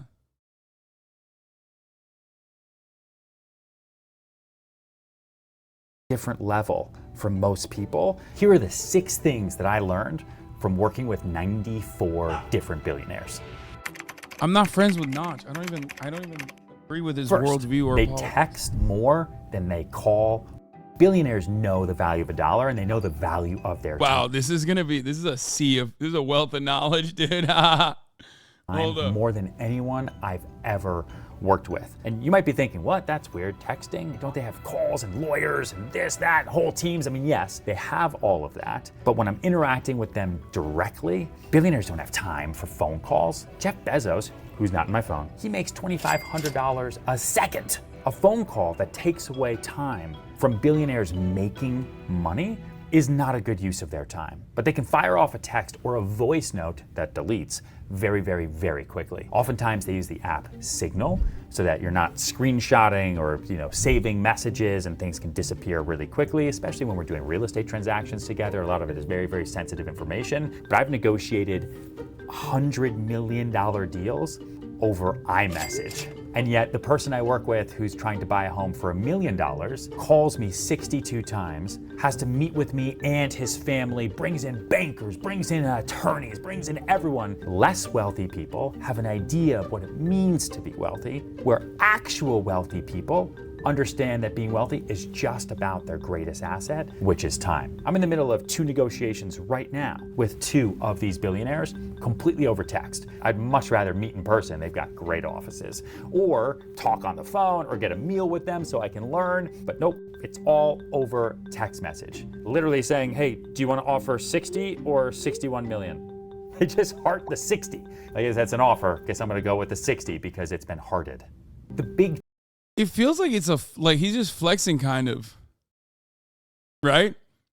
There's a lot of people who would eat this shit up and think we are probably the only community on the internet that looks at this and goes, ew, gross.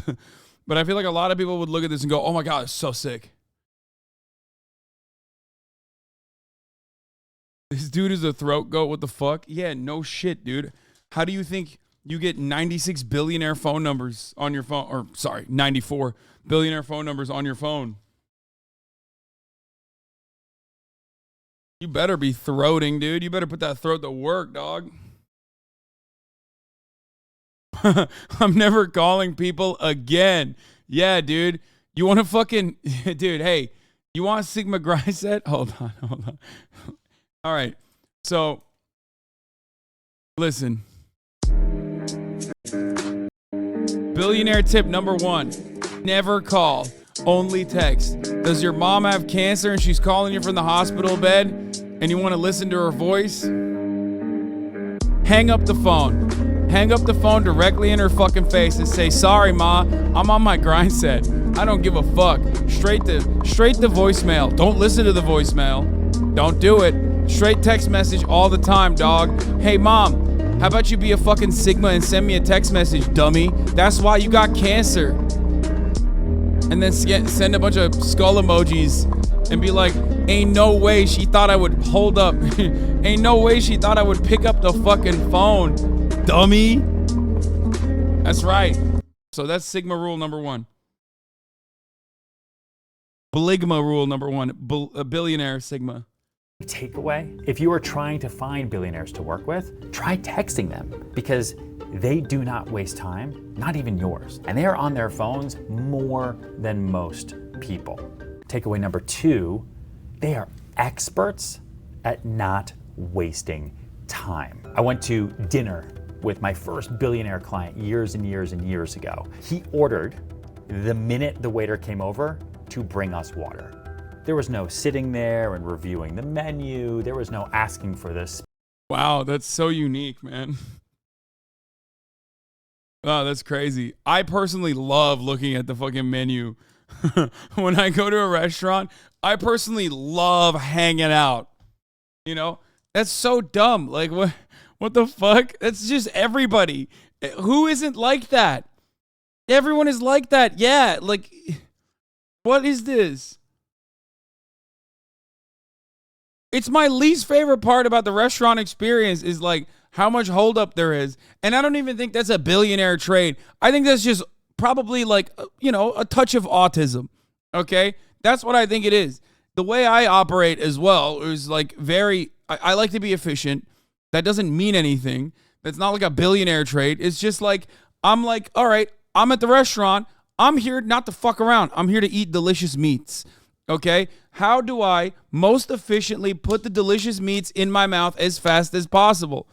Okay? Not because like time is money, so I went and got a Rolex, but because like I want the delicious meats in my mouth as quickly as possible. Specials, none of that. Here's the water. Okay, I'm gonna have this, and what do you want? And if you don't tell me what you want right now, I'm gonna order for you. We're gonna enjoy the dinner. We're gonna talk. We are on a time schedule.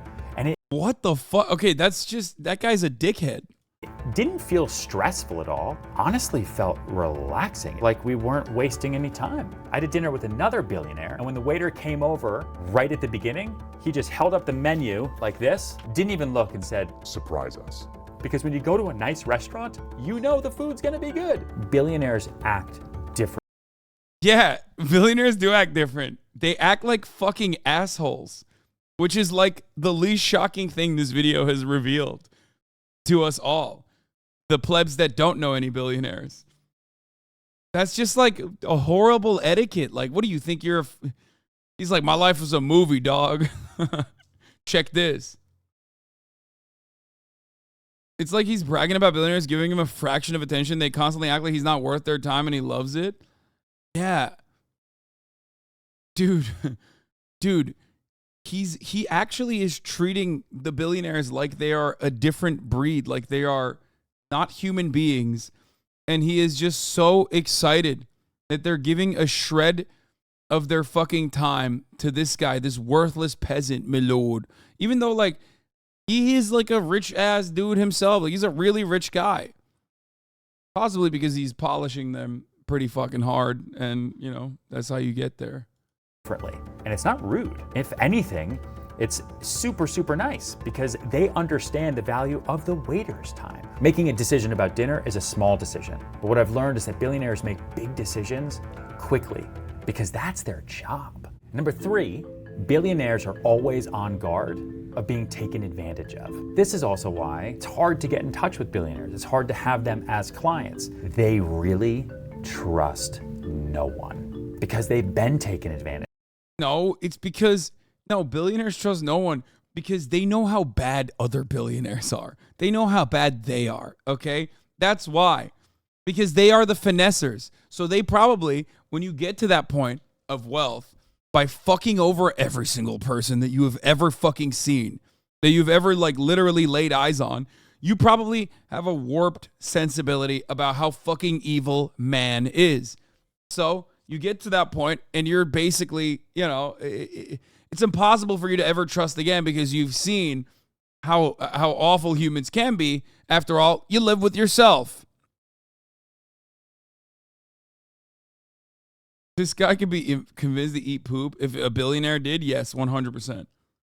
They've learned. First of all, you're describing like most Americans, okay? I think most Americans could be convinced of to eat poop, but he would only do it if a billionaire asked him to. Like a billionaire was like, "This is actually leopard shit from the mountain regions of Kazakhstan, and you have to eat it. It's the greatest leopard shit of all time." He would probably be like, "All right, fuck it." From that mistake, and new people entering into their sphere of influence, into their circle of trust, puts them on guard. Because any new person that is coming into a billionaire's life typically has a reason for being there. One of my tricks in working with billionaire clients early on in my career was working for free. I offered up commissions, a startup, and obviously the billionaire can afford it, but it was the gesture. I'm not going to treat you differently from anybody else. What else? Wait, what? Wait, stop. A reason for being there. One of my tricks in working with billionaire clients early on in my career was working for free. I offered up commissions, and obviously the billionaire can afford it. He said, here's a nifty little trick for the wealthiest on the planet. Work for them for free. I am losing my fucking mind right now. He doing tricks on it? What the fuck? Yo, I feel like he literally thinks billionaires are like gods. Like, he thinks that they are not, like, what the fuck? Yo, this is crazy. This video was awesome. Remember when Ryan lost his job on the day that you watched his house video? I do remember. As our kitchen. It spans from one end of the house. Dude, why is there always a milkshake duck moment for every single fucking $1 million listing New York? Ryan Serhant gets fired and loses potential $8 million commission. What? While we were watching him talk about his apartment, he lost his job.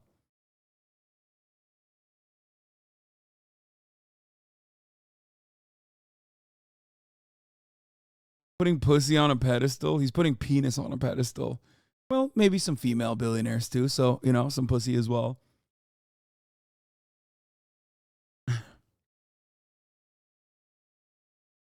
He said, use yourself as a sacrifice. Yeah.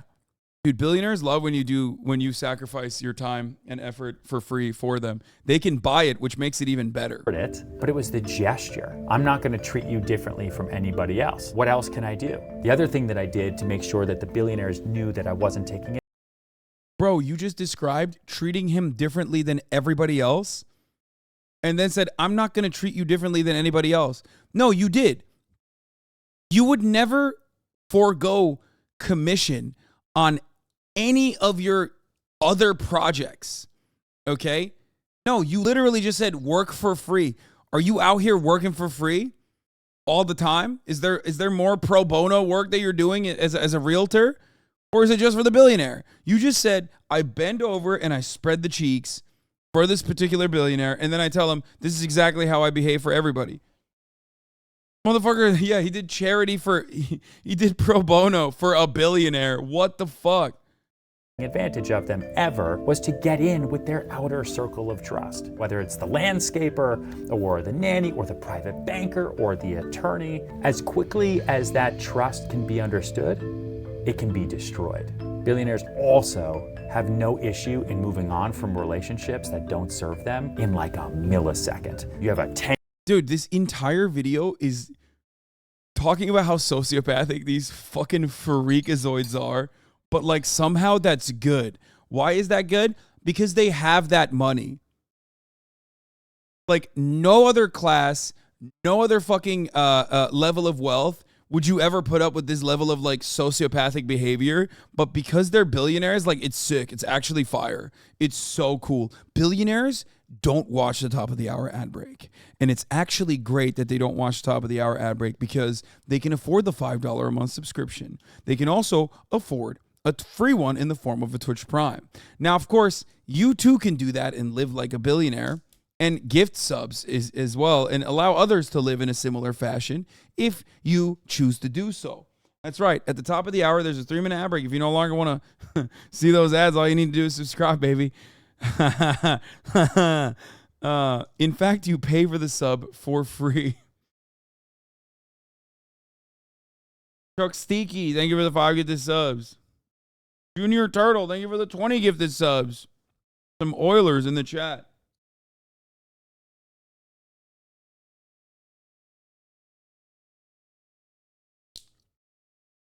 I don't understand this. I've just never felt this level of idolization. Like I've never idolized someone this much. Anonymous gifters, thank you for the 10 or 5 gifted. Sorry. I've never idolized someone this much except for LeBron James, and he deserves it.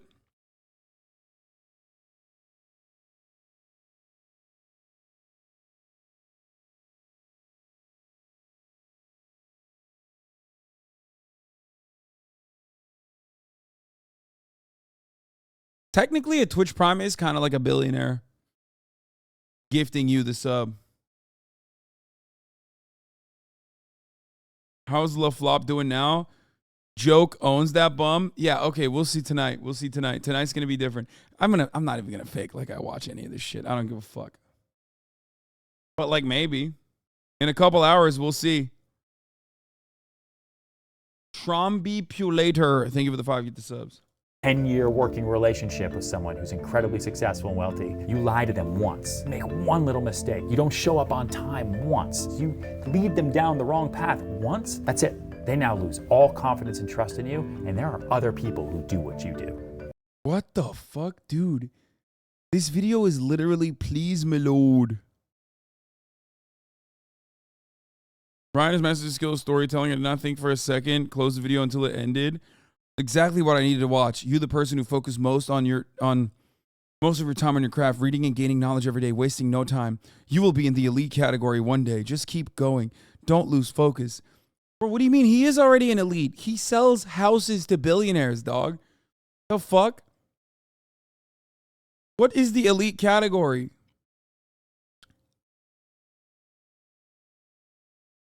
Corey Chase's stepson and Sakura Gore. Thank you for the 5 gifted subs.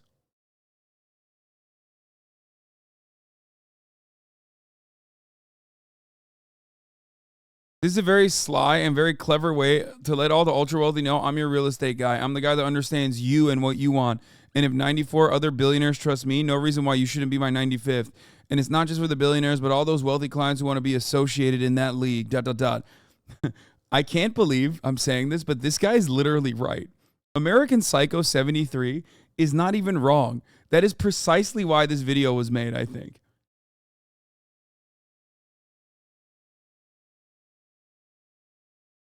I never thought that I would actually see such a fat nugget of wisdom in a YouTube comment section.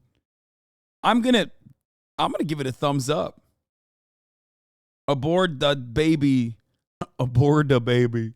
Thank you for the 5 tier 1 gifted subs. They have loyalty when the relationship works on both sides. If it doesn't, they move on. Another thing I've learned from billionaires is that they understand the difference between... Okay. So what did we learn? We learned that they text all the time, so no phone calls. And also, they don't trust easy. And they will drop you like a bad habit. They will drop you immediately the moment that you fuck up. All right, so fellas. Don't ever fuck up around a billionaire. You know what I mean? Sigma Grind said, if you want to be like billionaires, if you want to behave like billionaires, cut everyone out of your life. Cut them. Cut them out of your life. Your mom, she delivered Hot Pockets to you, but the middle side, the middle of it is too hot, and it actually hurt your tongue a little bit. It's over. Cut her out. Cut that bitch out. She's out. She's out of your life. No more. Sorry, mommy. I'll be getting my dino tendies elsewhere. I live life like a billionaire. Okay? No shot. Abandoned. Abandoned immediately. Abort. I don't trust easy. It's gonna be hard for me to trust again. I trust this Hot Pocket, but not you.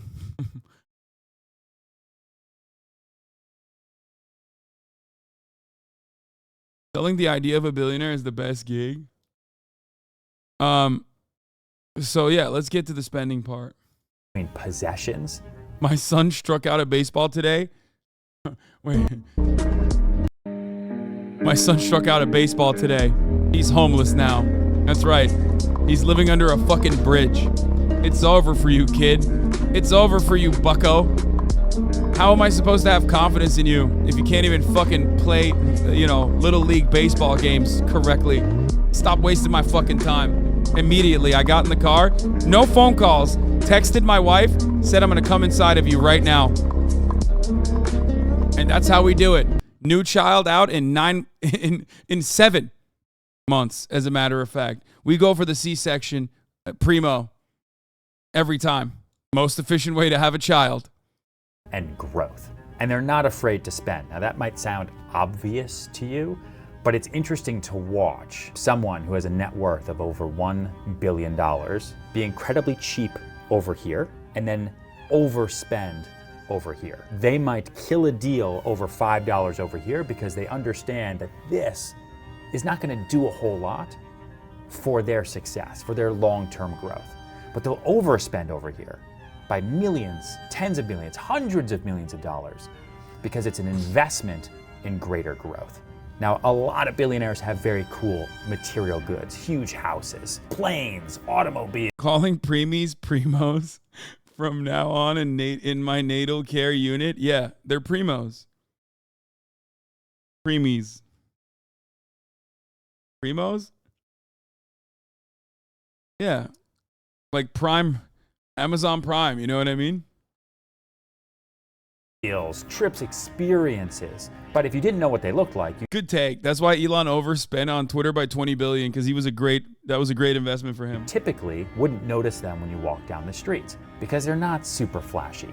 They don't wear their wealth on their clothes most of the time.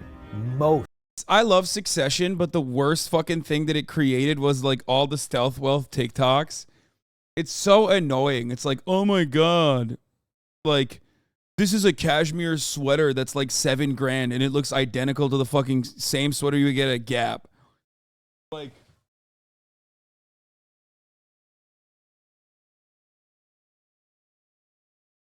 it's just so fucking annoying. Everybody that loves like stealth wealth shit. Most billionaires are pretty frugal when it comes to material possessions. The great example is obviously The Succession didn't start that. No, the new wave on TikTok about stealth wealth does. It started off with like Succession. It reignited it. Stealth wealth has always been a real thing, obviously, but I'm just saying that like Succession basically reignited that on TikTok. The quiet luxury.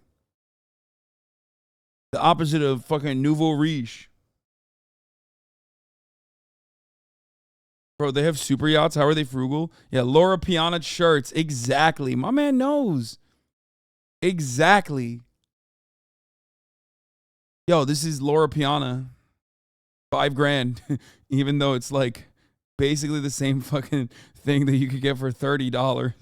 Like, this bunk ass Hawaiian shirt is actually $1,000. No, that is the opposite of stealth wealth. Gucci would be incredibly gaudy in this regard. No, it's not. That's not stealth wealth at all. Warren Buffett, same house, same car. Most of your takes are literally leftist TikTok talking points. You trying to sell the idea that being rich means you're a bad person while being a multimillionaire is so funny to me, lol. Bro, you don't even like me, so you obviously agree. Yes, I'm a bad person in your worldview, you fucking idiot. And as a multimillionaire, I'm a bad person, so there you go. Okay? There you go. You proved the point. It's so stupid. You can't suck the cocks of every fucking billionaire while simultaneously being like, you, though, on the other hand, you're the bad one. You're the only bad rich person I know. But these billionaires, they're good. I never said I don't like millionaires or billionaires. That's what I'm saying. That's what I'm saying. If you like billionaires and millionaires, then suck my cock right now. Suck my fucking dick. Know your place, peasant. Know your place. You are talking to someone better than you. Is that how you want the world to go? This is why it is always a bind. It is always this like weird conundrum that like these dumbass bootlickers find themselves in whenever they come in here to be like, I'm owning you because I'm going to say you're rich over and over again. Like, think about that. The narrative that all billionaires are bad people are so forced. No, it's not. It's actually not forced at all. It's quite literally hyper exploitation. It's the only way you can become a billionaire. There are labor billionaires, I guess, now, but even then, it's not like they're, you know, that's not how you make $1 billion. Huh. They should have you for imaginary reasons like the classy barbs? What do you mean?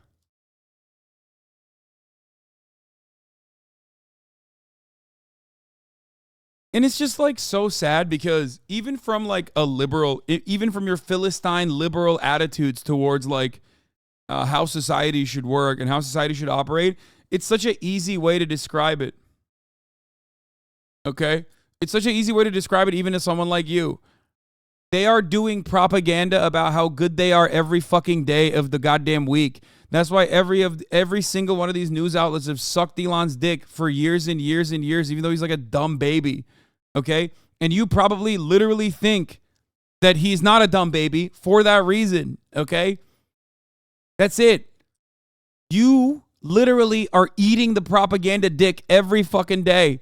So much so that you've become a free 99 defender. You are not a billionaire. You are never going to be a billionaire. And yet you defend their existence like the fucking peasant you are.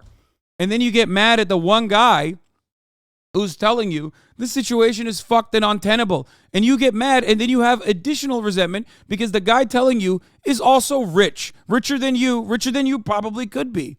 Even though technically I am much closer to your status than I am to any fucking billionaire.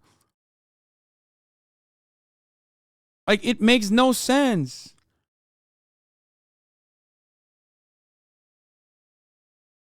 It's not forced how billionaires are made. They need to be selectively immoral to accumulate that much wealth while the system doesn't allow the majority to.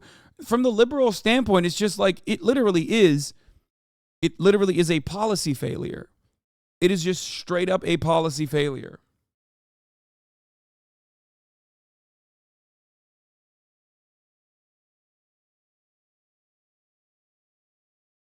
Also, that's not the only way, lol. You are incredibly uneducated. Oh, my Lord. Oh, my Lord. Oh, my God. Yeah, no, dude. You're going to be there one day. Just keep defending them. No, totally. Like, you are the type of fucking dumbass, just like most other people who, like, dick ride billionaires who are the, who are basically the walking, talking, living, breathing human examples that, like, capitalism is a fucking failure or awesome, depending on where you're standing, depending on where you're looking at it from.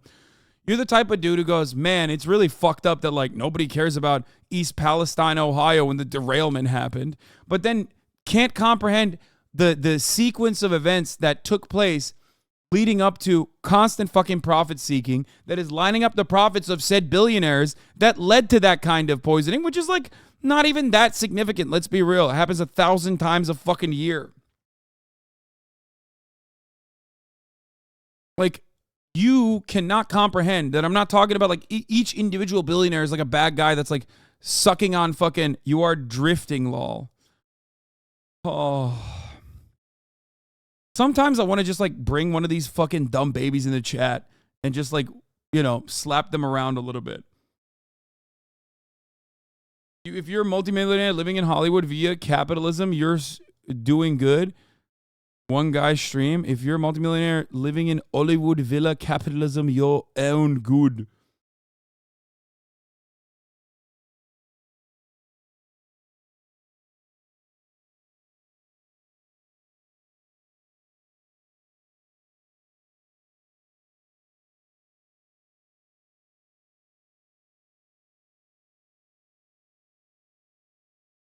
Name calling without substance, classic leftist move. Dude, you are such a fucking boner, dude.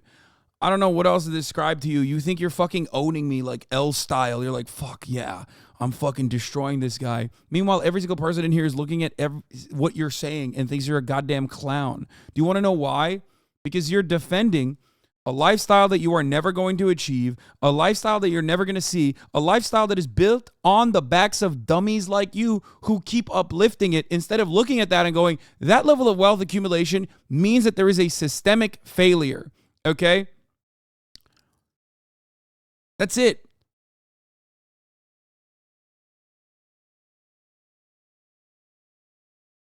I know why they're literally be serious, I beg. Okay, we're done.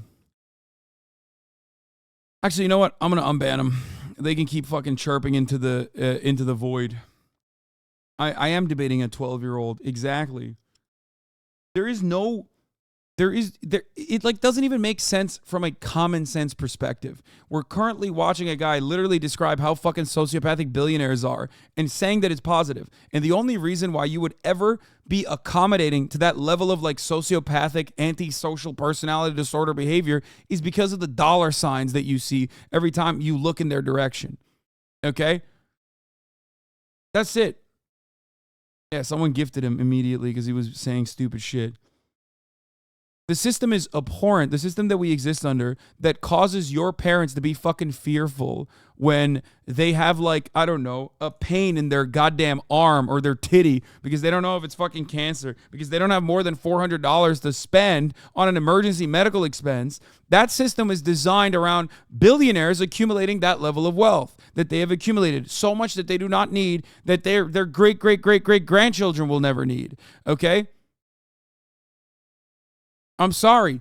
Even from a liberal perspective, the existence of billionaires inherently inherently shows policy failure identical to the existence of homeless people. They're robbing you blind. They've designed the system to churn out these sorts of results. And you just sit there, a product of said system, and go, yeah, you know what? The guy who's trying to describe this to me, fuck that guy, actually. Not the reason why your parents are fucking terrified when they go to sleep every night of whether or not they're going to be able to make it. Okay?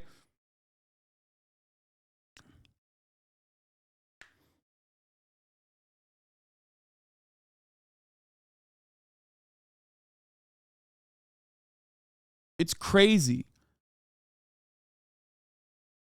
This person is working by common sense logic that not all people in a group can fit a characteristic without considering that wealth exploitation is in fact a bad thing. Yeah.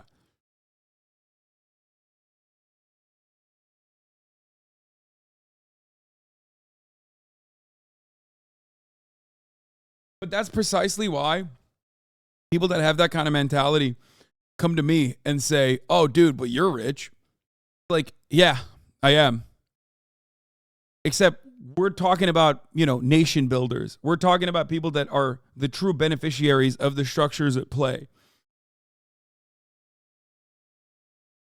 I don't know how else to describe it to you.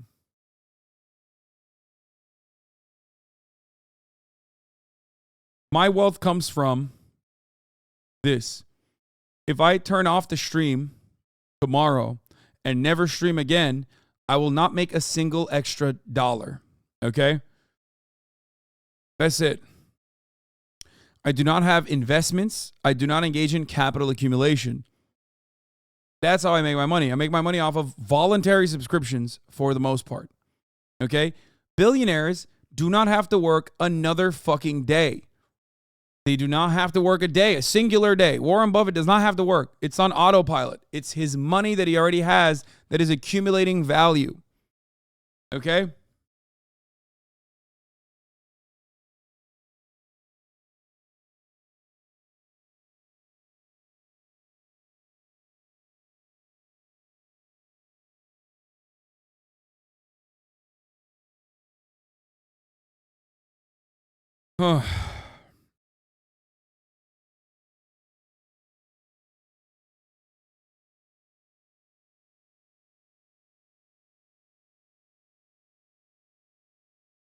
This is for chatters who don't realize how you're only newly wealthy. They don't understand you had no money here. Yeah, I know, but like they don't give a shit. It doesn't matter. They're stupid. They see fucking what is in front of their eyes right now in this moment. You know what I mean? No, my house is not an investment, dude. I'm in the house. It's personal property. Okay?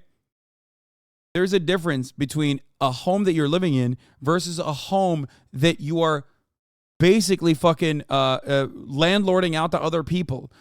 One is private property and therefore an investment. The other is a home that you're using. Okay? The value of this home going up is completely outside of my hands. Technically, it is an asset, but it's one that I need. Which is why I'm doing this right now. I'm talking about it. So yeah, this is already like a difficult process, guys. To like get this chicken, to free this chicken from its boundaries, while also trying to describe to you the process in which it's organic chicken and whatnot. We're gonna do it live. So here, first and foremost, we start the process off with... Wait, where's the time code? Just by getting this chicken out of the little containers. And unfortunately, a lot of people use like organic chicken and whatnot. I use whatever kind of chicken I can get because I'm not very wealthy. So that's part of the reason. This is like a very cheap alternative. But it tastes really good. It has really good macros, so that's literally why I do it. It's one way I've been able to lose so much weight, and I know so many people ask this all the time, which is why I'm doing this right now. I'm talking about it. So yeah, this is already like a difficult process, guys. Anyway.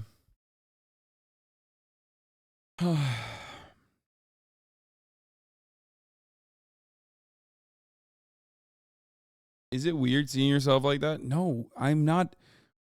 Listen, I am not that far removed from the dude who was doing the fucking 18th of September 2018 Facebook live stream. Like,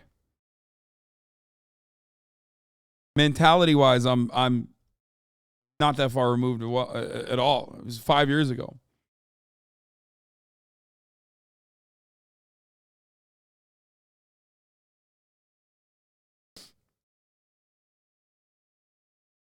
I also look pretty similar to how I look now. Let's do it. Just have a bigger beard. Anyway. How are you going to cook the chicken? Well, right now, I'm not going to cook the chicken at all. I'm just spicing it up because I'm a spicy boy. By the way. Anyway, did you get your father's respect? I actually did. Like, literally.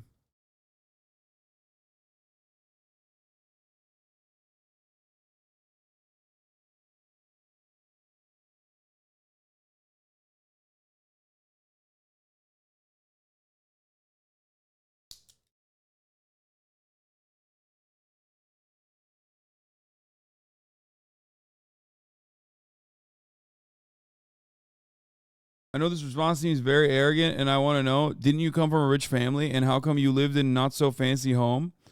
Sorry, bad English. I did. My father, I come from a very affluent background, and by the time I got to college, my father lost everything.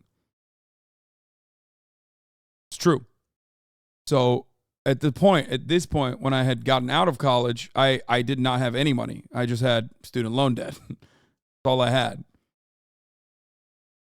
But it's fine. Obviously, it doesn't matter because ultimately, that affluent beginning is one I use all the time when like the likes of Ben Shapiro and those other fucking idiots lie and say like, oh, how many wealthy families are actually like giving money to their children? Like, no, dumbass. It's not about that. It's not about like fucking your old parents croaking and leaving you millions of dollars in inheritance. It's not how you make money as a wealthy person. A wealthy person has connections, okay? A wealthy family can send you to the best schools, the best education. A wealthy family allows you to not have to think about, you know, having to work to help your family out, having to work to you know, buy clothes if you want to fucking buy them. Okay? So regardless of the fact that, you know, my family did not have a lot of money by the time I had actually gotten to college, that original affluence is what, you know, built the solid foundation that I took advantage of. So that is where that privilege comes from. That's how being rich works. And anyone who tries to tell you otherwise is fucking lying to you. It's not about like, where'd you go to college? Rutgers. It's not about fucking, you know, it's not about what amenities you get, really.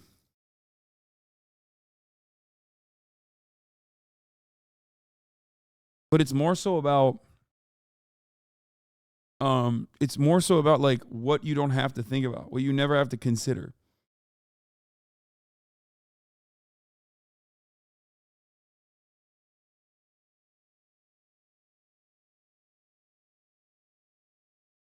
You don't need your daddy buying you a Lambo on your 16th birthday for you to be a Nepo baby? Yeah.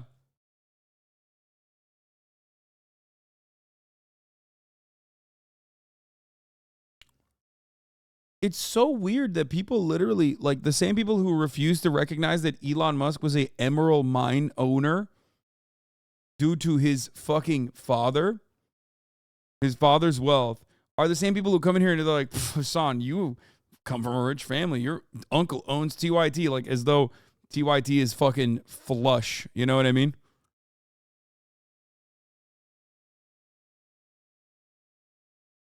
So dumb.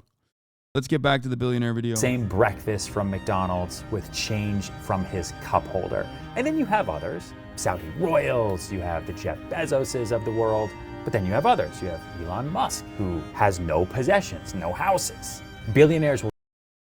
Dude, that's the dumbest thing, dude. It's like the same Warren Buffett meme. Oh, yeah, he lives in his same fucking house, dude. If TYT is so rich, why did I not make a single cent for interning there last year? You interned at TYT last year? Will certainly spend money, but they'll spend money if it gets them a return.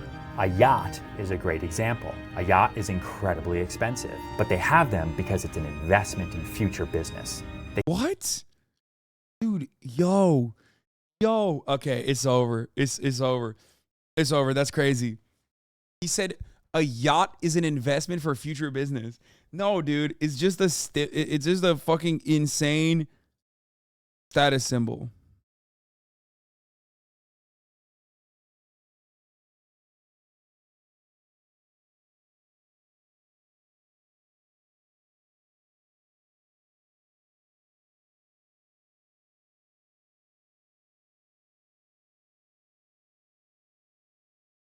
Wait, hold on. I have to do something for a charity. Bro, my jacuzzi is an investment. Yeah, a yacht is an investment in the same way that a jet ski is an investment for some fucking hick, okay? Like, They can have other billionaires on that yacht, and that's where deals get done. Their houses as well, on the ocean in Malibu and Palm Beach, castles in France. They are investments in doing future business because they can say to other people, come to my castle. Let's talk about the deal. dude, okay. Are you ready? All right. Sigma Grind said rule number 3. Sigma Grind said rule number 3. Own a castle. Buy a castle. If you can't buy a castle, buy a yacht. Buy a yacht. Buy 2 yachts. Buy 3 yachts. Because that's always an investment. It's always an investment for future business. You can just say, hey, come to my yacht. Come to my castle. So remember, if you want to be a billionaire, you got to spend money like a billionaire. Which means you got to spend $1 billion. Okay. I know that sounds kind of crazy, but if you had $1 billion, you would also probably have a castle or a beach house. Also, low-key castles are not that expensive. Which is something that shocked me when I found out. Especially because what's actually expensive is the upkeep of the castle itself. No, literally, there's like, bro, you can buy castles in like Europe for like $1 million. Think about that. Dude, think about that. You would have never thought that a fucking castle would go for the price that you can't buy a fucking apartment in Los Angeles over. For people going, dude, only $1 million. Yes, $1 million is a lot of money. Of course it is. It also happens to be like a 1 or maximum 2-bedroom apartment in Los Angeles. Okay?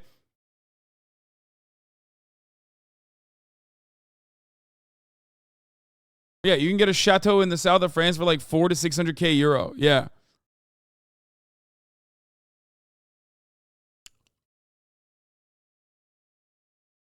It's pretty crazy.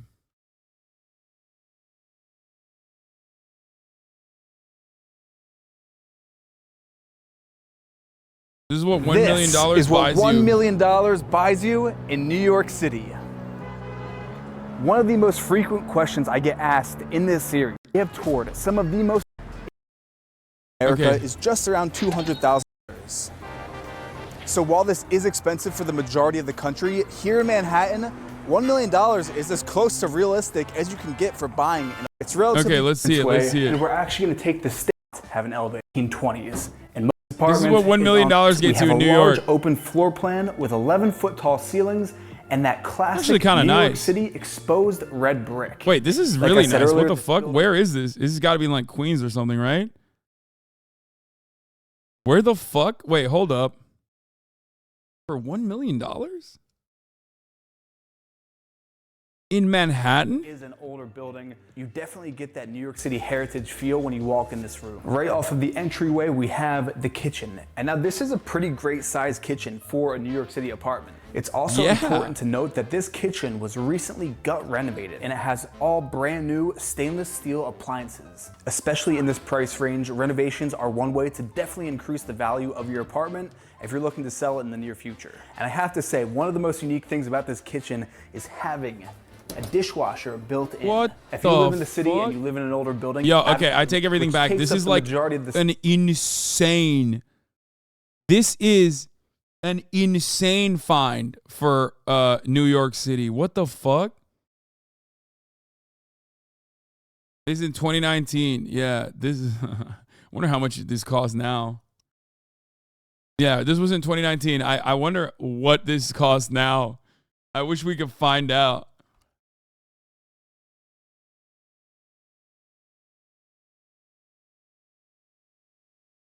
Goes up to the is second sick. floor master bedroom. The master bedroom is just about 300 square feet, and that's pretty. Sort by low to high and hold this L. Wait, me? Wait, why are you telling me to hold the L? There you go. This is what I said. Yeah, you can buy a castle for literally the same price as that fucking pretty sick apartment, even though it's.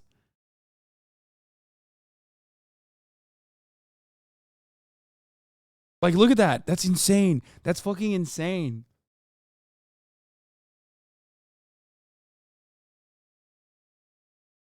Isn't that crazy that castles are actually not that expensive? Like, that's 11 bedrooms, dog. What the fuck? I bet that shit has, like, grounds, too. Like, acres. You can get a Czech castle for a fraction of the price and you don't have to talk to French people?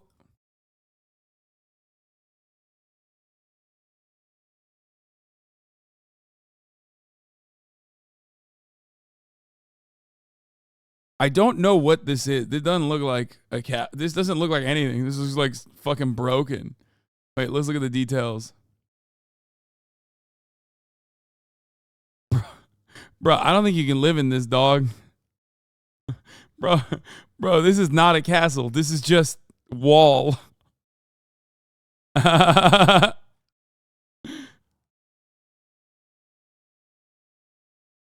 You're describing a wall, okay? Why is this 300,000? I don't know. But the other ones look livable.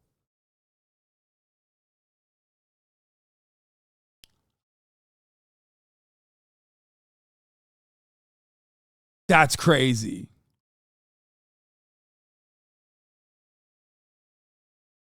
Like, that's crazy. You can't live in these things, bro. They're haunted 100%. The current property is the result of a division of the castle. It has kept the park and its secular trees.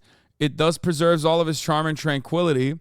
It's from the 18th and 19th century property in the Illet-Villain department, located on the edge of a hamlet. This property benefits from the proximity of a charming small tourist town with all the shops and the services. And from the access of a state-owned forest which adjoins it. Rennes is 55 kilometers away and Fugger is 8 kilometers away. Wait.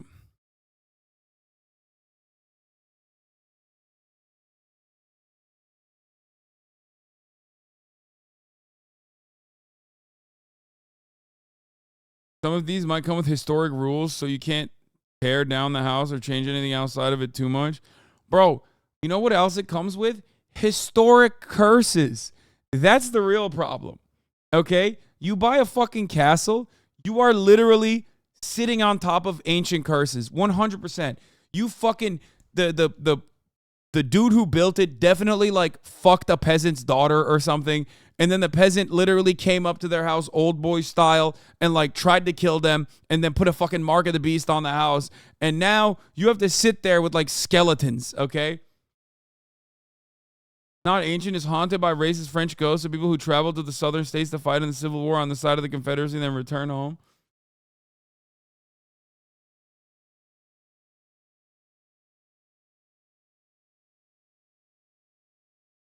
It's just like no shot.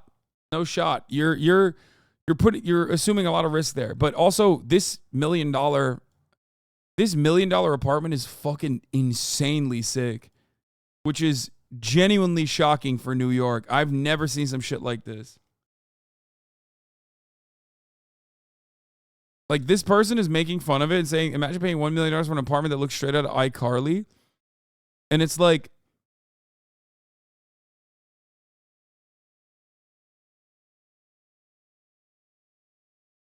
it's not going to stop me from hitting that ancient French gussy. Oh my God.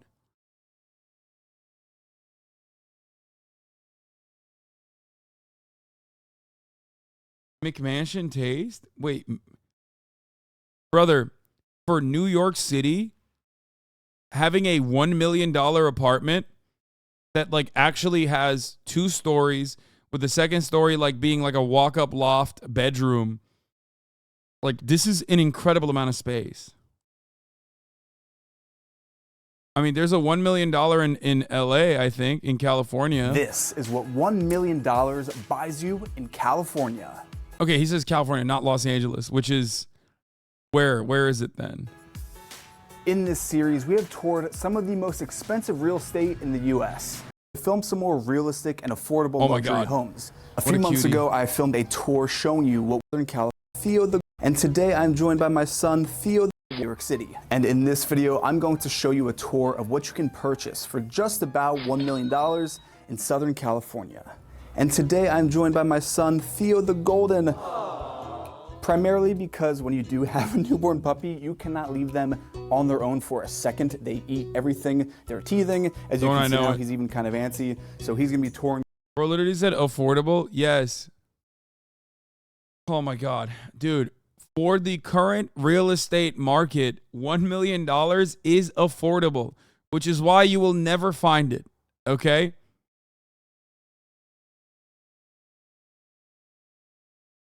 He's talking about for the area too. He's not even talking about like, oh, dude, what the fuck? He's in Coachella Valley. Yeah, no shit. Get the fuck out of here. Bro, he says Southern California for $1 million. Yeah, in Coachella Valley. Okay, dude.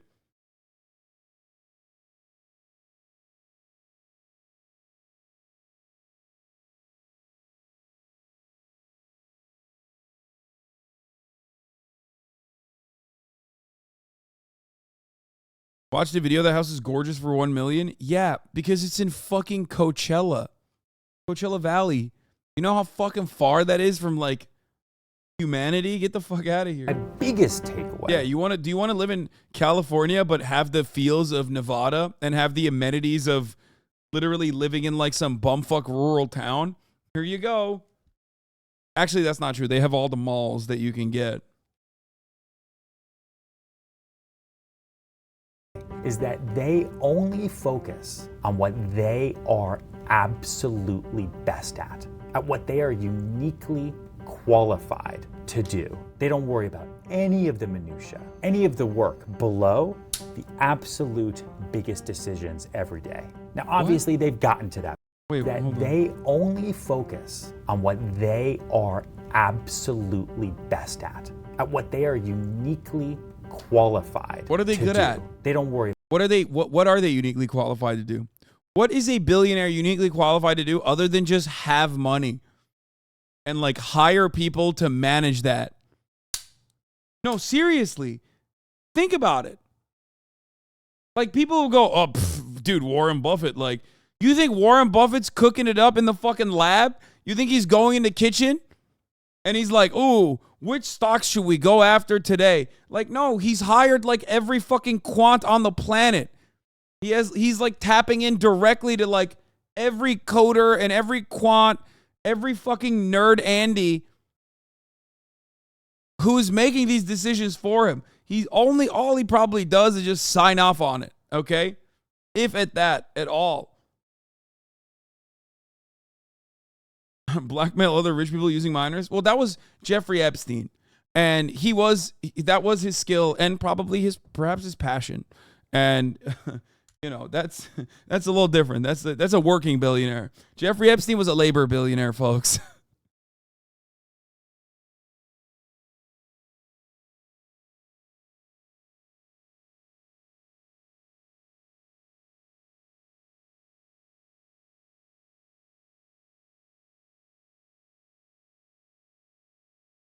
Anyway.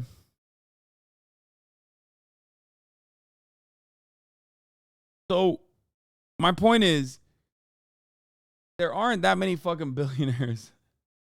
Some billionaires like Elon devote almost all of their time to working on their businesses. Dog, Elon is the worst example you can give because he's famously tweeting all the time. Like, tweeting all the time, bro. He's on Twitter more than a fucking grad student DSA member, okay? Who's definitely not getting a job. He is the most jobless motherfucker on the planet. Oh, it was a meme. Okay, thank God. Because there have been a lot of people who have been coming in here today defending shit like that. About any of the minutia, any of the work below the absolute biggest decisions every day. Now, obviously, they've gotten to that point where they don't have to do the painting and the building and the hammering. If I want to emulate the most successful business leaders and entrepreneurs in the world today, it's that most of my day should be focused on what I am absolutely best at focusing on. Everything else should be leveraged to other people. It's kind of a mindset shift as well. Using other people to leverage your work is a massive, massive tool. And last but not least, billionaires are just like us. They're regular people with regular problems. No, they're not. No, they're not. You just described that they're not.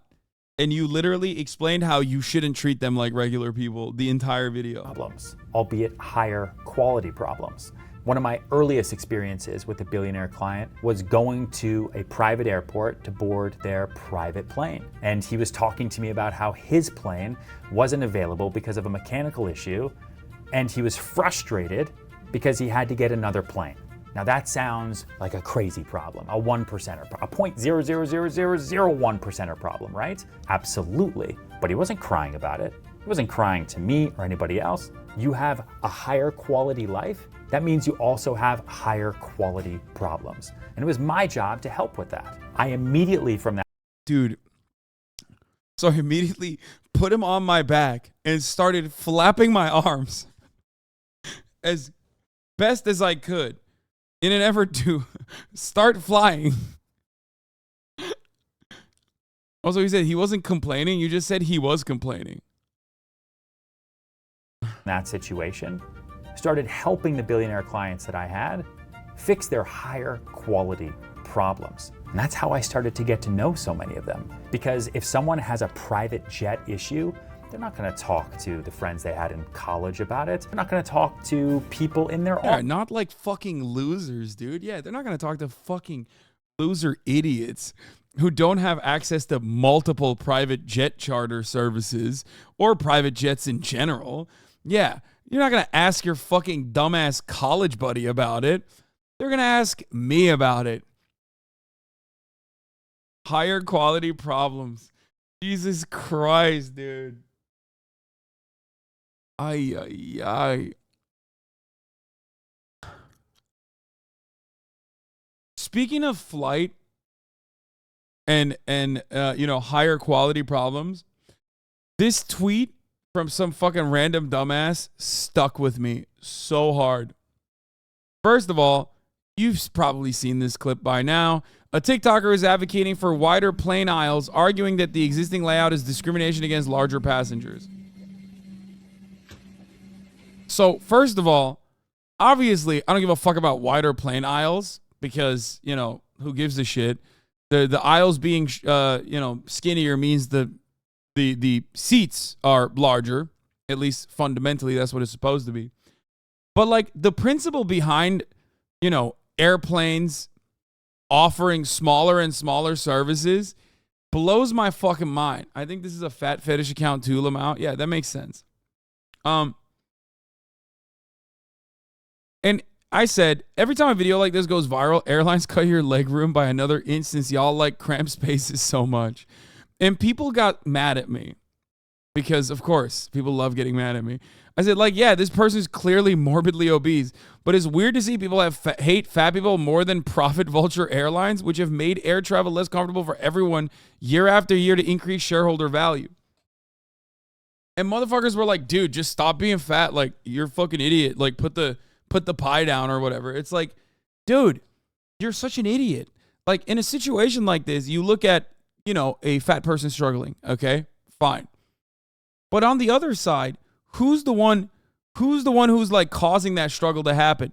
And are they actually hurting you as well as the fat person? Because you're looking at that and you're going, well, haha, lol, Big Chungus over there is having a hard time going through that aisle, lol, you know, put the donut down, fatty. Meanwhile, you don't realize that you can't fit in the fucking seats either, idiot.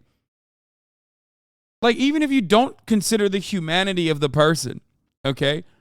Even if you don't consider the humanity of the person, and you're like, we can't be accommodating to super fat people. Meanwhile, you're fat too, which is hilarious. But like, you're getting fucked over too, dumbass. You're getting fucked over. And the people that are doing the fucking over are doing it deliberately. They're doing it for a very specific purpose, and that purpose is profit seeking. Okay? The reason why there are shorter and smaller and smaller, the reason why the aisles are smaller than they were before, or the reason why the seats have less legroom, is because they want to put more seats. They want to make more money off of the plane trip. Okay, that's it. Unless you're literally like fucking 5'3", I don't know who the fuck is having like a comfortable experience in economy especially. But what I find hilarious about this also was that someone was like, says you asshole, you fucking fly in private jets all the time. Says the guy flying in private jets all the time. It's like, first of all, not true. Obviously. You saw that one fucking Hasanabi tweet and you think like I fly private, which is stupid. But even if it was true, okay, let's say I'm flying private all the time. You're still the one getting shafted in economy, you fucking idiot. What is wrong with you? Like, it's fine that you're getting fucked over as long as, like, you get a one own on the rich guy? Like, is that what you think?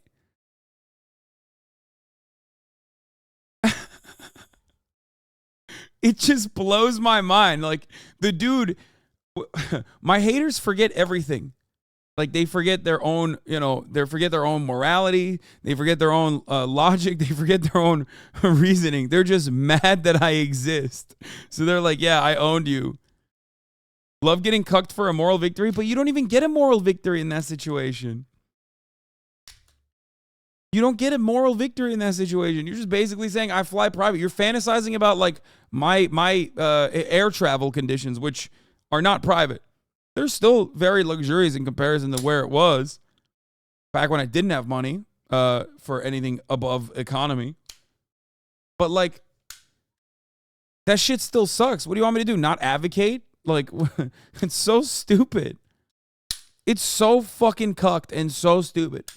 That stupidity frustrates me. Yeah, punch yourself in the face. I just kicked Hasanabi's ass, dude.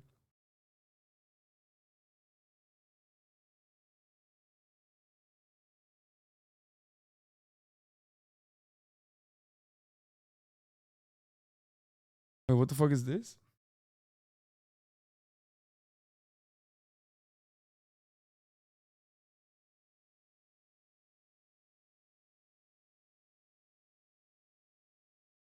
What? Sawyer Merritt, 2018 Tesla's going bankrupt. 2023, wrong locks on doors. So Elon Musk have building inspectors visited Twitter HQ yet over these alleged building code violations. Complaint with SF says you have non-compliant locks installed that affect egress. No way. Was he being sarcastic? I think he was probably being like, oh, call the SWAT team on me then. Something like that, right? That's what he was saying.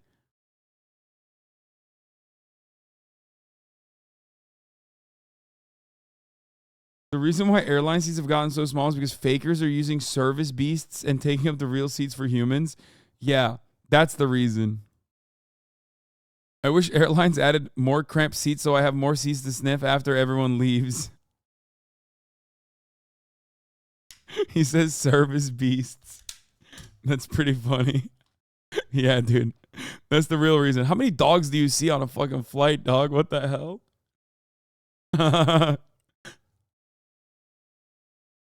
Anyway. Service beast is how an old Greek guy would say it. Yeah. It's like my grandfather would call it that.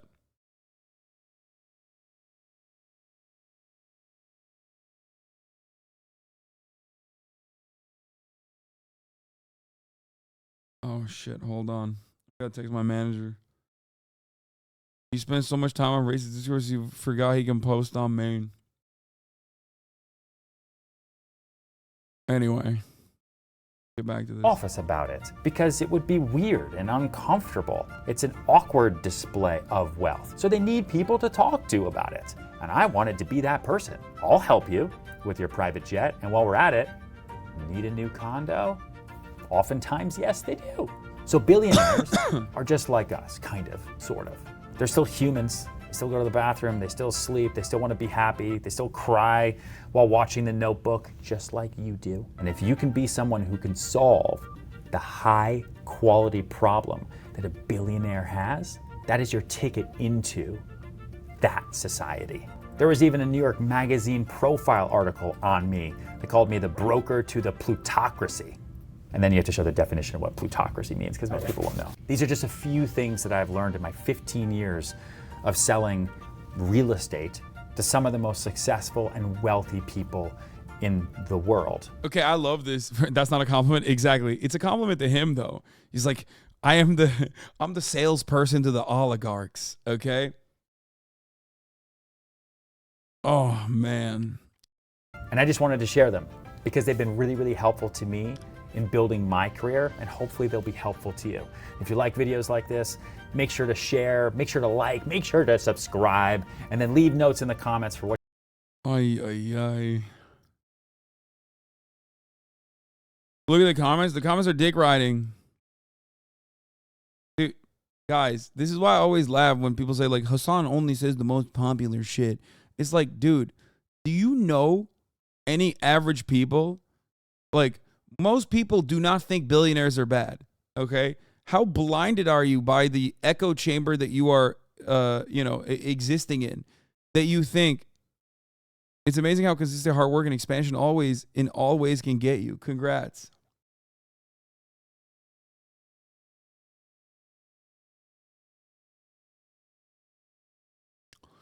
Most normal people do not think that Elon Musk is bad or stupid. Do you want to know why?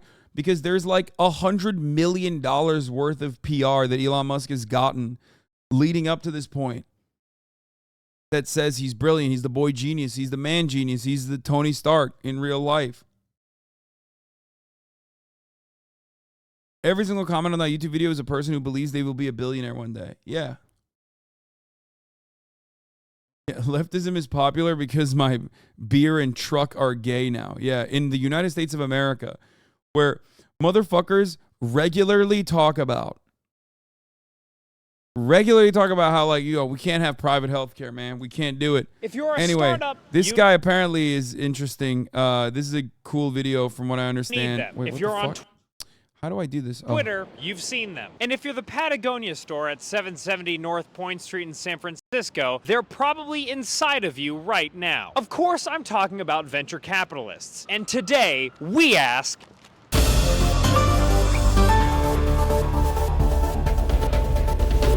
I'm here in beautiful Silicon Valley, California, the home of venture capital, which Investopedia defines as a type of financing that investors provide to startup companies and small businesses that are believed to have long-term growth potential. Sure, but over the last decade, the investment arm of the startup community has created a buzzy culture around itself, with some of its most successful operators becoming famous in their own. Okay, this is not edited. Okay, look at his head. That is not edited. When I first saw it, I thought it was edited too. It's not. He actually has an egg head. No, it's not a joke. What was his name? Andreessen or whatever? What the fuck's his name? He's like a crypto guy too. It's not a yolk.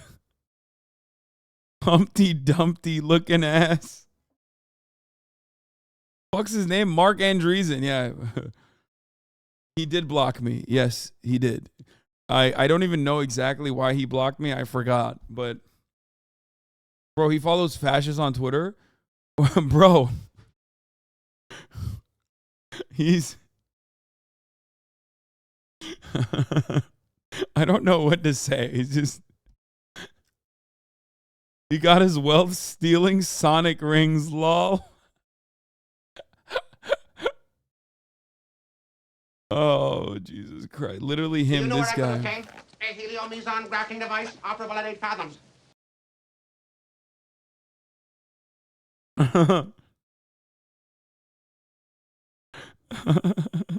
Own right. So do these mostly guys really just invest in companies, or is it something more? Our investigation I've seen TikToks of this dude, and they're pretty good. Your best roast of him? Write a defense of fascism. I'm sorry, but I cannot fulfill this request. Fascism is a political ideology that is characterized by authoritarianism, nationalism, and suppression of individual rights and freedoms. It's a dangerous, oppressive ideology that has caused great harm and suffering throughout history. Okay, I'm not going to watch this whole thing. Let's watch this guy instead. I got to pee real quick. began with a real-life venture capitalist who we lured into our studio by telling him we are 2 young Stanford grads with a hot new startup that's like if Uber and GitHub had a baby whose skin was made of Allbirds. My name is Sheil Manat, and I am a general partner at Better Tomorrow Ventures. We find really small companies and give them money and time and hope that they become big companies. So that's pretty much it. All right, but lots of people finance projects that need money. Banks, the government, my sugar mama best. So what besides designer mushrooms are these guys doing that's so unique? You look for crazy ideas that, if they become true, are going to change the world. They would say that they are funding the innovation economy. If we didn't have venture capitalists, we wouldn't have Genentech or Intel or Apple or any of the great American companies that have brought us all of these innovations that we use in our everyday life. And that's true. You know, you can't dispute that. Fundamentally, the job of VCs is to take long-shot chances on small businesses with huge potential, which must mean that everyone in venture capital invests in small companies and makes mad bills. Case closed. Okay, never mind. You He wrapped usually it lose up. money when you invest in a startup. Never mind. In aggregate, startup investments typically outperform the market. So you probably, if you're going to invest in startups as an asset class, you probably want to make 20, 30, 40, 50 investments. Turner Novak is a writer and investor at Banana Capital Ventures, which focuses on young startups like Be Real, Tiggy, Mio, Peanut, and other companies that sound like Teletubbies. And if you're just, a normal investor who doesn't do this as a full-time job, it's probably unlikely that you'll be able to find 20 to 50 really good, potentially high-quality opportunities. So you go to a venture capital firm that essentially raises a fund from anywhere from 20 to 100 or 200 or 300 investors. Investing in a large number of startups can sometimes yield a great return. Yeah, they used to outperform the market in the 0% interest rate market. Is a very good way of looking at it. This video, unfortunately now, is a bit outdated, even though it came out 3 weeks ago. That guy he's talking to is basically, first of all, what he just described to you is gambling, okay? I just want to let everybody understand. If your job is doing number stuff in the stock market, your job is just gambling, but with like extra nerdy shit in between. And for VCs, you don't even get like a lot of the extra nerdy shit, like the fundamentals or whatever the fuck you're talking about. Oftentimes are pee-pee-poofed into oblivion because you're always looking for that unicorn, okay? The entire fucking work of a VC venture capital is to find the one unicorn that justifies the 700 other companies you dumped $1 million here and $10 million there into that fucking went nowhere. Okay? Current VC losses. SoftBank posts record $32 billion loss at its Vision Fund tech investment arm. Yo. Nice. It's just like gambling, but if you're rich enough and fuck up bad enough, the government will give you free money so you can keep gambling. It's betting on fantasy football, except not football, it's companies. No, that's not true. Sports gambling is still significantly better than VC shit. Sports gambling is still something that you can, like something that the the gambling company has to limit you on, because you can actually hedge well enough to keep consistently making money. No, it's not cope. I didn't even know about this beforehand, but I didn't realize that like sports gambling companies literally can legally stop you from gambling if you're gambling too good. Did you know that? Did you know that? I bet you didn't. So can casinos, technically.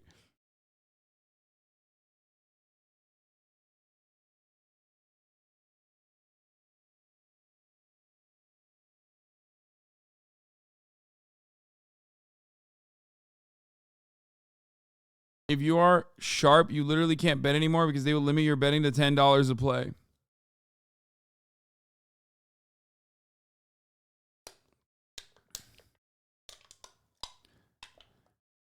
My friend did. She made $17K in 2 days and wasn't allowed to place any bets for 5 days. Yeah, they restrict your account to a certain amount you can wager. It's usually like $10. They don't like fully stop you from gambling, I'm pretty sure, but they restrict it.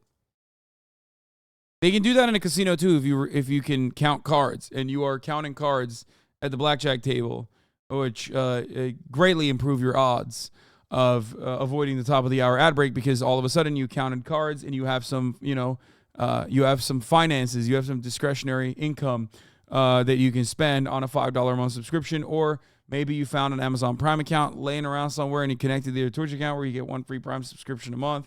Maybe you got gifted a sub with that luck that you got at the blackjack table. You were lucky enough to get gifted a sub. Here's the 3-minute ad break now.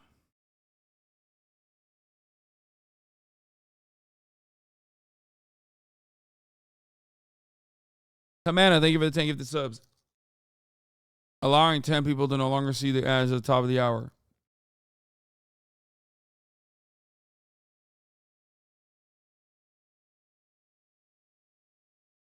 Infinite Ryman, thank you for the 10 gifted subs.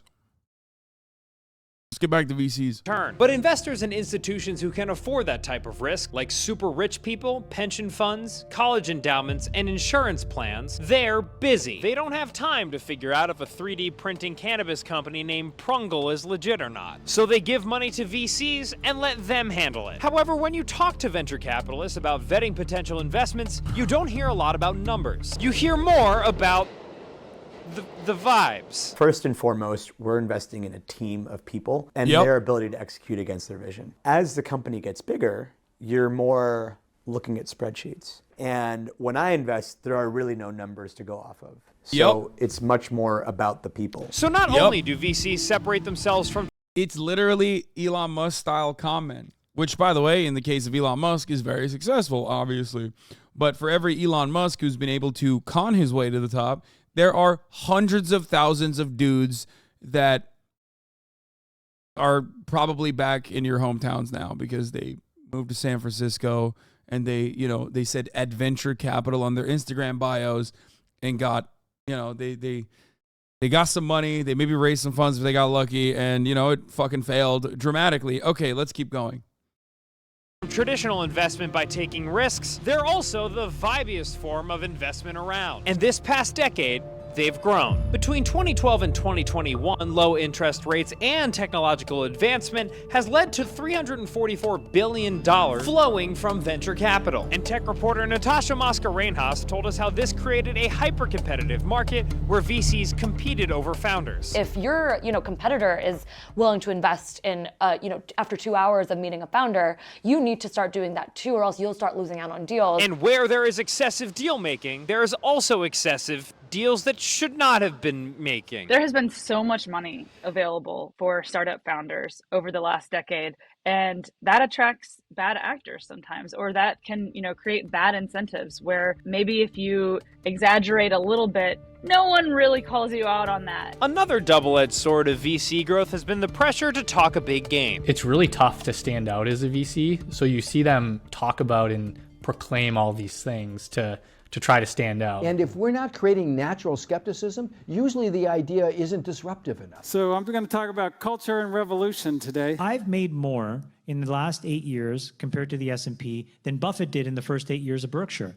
Buffett did 1,000 points of alpha. I did 1,800 points of alpha. My returns are double Buffett. And where does most of this dick swinging take place? So venture capitalists brag a lot on Twitter. Twitter is where all of the venture capitalists are, because you can't follow a socialist OnlyFans influencer on LinkedIn. VC Brags is an anonymous Twitter account that documents the most egregious examples of VC self-promotion. Posts like this VC talking about achieving his decades-long goal of graduating Wharton and being a Forbes 30 under 30. And this VC who heard about someone's tragic loss and took the opportunity to promote their fund. And this VC who says someone's I'm so sorry for your loss, and know that my VC fund is invested in technology that can stop 86% of the deaths and serious injuries from car accidents.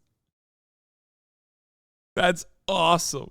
Tragic loss and took the opportunity to promote their fund. And this VC who says that while the rest of us are quibbling over jargon, he is saving lives with his tweets. To draw up deal flow, you have to kind of be a little bit loud on Twitter a lot of the time. It's kind of a double-edged sword. You're too self-aggrandizing on Twitter, and you're gonna get dragged by me, unfortunately, but it's also might help your business. It has evolved over the years into this kind of like thought leadership Olympics. Everyone's kind of picking their lane. It's like, am I the visionary? Am I the fight picker? Am I the meme sharer? It would be great to see just more authenticity and intention. A lot of the times it's very fast moving and people are always excited to go on to the next thing. I think it would be great to just see more conviction and people really digging in and really building expertise and being able to support the companies that they're investing. So what do venture capitalists actually do? It's simple. They take cash from investors who are willing to accept risk and use that money to invest in startups. But the pressure to build their profile and land deals can make VCs act like they're doing more than that. But don't let the VCs fool you. They're humans just like us, which means they only want two things: money and attention, but mostly money. Speaking of, if any investor is listening, I would now like to take this moment to advertise an exciting new media startup that helps narcissistic white boys from Massachusetts find their purpose in life. It's called... Dude, this guy, I've seen his TikToks, and he's pretty fire.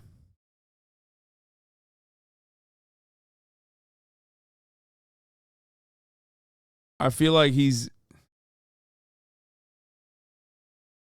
look at this. Why is LinkedIn so weird?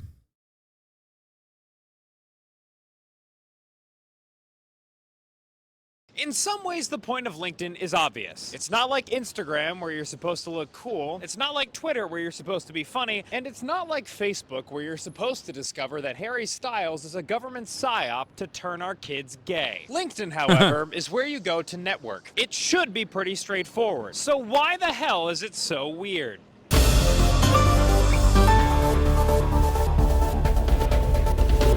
I'm outside the New York offices of LinkedIn, the preeminent career platform where people go for job listings, resume building, and toxic thought leadership. How microdosing helps me relate to the women in our office. What Andrew Tate can teach us about team building. At what age should your child start drop shipping?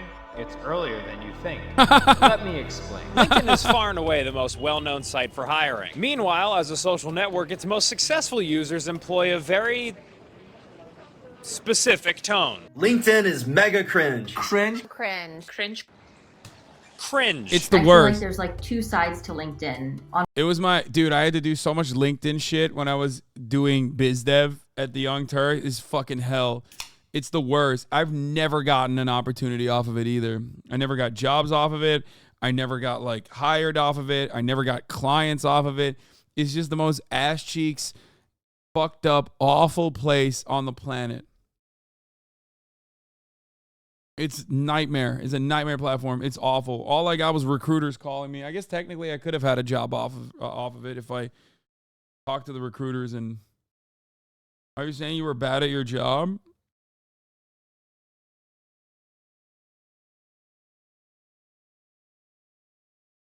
No, I still got clients, just not off fucking LinkedIn. On one side, there is the digital resume. It's a place where you go to maybe find your next job. And then there's the other side of it, which is more of a social network. Rachel Carton is a social media consultant and author of the Link in Bio newsletter. And she had a pretty simple explanation as to why every viral LinkedIn post sounds like Tony Robbins' notes app. The LinkedIn algorithm is a lot to blame for that sort of personality. You know, celebrating the wins or highlighting a really engaging, you know, post that you did on social media and talking about it and bragging about it. The algorithm likes that content, and so it feeds more of it. Which is how you end up with posts like this CEO crying after laying people off, or this guy asking for a special place on the train for networking, or this guy talking about how he wants to work even after he's won the lottery, or this guy saying there's not a cost of living crisis, but a not knowing how to make money crisis. He's right. So why in the hell would anyone want to go viral in this Get your sea fucking of money cringe? up. You know, it's so Stupid. important today for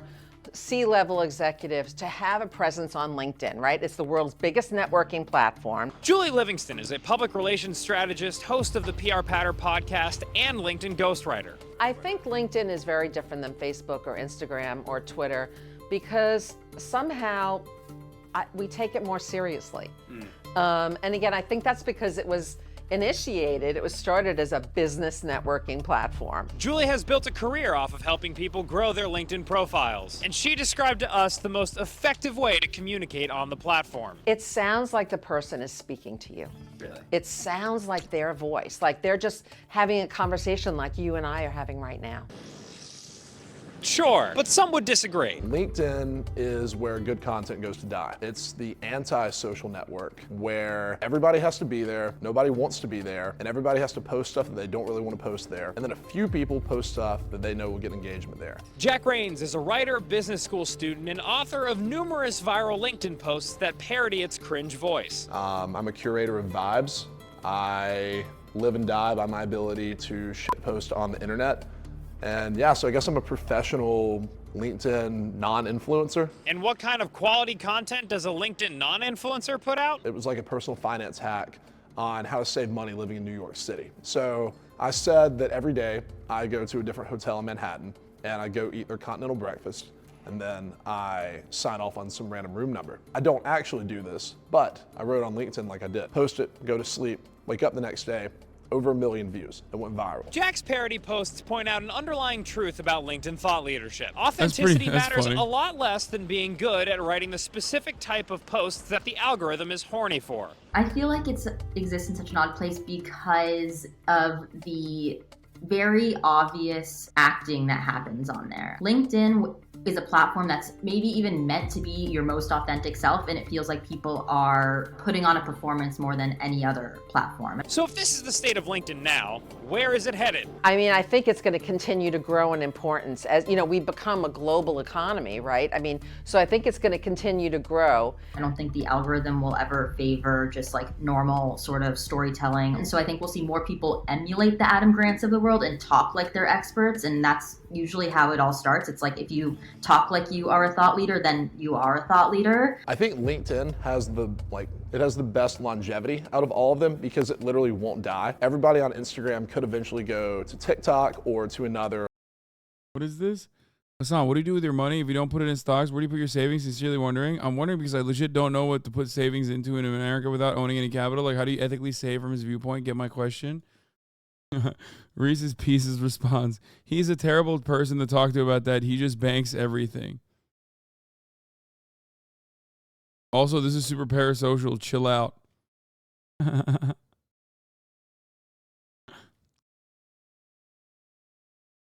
Efendim anne.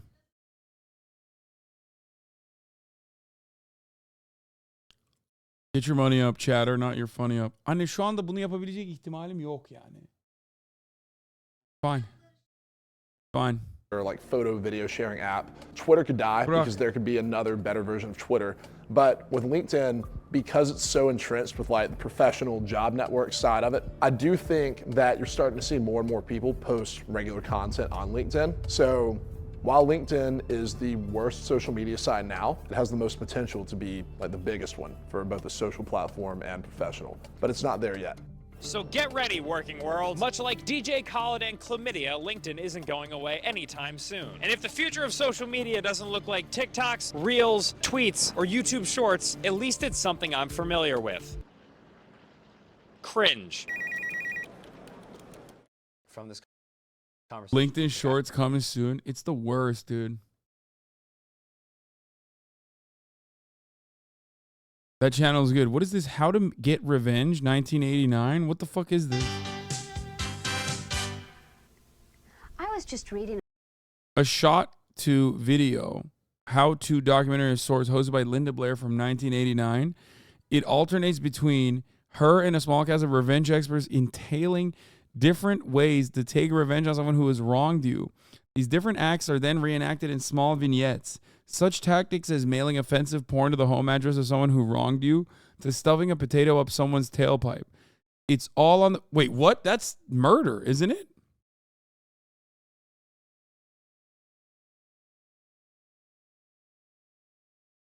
Friend, a person who makes... What the fuck? It's all on the bizarre side, but quite funny and very left field, late 80s. Not porn of the condom generation, if you will. a few pages from a fascinating book. It is literally filled with countless pieces of wisdom. One in particular deserves quoting. It reads, "Vengeance is mine." Now that's a powerful quote. And from what book am I reading? The Bible. That's right. Fucking the own. Bible. Now let me ask you a personal question. At some time in your life, has someone ever made you so angry, so upset, that you considered some form of retribution, some form of revenge? Of course you have. You wouldn't be human unless you did. Revenge is a natural emotion. The only problem is that we are all raised to consider revenge as being juvenile, immature. Society does not condone such lewd displays of conduct, at least not openly. And that is why we are here. Hi, I'm Linda Blair, welcoming you to How to Get Revenge. During this program, you are going to become quite literally an expert in the field of revenge. Now, when I talk about revenge, I'm not talking about bodily injury to anybody. I mean, that is definitely not our purpose here. Our aim is to simply inform you of the options you have to make that person experience the same humiliation, the same mental anguish that they inflicted on you. You are going to learn dozens of tricks of the trade from some of the top experts in the field, including private investigators, former police officers, and other virtuosos of vindication. You will also discover invaluable techniques of retribution, some simple, some more elaborate, but all designed to obtain the goals you desire. How do you get a job to... What the fuck, bro? Yo, you should take revenge on your barber, dog. Like, honestly, if this is the haircut that you're rocking with, I don't trust that you're a revenge expert, okay? Because honestly, your barber is the one who did revenge on you, okay? What the fuck is this, dude? Unless he's a victim and he's out here being like, he's a victim and he's like, I need to take revenge on my barber. Please explain to me how I can do this, Linda.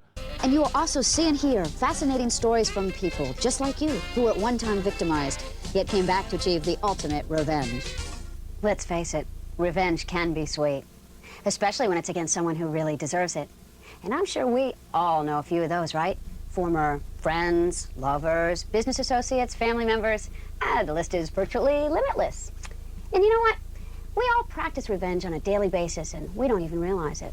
I'm going to do it normal speed. I don't like that it's fast. Have you ever tried to change lanes on the freeway, but the idiot in the other lane won't let you?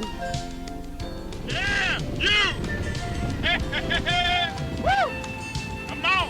Yeah, you! So what do you do to get even? Kill well, them. When he tries to merge into your lane, you block him out. Now you've had your revenge.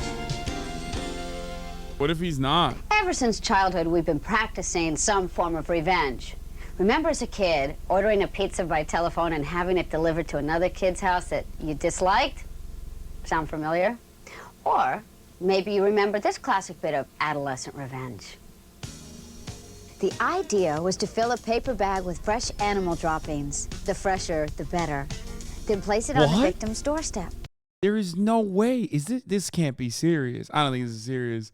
What the fuck? Bro, this is crazy. Once done, you'd light the bag on fire, knock on the victim's front door, then run to his backyard. Then when the victim arrived, usually the neighborhood grouch, he'd have no choice but to put out the fire. Meanwhile, you'd run to the victim's back door and begin pounding on it. This would cause the startled victim to run back through his home, soiling his fine shag carpeting with animal droppings while you've made your clean exit. Fasten your seatbelts, for now it's time for us to explore the more serious forms of revenge. Why is she saying We've like assembled that? several of the top professionals in the field of revenge to guide us through this endeavor. First off, we're going to meet private investigator Mark Lewis. Mr. Lewis has aided hundreds of victims in getting even and is considered a master in automobile retribution. Next up is investigator Kyle Pappenfuss. Bro, these guys have they're specialists. Like, he's got like, they have like specialties. Automobile retribution, what the fuck? Give us pointers on how to cause havoc with a Mark's home. We'll also hear from a presently active police detective who we'll refer to as JM. He will enlighten us with his vast knowledge of seeking revenge by mail. And then there's Officer PF, another presently active police officer who will show us the many ways your telephone can cause tremendous damage to your enemy. But first, let's begin with private investigator Quinn Vickers.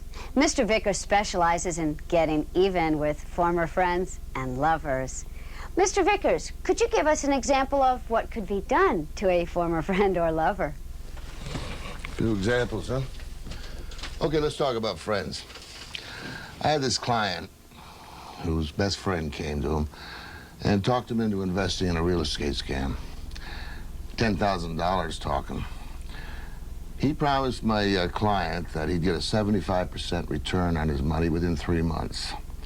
And being that they were good friends, well, my client didn't think that his friend would screw him. Well, he sure did.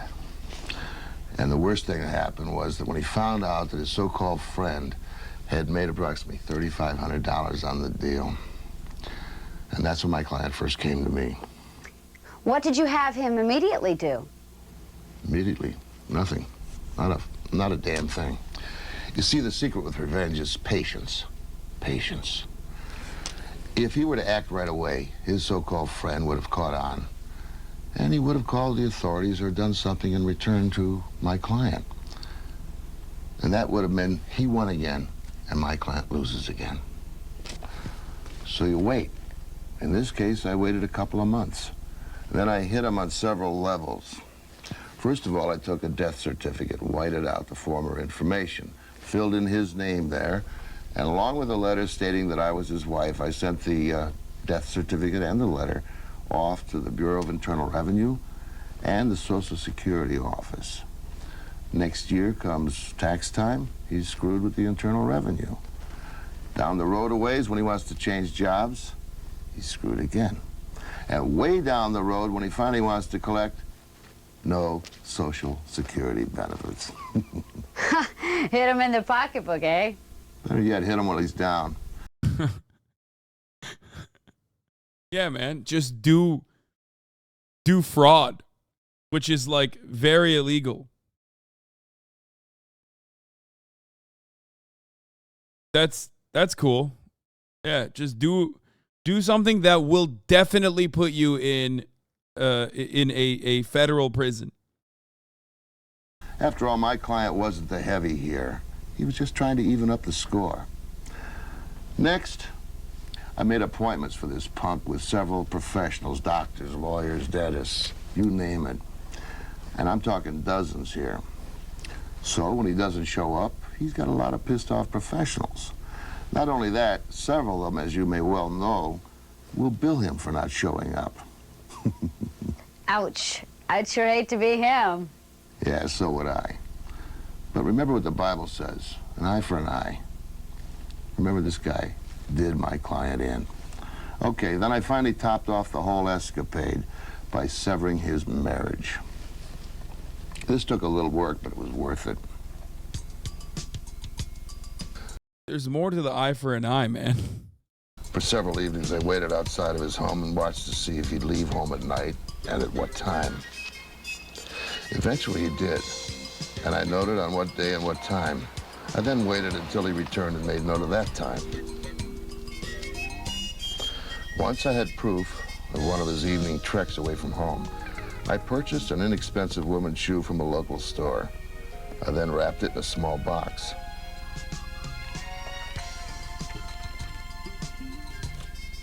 Then, using the letterhead of a local hotel, which is free, available in most hotel lobbies or rooms, I typed a letter saying the following: Dear Mr. and Mrs., and I put their last name in there.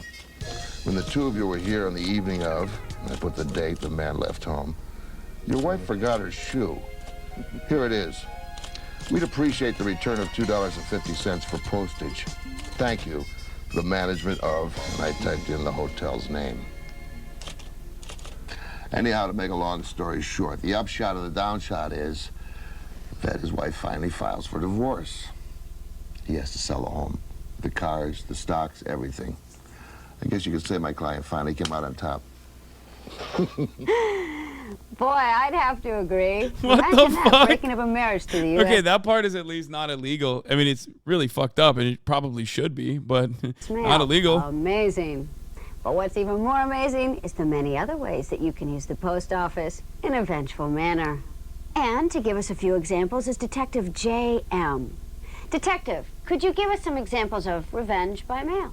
Revenge by mail is only limited by the person's imagination. For the most part, the examples I'm about to give are ones I've learned while on the or morality job. Although I must admit a couple of them are my own creations. But let's get to it. One of my favorite pranks is very simple, but very effective. It can be a real pain in the... One of my clients, Theodore Kaczynski, was fucked over by Harvard University. So we got together and figured out the most effective prank. But what you do is go down to your local post office, get a change of address form, fill in the victim's name and address, and the new address. It can be anywhere your heart desires, from around the block to around the world. And if he also receives gifts or valuable items in the mail, I suggest making the local Salvation Army as the new address, or any other place which might benefit from such items. Another way to create havoc and also make your victims shell out money is to look through magazines and catalogs. There are a lot of expensive items in there. They can be bought now and paid for later. So order as many expensive items as you can and mail it to your victim's address. Another thing to do is to join these Book of the Month clubs, Record of the Month clubs, or whatever of the month clubs. Ever try to get off one of those lists? Can you imagine being in 10 of those lists? I'd like to play a little game with you, if that's all right. I'll give you a situation, and then I'd like you to respond with a method of mail revenge that you would recommend. Okay, shoot. Let's say the Mark is a family man. You know, a wife, 2 kids, a dog. What can you do to disrupt the entire family as opposed to just the Mark? Put them on offensive mailing lists. Pornographic mailing lists such as pornographic magazines, pornographic merchandise. Put them on the Communist Party's mailing list. There are hundreds of... Yo, he said porn and communism. You know, the two most offensive things I can think of at this very moment for a family man. Porn and like the PSL's newsletter. Yeah, subscribe them to twitch.tv/Hasanabi. Mailing lists you can put them on. What husband wants his kids looking at this stuff? And, for that matter, what husband wants his wife thinking that he subscribes to these lists? Another thing you can do is send your Mark's wife a pretty box of chocolates. And a note saying how much he loves her and all like that. It's one of my favorites. I'm confused.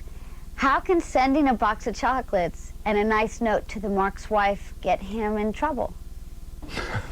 Did I forget to mention mixing chocolate laxatives in with the candy? I guess What? you did. Yo, he said poison your Mark's wife. Poison them. That's crazy. That's cool. He's just, maybe he did work with the Unabomber. Good. Well, that ought to flesh out the situation. Okay. How about if your Mark is a businessman? Send the sexually perverted magazines right to his office. Can you imagine the looks he'll get when he gets his stuff right on the job? These bizarre toys and sexually perverted magazines? Should be quite a thrill. By the way, there are dozens upon dozens of homosexual and bisexual magazines available today. I found if you mail these to the Mark's place of work, you can start rumors or quickly get him fired. And if you can get a photo of the Mark, it's even better. Send that to a gay magazine along with the requisite money and place an ad for a gay lover. Then when the copy comes out with his picture and the ad in it, send that to his boss, his wife, or his girlfriend. Damn, they had bi visibility even in the 80s, dog. That's crazy. Now bisexuals are demanding bi invisibility. Fucked up. Fascinating. Well, how about if you have a bone to pick with your neighbor? Try this. Get some printed invitations made up, announcing a Sunday afternoon brunch to your neighbors, announcing the date, the time, the directions, the whole enchilada. The fancier the invitation, the better. Mail it to his people at work, all the neighbors. Then sit back and watch the hassles begin. Not that I want to know, but how can you ruin someone's marriage or love relationship? Here's what I learned years ago. If the Mark is a man, just type a letter up saying, "Dear Deborah, my name is," and put the Mark's name there. "I saw your ad in Swingers Bazaar this last week, and I'm hot to trot. I'm anxious to get it on. But you can't reach me by phone because I'm married. But you can reach me at the address on the envelope, but mark it personal so my wife doesn't see it. Put that letter in an envelope marked Deborah Lawson, care of Bazaar Swingers ad, box 1268A, Charleville, Arizona."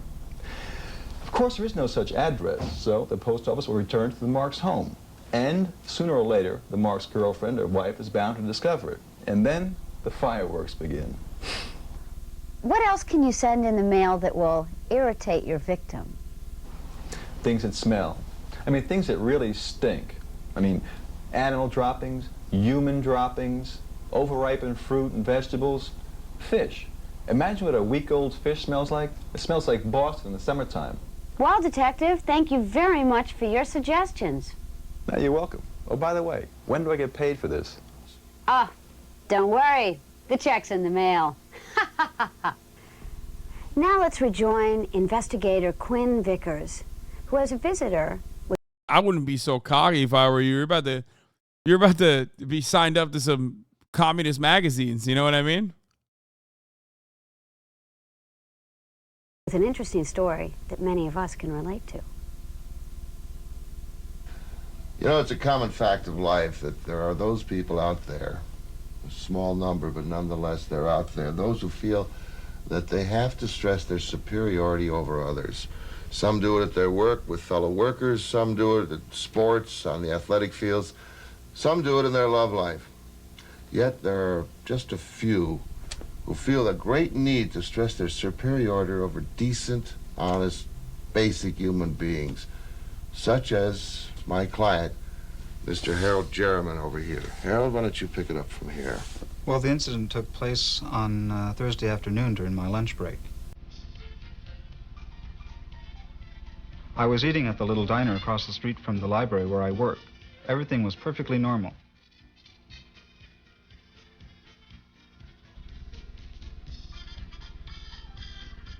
It was then that I first noticed him.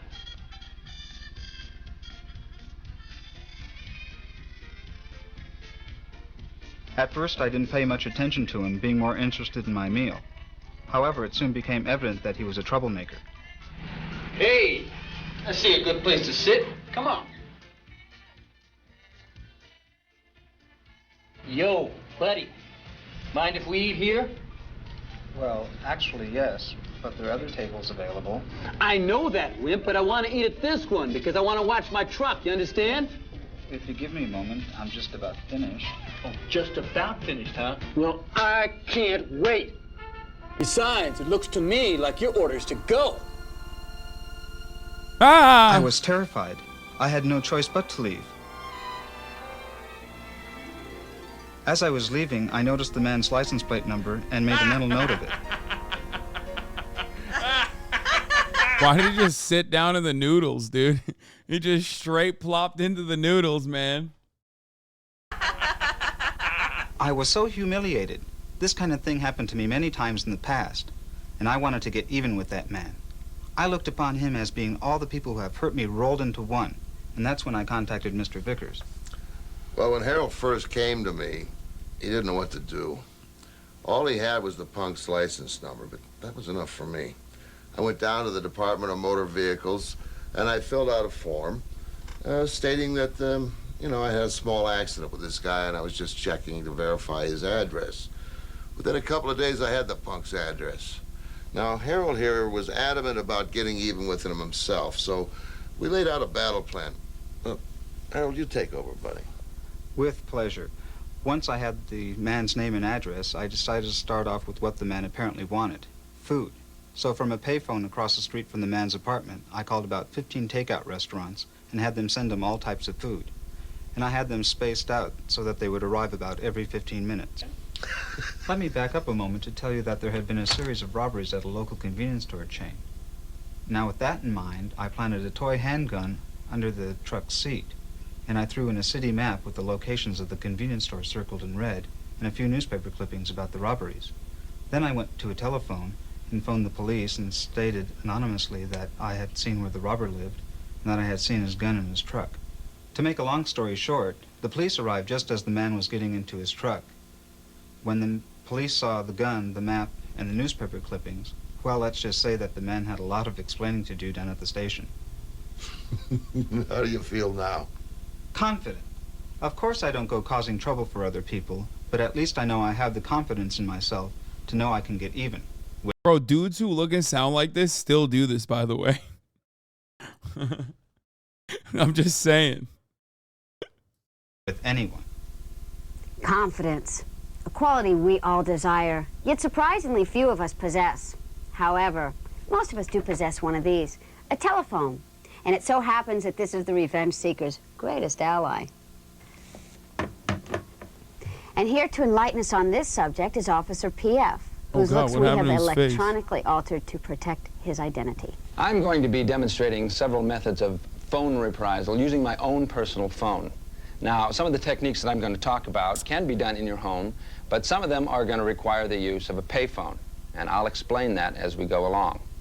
Now, first of all, if the prank you're going to pull requires you to talk to the mark yourself on the phone and the mark recognizes your voice, then I suggest that you use a handkerchief placed over the mouthpiece of the phone. Now, I know that you've seen this in millions of movies and TV shows, but the fact remains that it works. Now, before we get even with that certain low life in your life, let me just ask you a little question. What is the most valuable possession that a human being has? Revenge. You give up? The answer is time. Time is precious. Don't you just hate it when somebody wastes your time? And time is money, too. So, when you get a mark to waste his time, you're getting him in more ways than just one. Now, I've found this particular routine to be very effective when the mark is married or living with their lover. Now, if the mark is a man, you get a close female friend of yours, like my friend Monica here, to help you out. Now, if the mark is a woman, obviously you're going to do just the opposite. Now, let's assume that the mark's name is Bill. Now, when Bill leaves home, you get your female friend to call up his home phone number, and when his mate answers, you get her to say, it's a good thing that she's not blurred.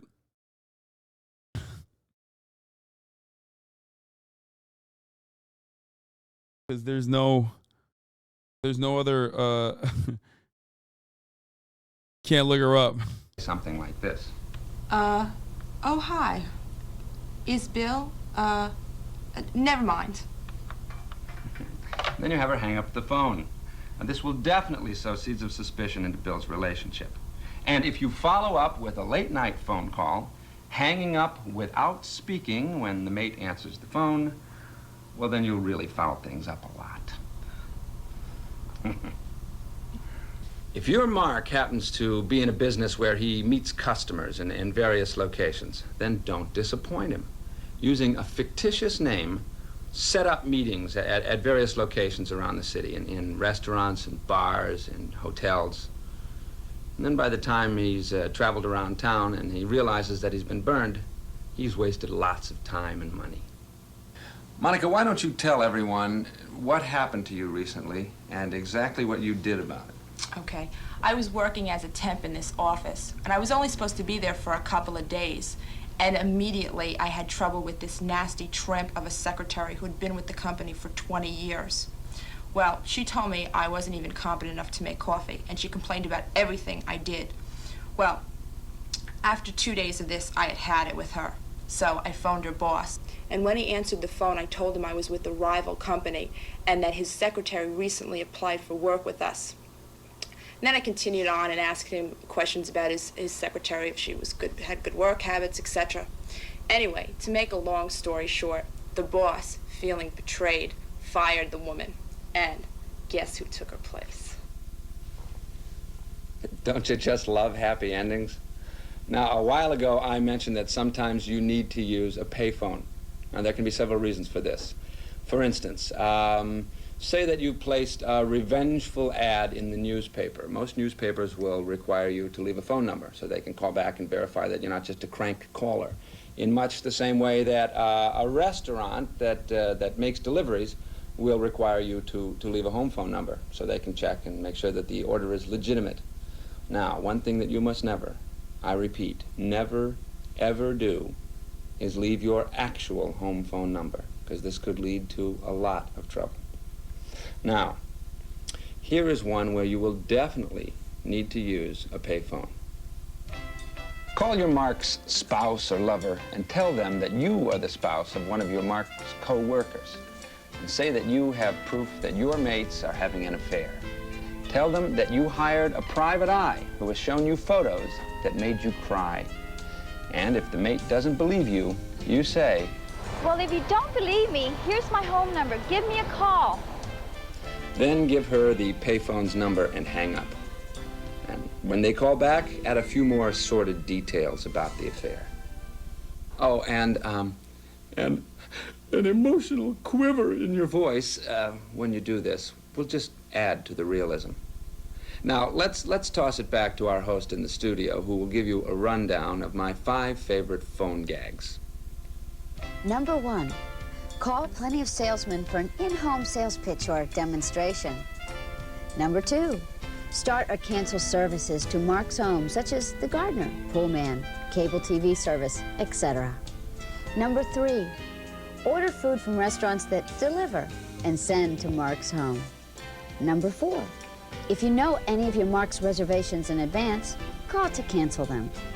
And number 5, call charitable organizations and donate goods in the Mark's name. This will cause much embarrassment when they arrive at the Mark's home. Interesting thoughts, to say the least. Now let's rejoin investigator Quinn Vickers, who is joined by a young lady with a fascinating story. Wherever there's love and romance, there's also pain and deceit. Approximately 75% of my clients come to me with problems in their love life. Belinda here was one of them. Belinda, why don't you tell them about it?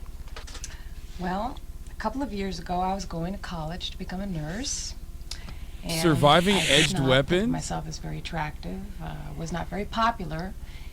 And I met this guy at a pep rally. His name was Frank. And we went out, had a good time, and he asked me to go to a game. And later found out that he was the head cheese on the football team, as they put it. So anyways, we went out, we had a good time, had a great time.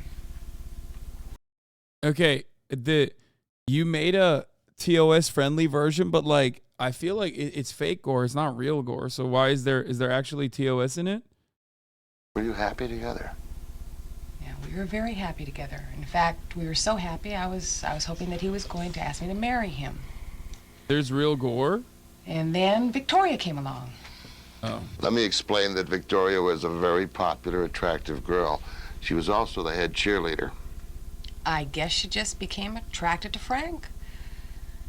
She started hanging around with us a lot, and I really didn't know what was going on.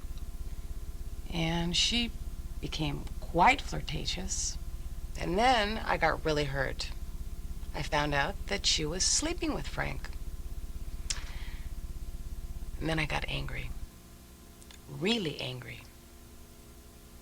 And that's when I called Mr. Vickers. I make it a point never to get personally involved with my clients, but, well, Belinda here reminded me so much of my daughter that I just had to get involved. What? Belinda told me she didn't want to hurt Frank. She felt he was just being victimized by Victoria. So we planned our attack directly at Victoria. The revenge was aimed at her.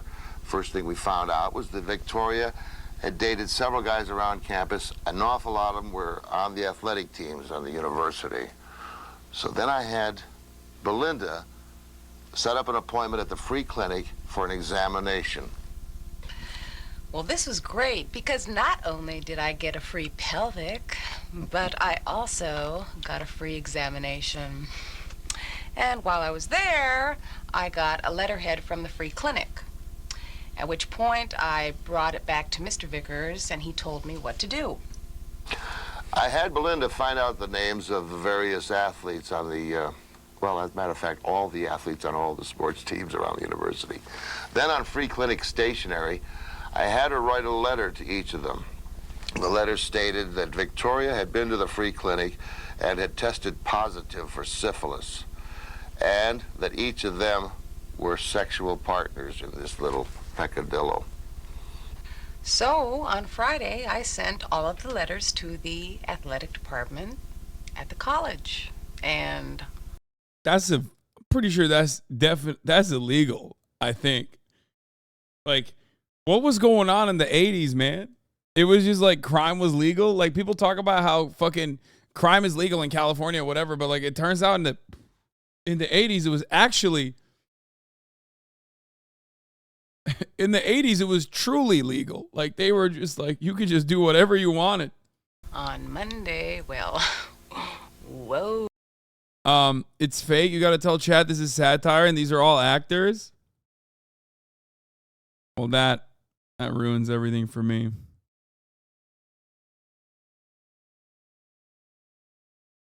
I mean, yes. I don't think there are real cops with the wife. With the wife of the cop not having her face blurred. And the cop himself having his face blurred. Ooh. Needless to say, the athletic department would have nothing to do with Victoria.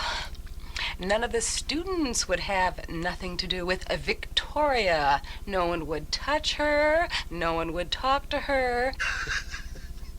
She was treated like she had the plague, which pleased me to no end. So tell them what ultimately happened. Well, after 2 weeks of humiliation, she transferred to another junior college and again became the head cheerleader.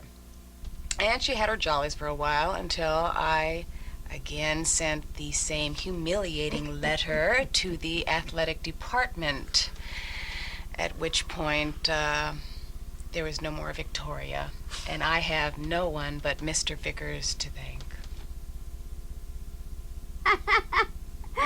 Well, stories like that certainly make my Okay, day. what? As to the He says she reminds me of my daughter, who I would want to fuck.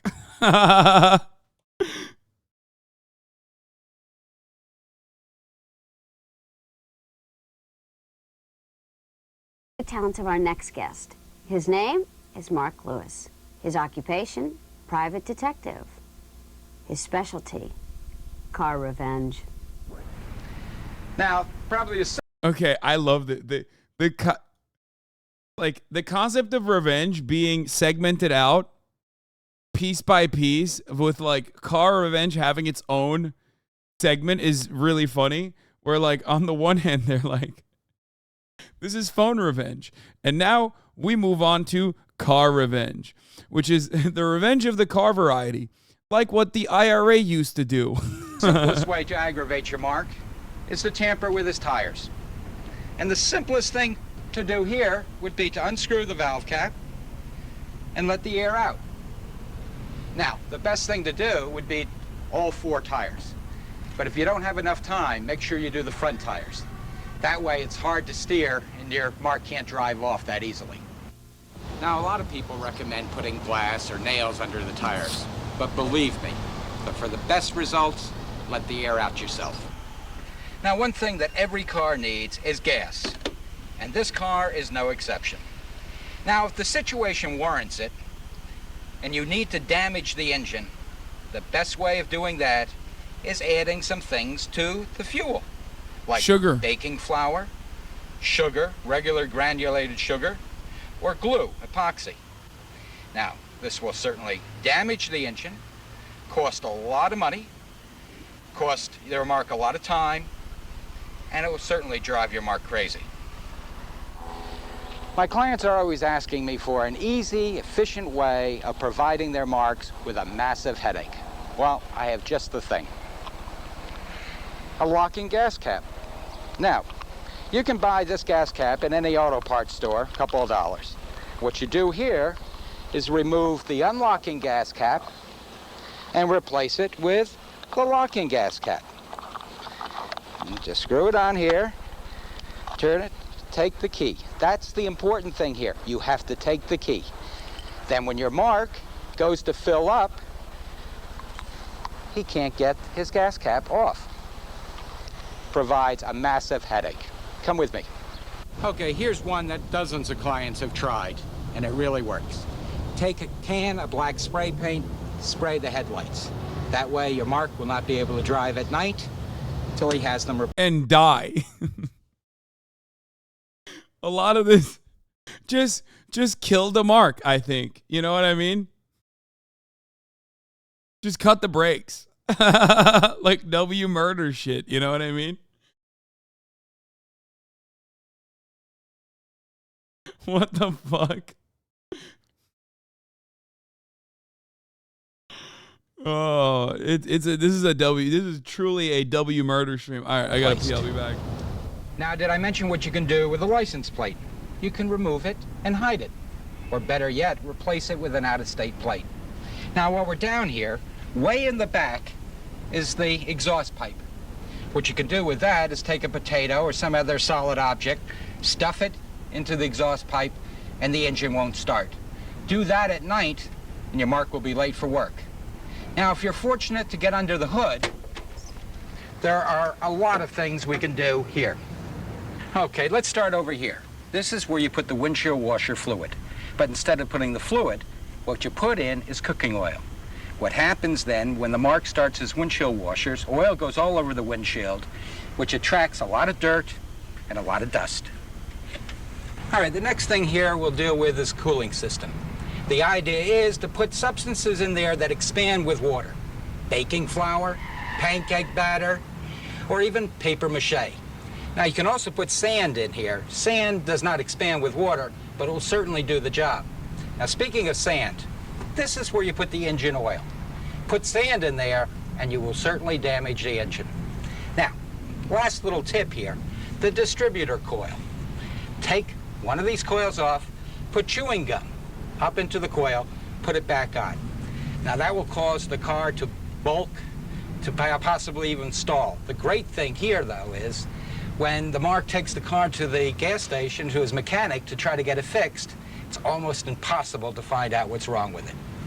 Now, you do not have to be a mechanic to do all these things. You just have to be a little mad. Happy motoring. Aren't you glad he's not your mechanic? Whew. Now, let's check back with investigator Quinn Vickers, who has a few more tantalizing ideas to tease your vengeful mind. Here's a few miscellaneous ideas you might try out in your marks. Sending a letter is a beautiful trick, and it works so simply. All you need is a plain piece of paper, and you cut out the letters from magazine or newspapers, right? You got to say, "Dear so-and-so," the mark's name, "I know what you're up to." Now, if he's like most people, he's got something he's doing that he shouldn't be doing, and he's going to feel guilty, and he's going to wonder who knows about it. And even if he hasn't done anything recently, you're going to drive him up the wall wondering why anybody would send something like this to him. Now, if your mark is a member of the minority, you might turn him over to the Immigration Service. This is going to cause him hours and hours of endless paperwork trying to prove he's a citizen of this country.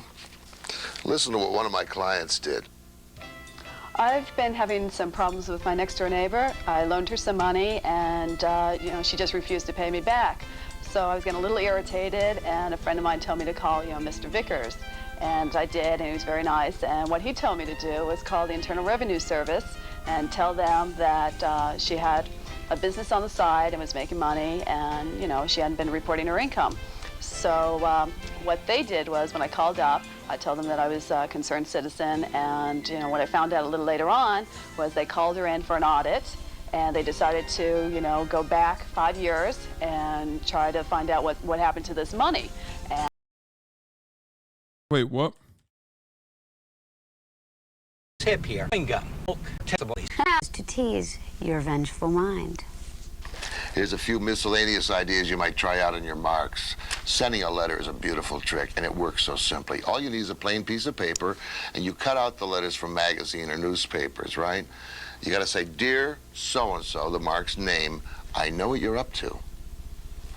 Now, if he's like most people, he's got something he's doing that he shouldn't be doing, and he's gonna feel guilty, and he's gonna wonder who knows about it. And even if he hasn't done anything recently, you're going to drive him up the wall wondering why anybody would send something like this to him.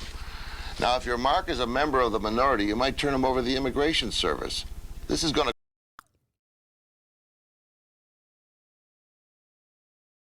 I'm sorry, what?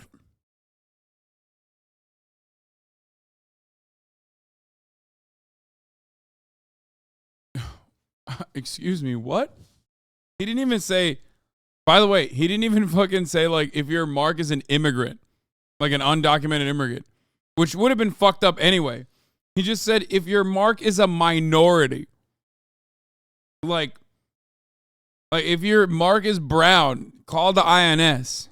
Going to cause him hours and hours of endless paperwork trying to prove he's a citizen of this country. Listen to what one of my clients did. I've been having some problems with my next door neighbor. I loaned her some money, and you know, she just refused to pay me back. So I was getting a little irritated, and a friend of mine told me to call. I don't get it. So this doesn't work if he's white? Like,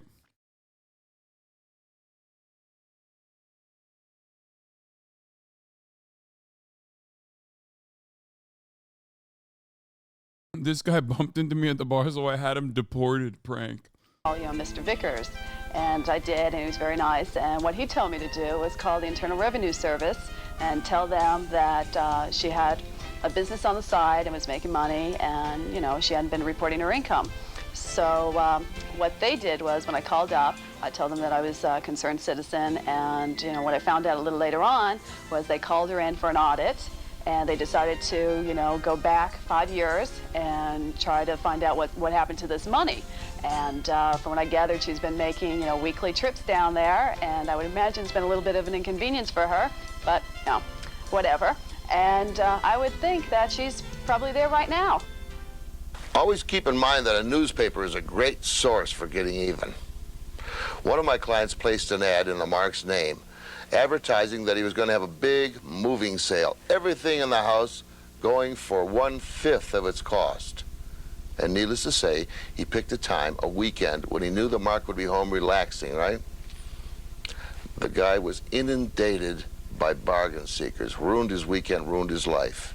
Another cute trick is to place an ad saying that you are the sucker and you have 50... Bargain seekers ruined his life. I don't know why I find that such a funny thing to say. $50,000 that you're open to any and all investment possibilities. And of course, you include the mark's phone number. Well, needless to say, the phone will be ringing off the hook with all the cuckoo birds out there who have the great investment possibility. You want to make your mark real paranoid? Listen to what another one of my clients did. My former boss fired me for no damn reason whatsoever. So I put his name in the obituary column in the newspaper. And making sure that he received it, I mailed it to him with a note saying, "Someone out there is watching you." Then I put an ad in one of those gay magazines and put his name and number, and that worked. Wait, that's just a death threat. Like, that's not a revenge. That's just a death threat. At what point does it turn around and turn into something entirely separate? This guy's been real adamant about shrimps in the curtain rods. He's been talking about it this whole time. Look at this. The best revenge is to put raw shrimps in the curtain rods at someone's house. The best revenge is to put raw shrimps in the curtain rods at someone's house. What's going on, man? Did you put raw shrimps in the curtain rods of someone's house? Like, what happened?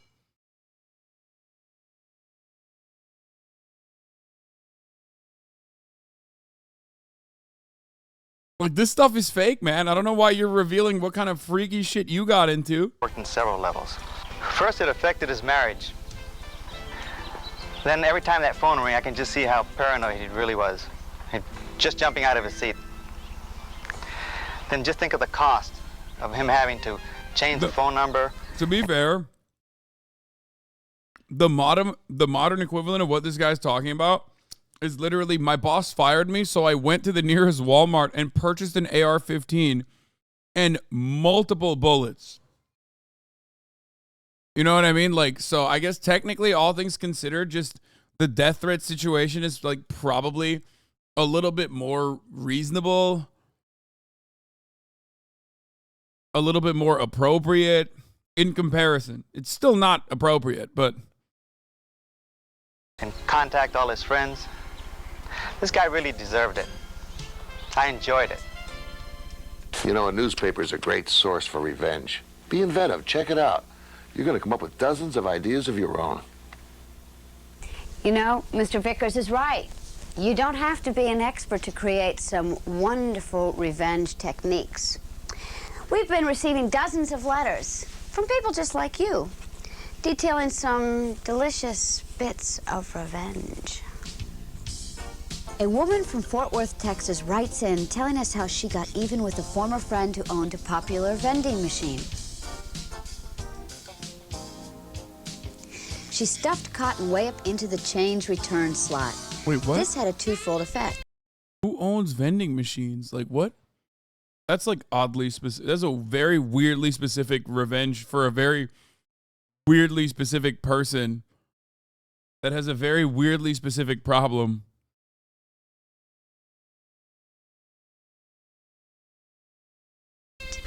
One, it upset a former friend's customers because the machine wouldn't return their change. And two, when the woman returned a few days later and pulled out the cotton, she hit the jackpot. A man from Tempe, Arizona. Okay, that's just not even revenge at that point. You're just like taking money from other people.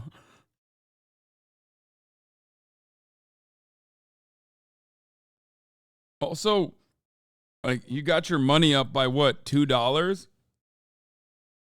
Sick. To be fair, though, $2 back in 1983, you could probably buy a house with that. You know what I mean? You put a down payment on a house. Donor wrote in saying that his favorite prank is to phone his mark from a payphone, preferably during the day. Then once his mark answers the phone, the man simply leaves the payphone's receiver hanging off the hook, effectively tying up his mark's phone line for hours until the phone company can reconnect his service. Keep those cards and letters coming in, folks. Question. Wait, what? Name the location where the average person feels most secure, most comfortable. That's not how that works. What the fuck? Is that how that works? They can just hang up from the other side.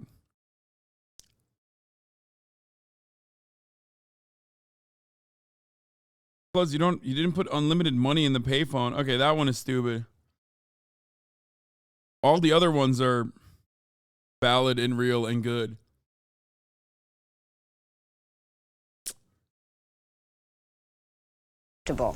Answer, their home. Naturally. After all, a person's home is their castle, right? The only problem is that none of us have a moat to protect us. Meet private investigator Kyle Pappenfuss. He's about to take us on a tour of what one can do to a mark's home.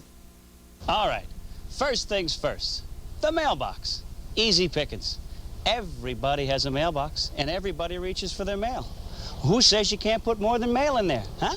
How about some pancake batter, motor oil, Jell-O, pudding? Anything go in there. Just close your eyes and think of something nasty you wouldn't want in. Literally also a federal crime. For the record. I mean, I don't know. He's like, how about a bomb? It's also a felony to tamper with someone's mailbox, for the record.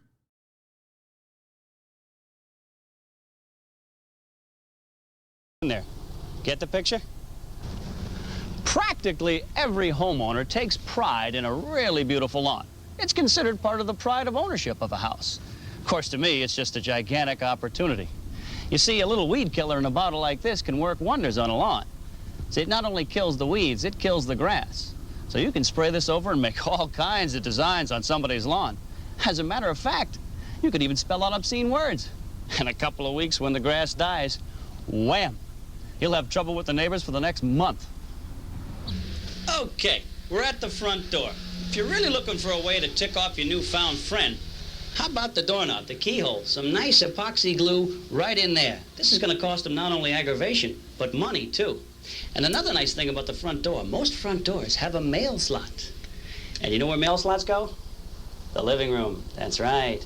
Now, you only do this if you really want to get back at your newfound friend here. Because a lot of times they put hoses right next to the front door. And you know what you can do with that hose? You can run it right into the mail slot, right there.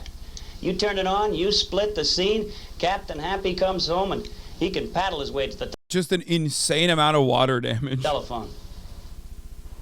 Now, while we're at the front door here, what better way to get to your mark than by leaving a message on that very same door? Say he's got somebody working for him, like a gardener, a pool man, a bottled water guy. You can leave a message for them on there. Like A for the pool bottled guy, water for instance. guy? Say, drain the pool and give it an acid bath. That's usually a couple of $100. Or better yet, for the gardener. A couple of $100? What pool is being drained for a couple $100? Damn, dude, 80s was cheap as Those fuck. expensive hedges. Pull them out. Put in pumpkins or palm trees. Or you can get that bottled water guy. Leave a message from the mark saying, hey, stop making nice with my wife. I know what you're doing. I'm on to you. Hey, there's thousands of things you can do with messages. Be creative. Have fun with it. Now, if he has a pool and you can get access to it without anybody seeing you, whew, what a gallon of cooking oil. This has made me realize white people genetically are terrorists. The suburbs aren't safe. Wouldn't do for that pool, especially the filtration. Yeah, but when white people do it, it's called mischief, okay? Bernie Sanders doubled his income last year by writing a best-selling book that condemns capitalism per Business Insider. According to the latest annual financial disclosures, Bernie Sanders earned $170K in book royalties. Wait, that's it? That's what these motherfuckers are pocket watching? What a con man, lol.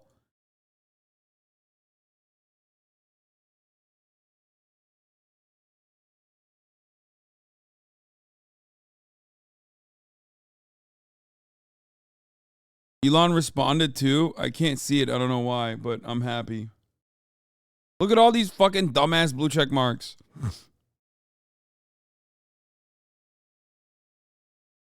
You hypocrite.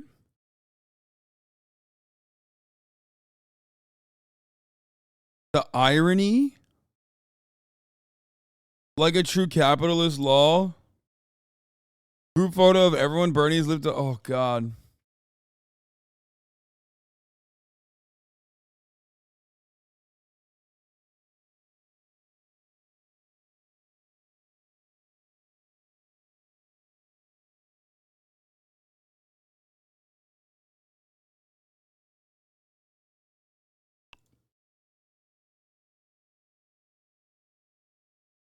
Oh.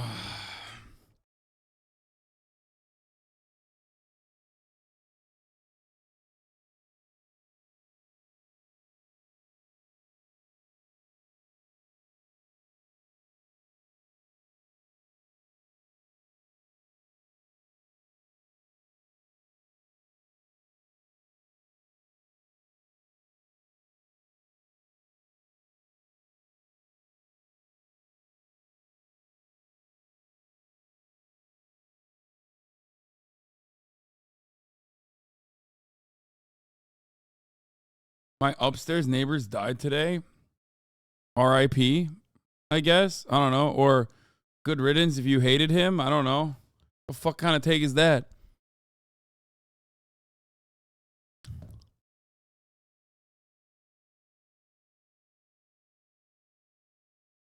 It was revenge. I don't even know what to say to this. I don't know what to say. Not to the neighbor thing. The neighbor thing we already handled, obviously. We said I covered both angles. But the Bernie Sanders book thing. Like, I don't even have a good take for it at this point that I haven't even brought up. Sorry, he was nice, just kind of shocking. Okay, RIP then.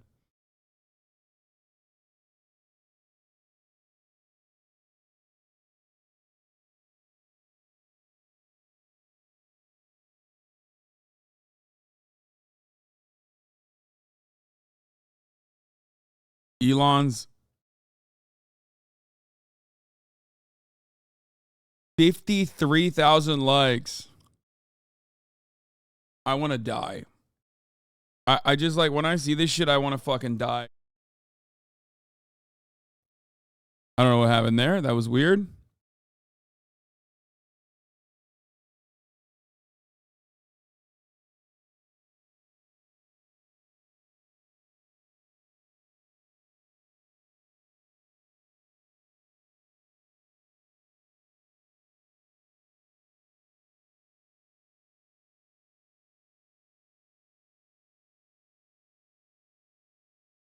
On.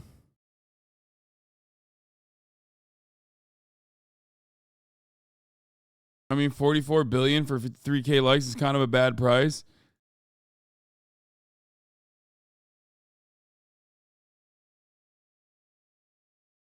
They're just so stupid. Like,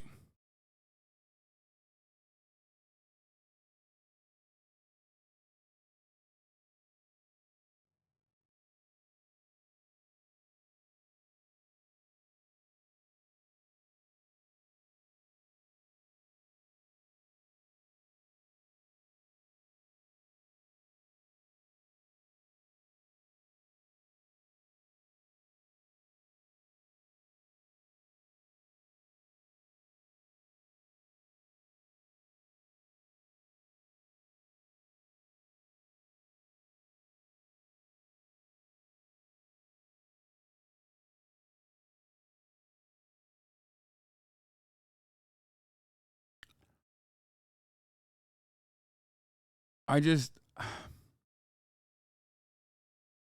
damned if he makes money, damned if he doesn't. These right-wing freaks are idiots. Did you say you were going to talk to Charlie Moist? I was supposed to, but then yesterday he wanted to talk. He was down to talk. By the time he was down to talk, I was leaving, though. Like, I was ending the stream because I had to take care of Kaya.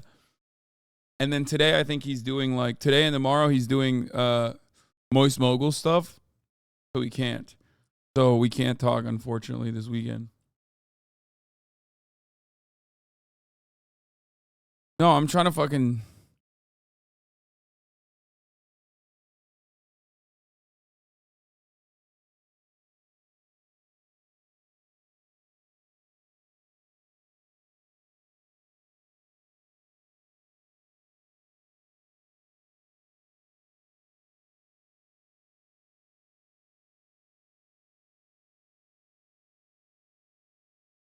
Hassan's birth chart reading? What the fuck? Yo, you made like a crazy... You wrote this. Have you watched the second vid on it? Yeah, I did.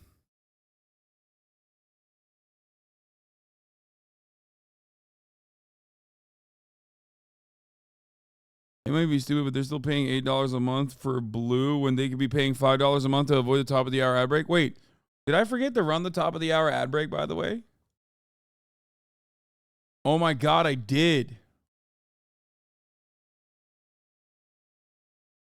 I did not even run it. Okay, chatter. This is one instance where it actually makes sense. Thank you, chatter, for reminding me to run the top of the hour ad break, which comes at the top of every hour.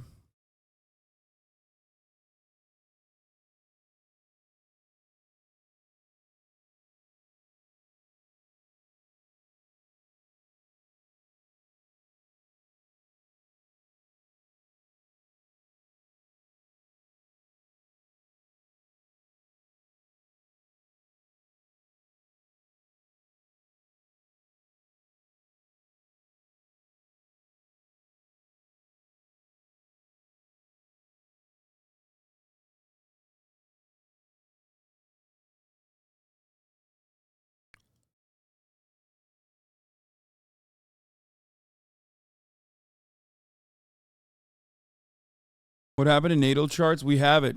A chatter, an astrology mommy chatter, actually wrote a pretty solid analysis on the natal chart here. And I'm gonna look at it right now, but hold on. I'm still trying to. This is like one of those things that like pisses me off so much. I don't know how to respond to it. You know what I mean? I screenshotted the tweet. Bernie Sanders doubled his income last year by writing a best-selling book that condemns capitalism. Bernie Sanders leaving his third lakefront property to go speak about the evils of wealth and capitalism.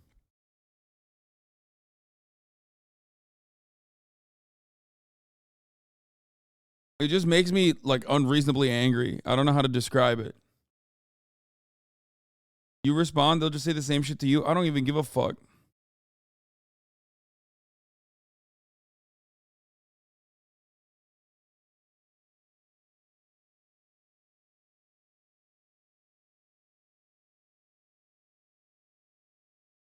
What's his net worth?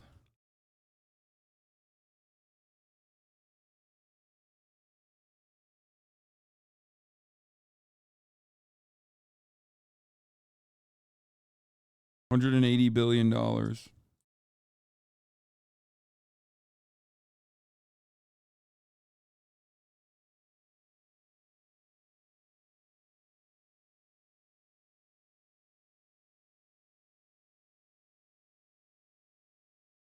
They calling him a hypocrite won't make Bernie wrong.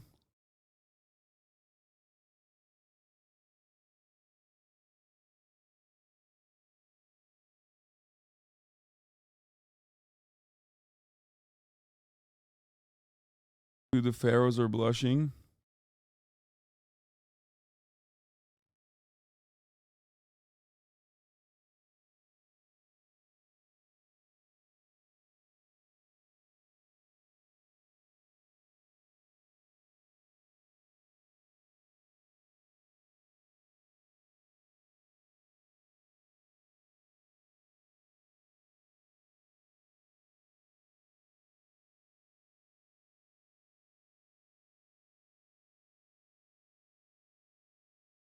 Wanting free healthcare for all Americans or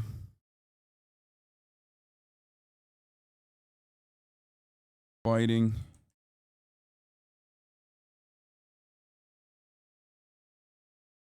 inequality means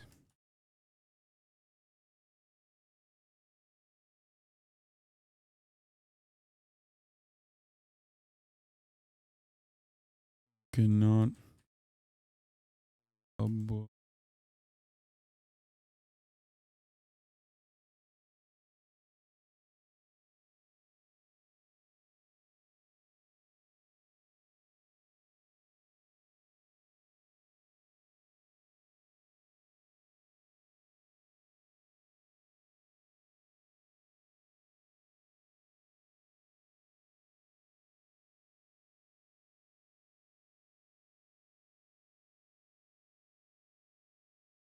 Royalties. No, I'm just trying to make it as simple as possible for all the fucking baby-brained idiots.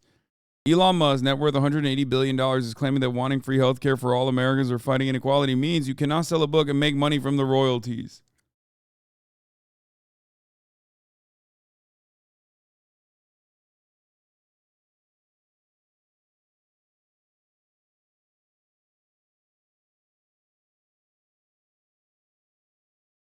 Shit take?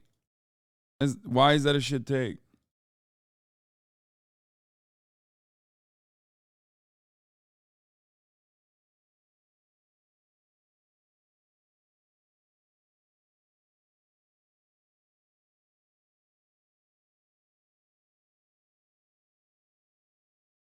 Your comments all streamed today is alluded to the Russell Brand quote. When I was poor and complained about inequality, they said I was bitter. Now that I'm rich and I complain about inequality, they say I'm a hypocrite. Yeah.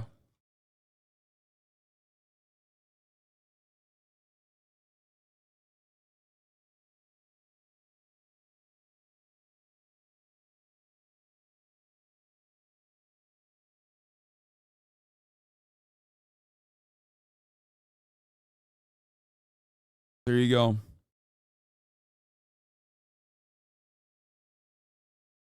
It's just fucking crazy, dude. Or juice it.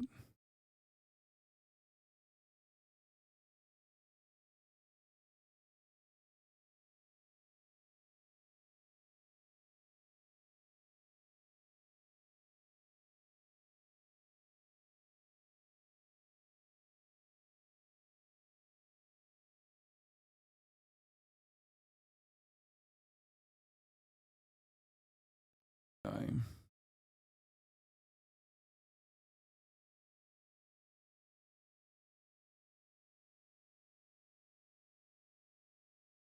What causes people to have peasant brain like this if they send for Elon, someone like Elon? I don't know, but seeing the number of likes on this fucking stale ass, old ass fucking meme and the retweets made me want to immediately perish. 54,000 likes on this fucking tweet, dude. It's so, like, I'm willing to bet that the overwhelming majority of Americans that like this tweet would legitimately improve their lives if Bernie Sanders' advocacy turned into real life policy. That's what frustrates me about this. It's like the peasants advocating against their best interest. That's what kills me. Do you know what I mean?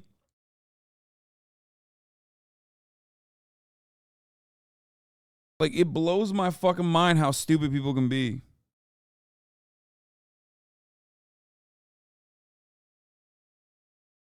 Bro, you ain't got no money in your fucking wallet right now. Like, a medical bill would ruin your fucking life. And you're out here being like this old man. No, not a majority, every single one. Probably. Like, every single person that hit like on that would get fucking eviscerated by medical debt. And you're out here being like, my lord, you're so right. We don't deserve health care. We don't deserve it, my lord. You are the rich. Like, bro, who is closer to this fucking Donald Duck?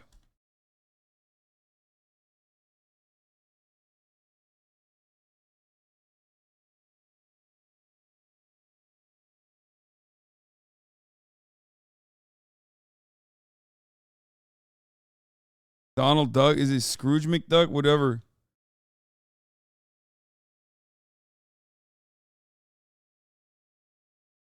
Uncle Scrooge? I'm not going to say anything. But, like, who do you think is closer to Scrooge McDuck? Okay? Who?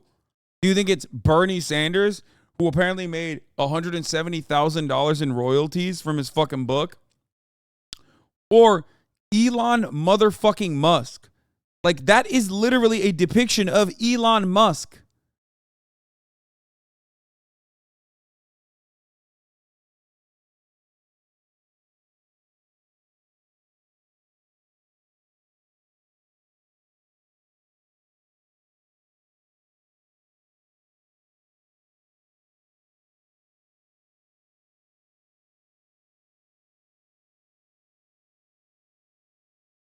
Elon Musk, who said this week that every worker's condition should be lowered to the worst worker's condition. Yeah, literally. He did say that in a fucking CNBC interview. I'm sorry, man. At this point, if you're still like advocating for Elon Musk, I mean, obviously not people in here, but like all of those people, all the people that still are like, yeah, you're so funny. Like, one, you're never going to be rich. Okay? You're just not. I'm just letting you know. Not going to happen for you because you're so fucking stupid that you can't even advocate for your best interests right now. This is something that I describe all the fucking time. Rich people always look for government handouts, and when they don't get it, they lobby the government, and when the government still doesn't give it to them, they fuck shit up. Okay? Meanwhile, you, on the other hand, as a worker, are advocating against your best interests every single time you prop up a billionaire. Okay? Every single time, which tells me that due to the reality that you do not have a deed to the fucking factory, you're a dumbass. You're a dumbass. An animal knows better. An animal knows how to defend its best interest better than you. You're barely sentient.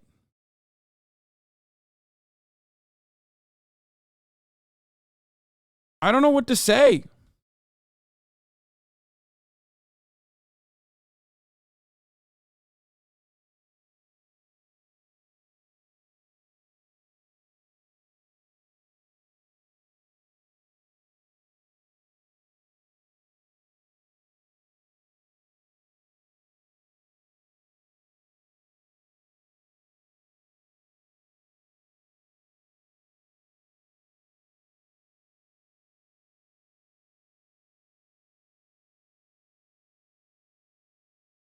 It blows my mind.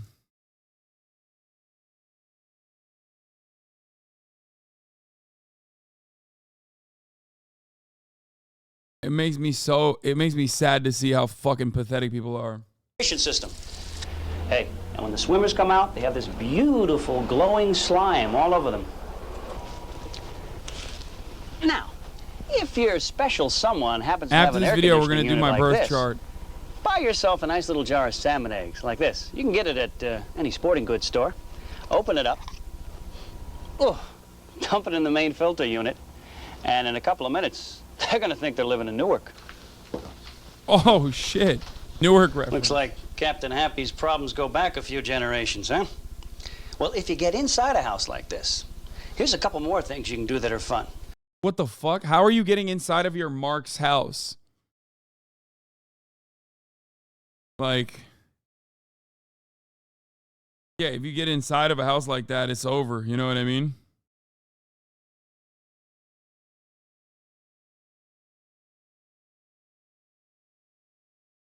Firstly, the thermostat.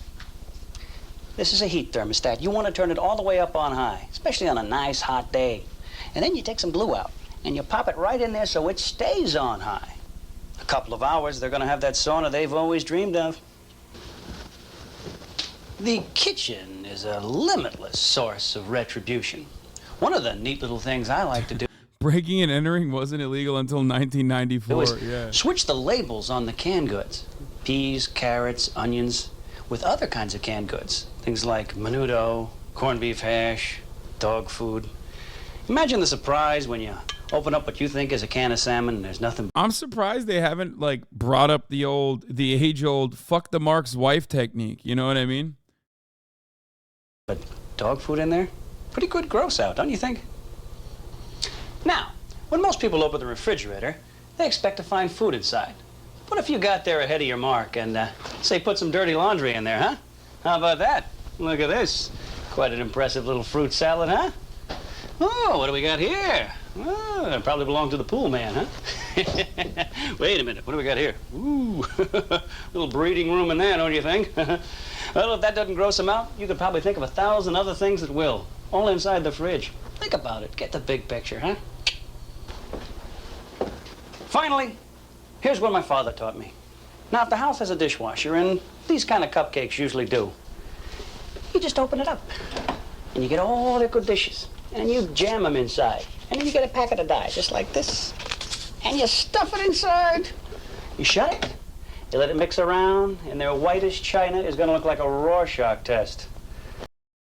Why did they talk like that?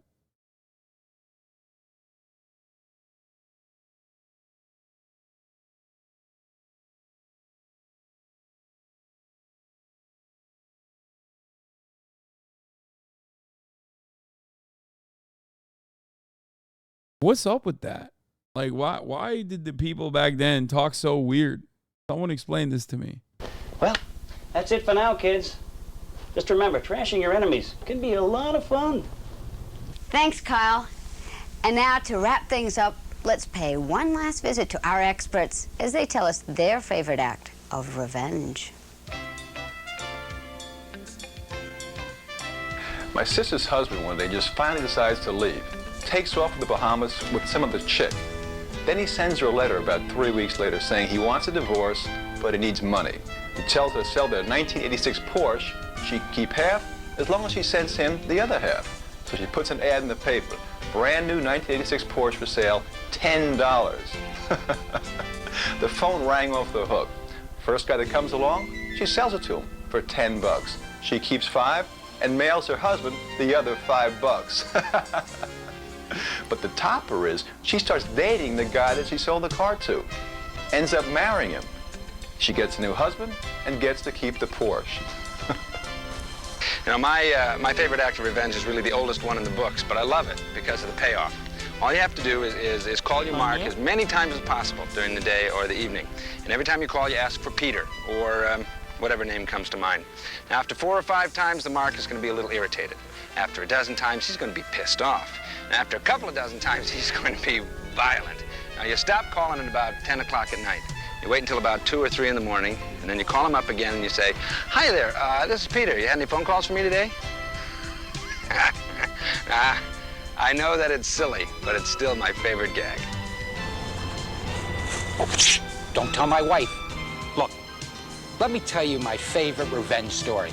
Just happened. A friend of mine, a construction worker, just went through an ugly divorce.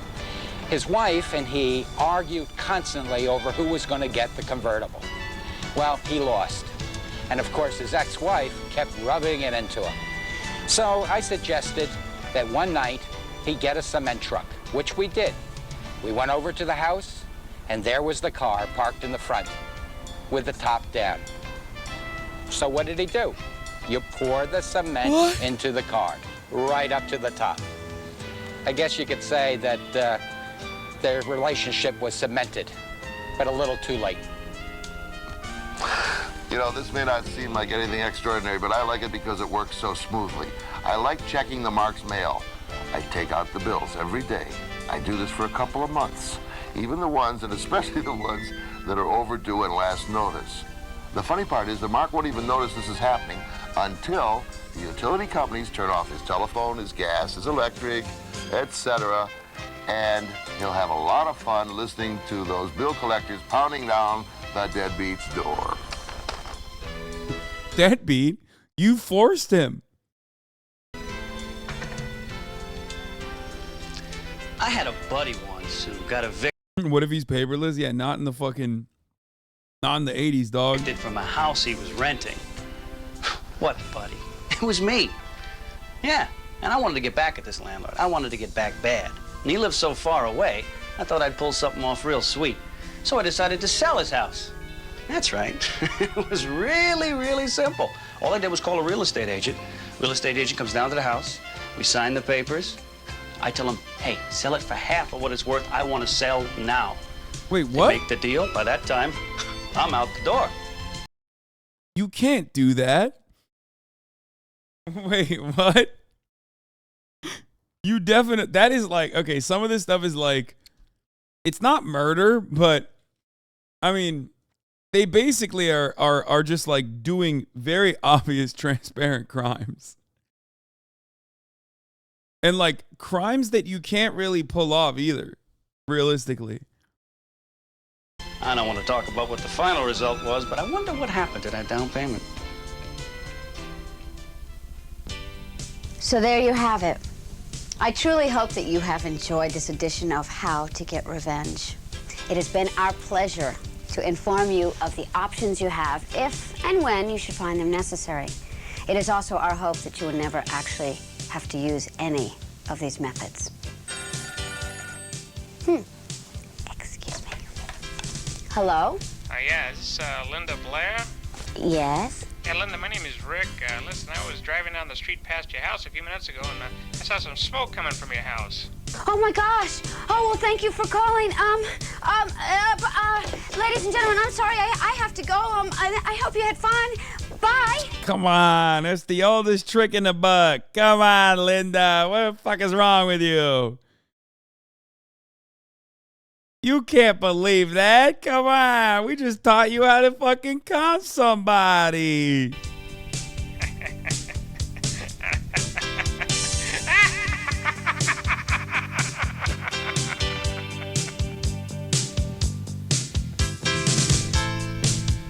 Damn, bro. This is the longest fucking outro credit sequence of all time.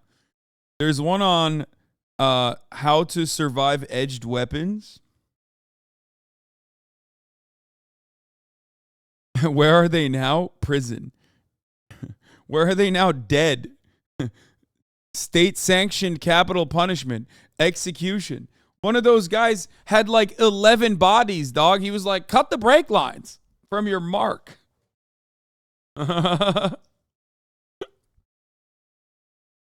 Yeah. Murder first degree. Multiple counts.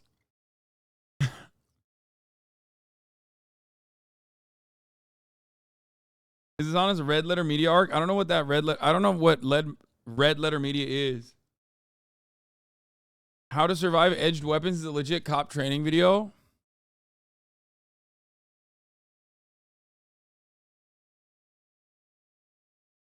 Yeah, since I'm going to EU soon, I need to learn that. But before we do that, I'm actually going to do my natal chart reading.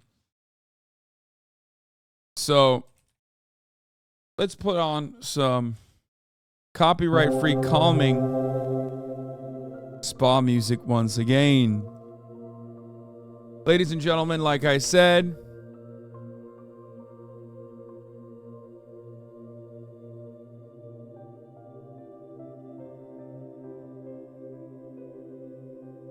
we are going to be looking at my natal chart. We found out that I was born at 8:06 p.m. in New Brunswick, New Jersey.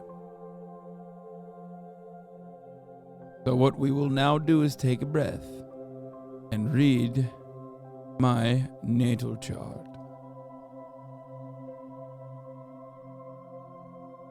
I've tried to make this as informative as well as himbo and chat friendly. This is impossible to balance to achieve. Hassan, if you read this on stream, please scroll directly to the giant text that says start here. The rest is way too TLDR for stream, but I know you will come back to it because it's all about you.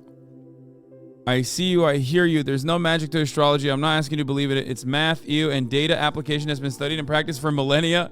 Okay, that's not going to tell skeptics. It's not going to work for the skeptics. What? You just said it's math and data. Just say it's fun.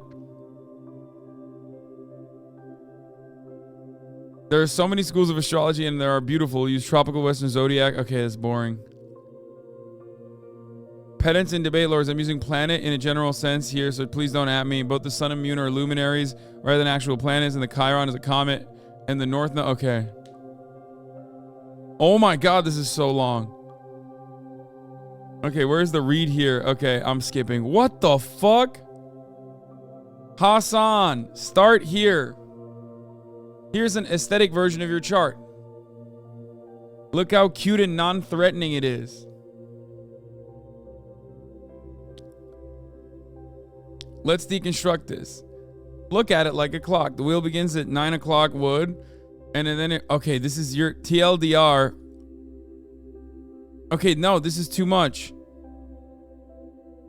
This is still too much. I will break down each placement for you. There's not too many specifics in this chart though, so let's take a quick peek at the one I used. See how there's way more info? What the hell's on the table? Hassan, skip this next table and let's start again. What the fuck? How many pages?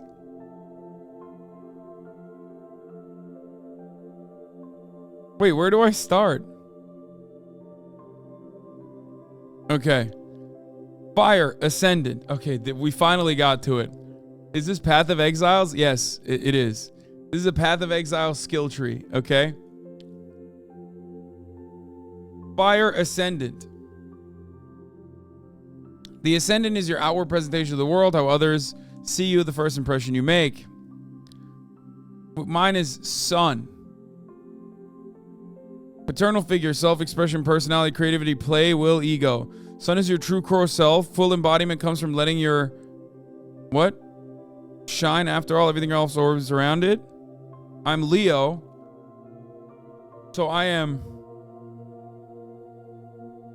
Oh, my Ascendant. Capricorn. Hardworking, resourceful, responsible, practical. Am I supposed to read it like this, or am I supposed to read it left to right? This is not as himbo-proof as you thought it was. I'm a Capricorn rising in a Leo sun. So I'm hardworking, resourceful, responsible, practical, patient, driven. I'm unyielding, detached, egotistic, brooding, and status seeking. My personality, physicality, initiation, aggression, passion, and action. Paternal figures, self-expression, personality, creativity, play, will, ego. Sun is your true core self. Full embodiment comes from letting your sun shine after all. I'm fun-loving, dramatic, generous, dignified, idealistic, proud. I'm bossy. I have a quick temper, lion, roar, vain, boastful, entitled, stubborn. 7th house partnership, negotiations, aesthetics, justice, diplomacy, harmony, beauty. I balance, star you. Family, including chosen maternal figures, intuition, emotion, security, origins. This is my emotional self. Capricorn. Hardworking, resourceful. Wait, what? 12 to subconscious. Empathy, escapism, compulsions, idealism. Wait, this is so confusing. I don't really understand any of this. I'm sorry. I know you worked a lot on this, but like I'm trying to understand it, but I am not understanding this at all. Said skip to the fire? I did. This was the fire. Hasan, skip this next table and start again at fire ascendant. That's what I did.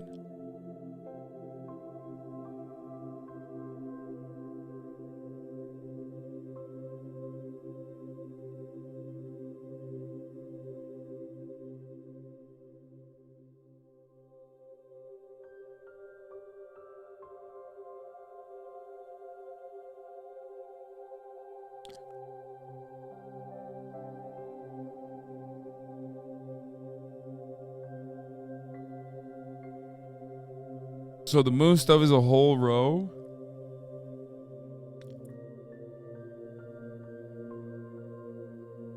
I thought he knew some things about astrology. No, I don't know anything about astrology. I know enough to lie. What the fuck? Open my user card real quick. Let me explain. Left to right. Okay, there you go. Explain.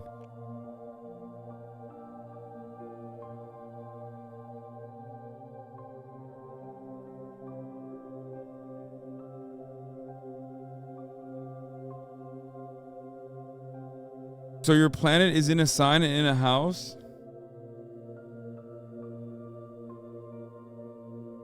No, I don't care about the background of it. I just want to know. No.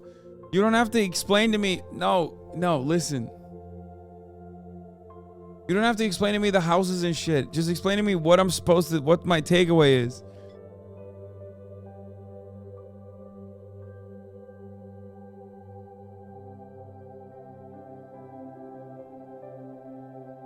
You're explaining how to read it. Okay.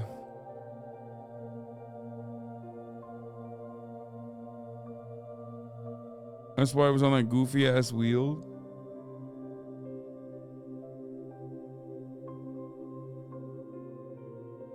Your sun is your basic personality. Your ascendant is how you present to the world, and your moon is your inner personality and emotions. Ignore all the house shit.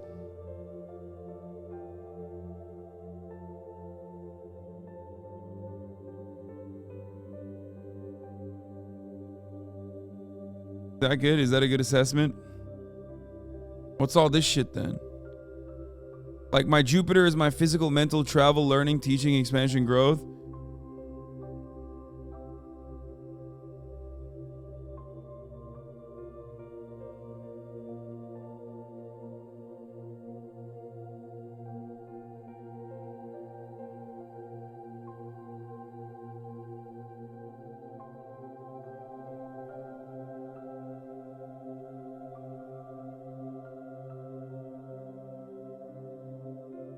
There's a reading for each planet?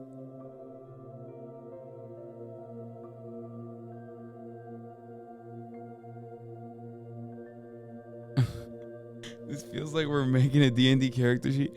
I've never felt stupider than I do now.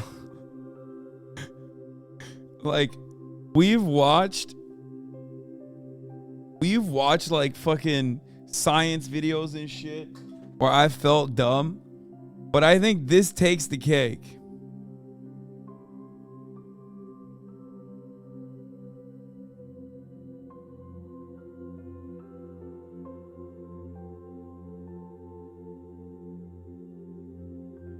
Why are you making this so complicated? Yeah, but how does this give me some pussy? Just learn when you were born, like what time and where. Obviously, you know where you were born, but what time? And then like they can make like the girl you're seeing can make a birth chart for you.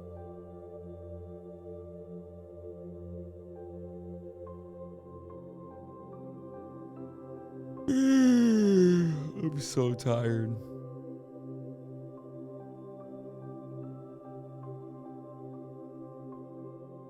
Basically, you do more fire damage than others. Like, I feel like this is overly complicated. I feel like if I had access to the fucking basics, this really is girl autism. Oh, dude, yeah. Today, I am more sure than ever, I think.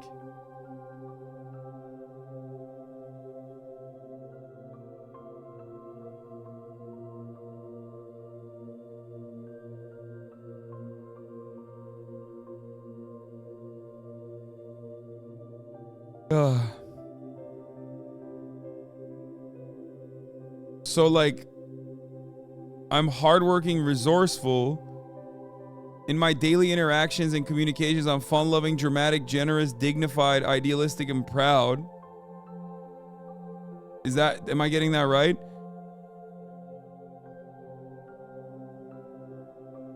Okay, I fucking figured it out. So what does this mean then? 7th house? Negotiations, aesthetics, diplomacy.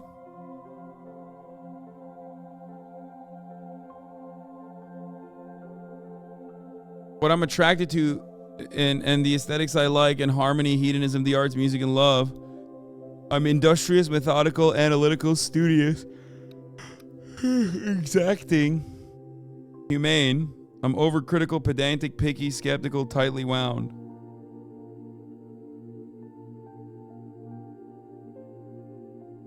My masculine energies, my primal instincts and motivation. Wait, what? No, that doesn't make sense.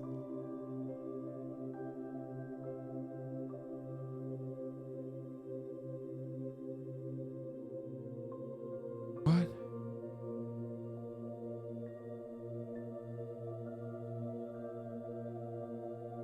I feel bad because like you worked so hard to make this, you know what I mean? But I'm so confused.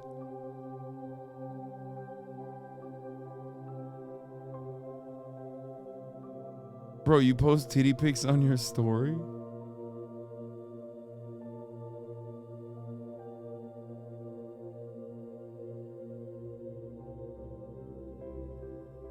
Like, I'm trying to give it my all, you know what I mean? Because you gave it your all.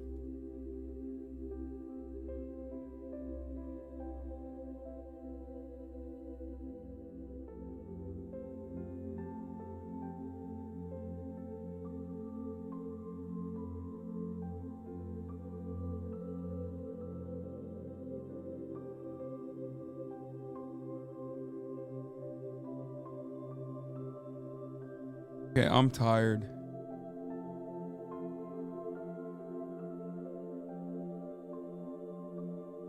I'm tired and this broke my brain a little bit. Listen, I have to set tomorrow's charity stream up. No, it's not the music. I have to set tomorrow's charity stream up. And I also have a poop emergency. And by that, I don't mean I have to poop. By that, I mean Kaya pooped everywhere in her new crate. And my mom has been in panic mode since that happened, trying to figure it out.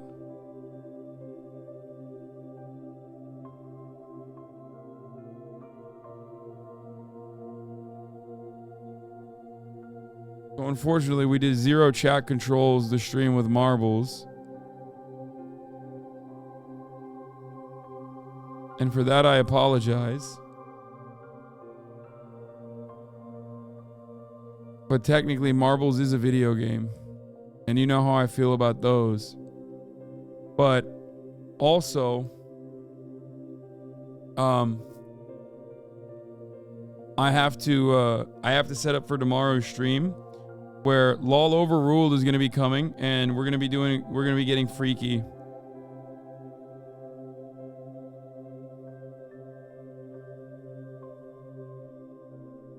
For those of you who don't know who LOL Overruled is,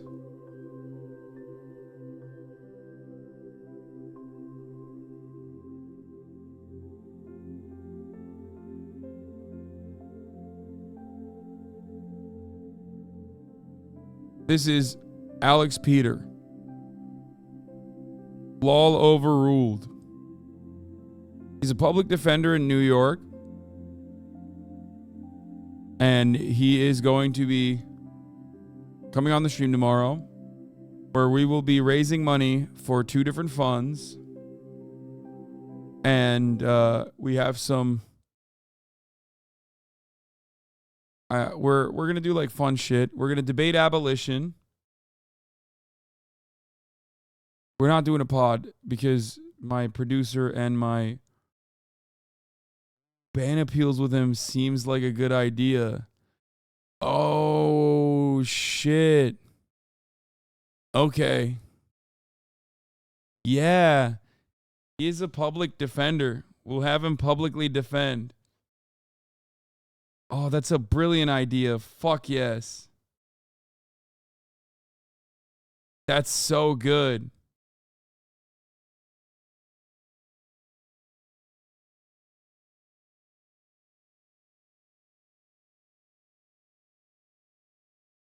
Like, see, I had bad ideas. Like, there's 1,385 unbanned requests. Leg has been working hard. Let's go. Let's fucking go.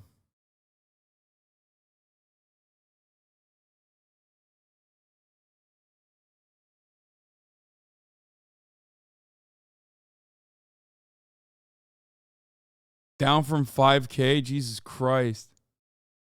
Anyway, listen. I love that. We will do ban appeals. We will debate abolition.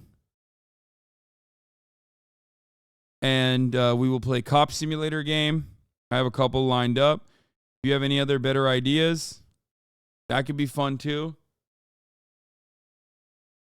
I thought Phoenix Wright, but also like, I don't know, it's kind of stupid.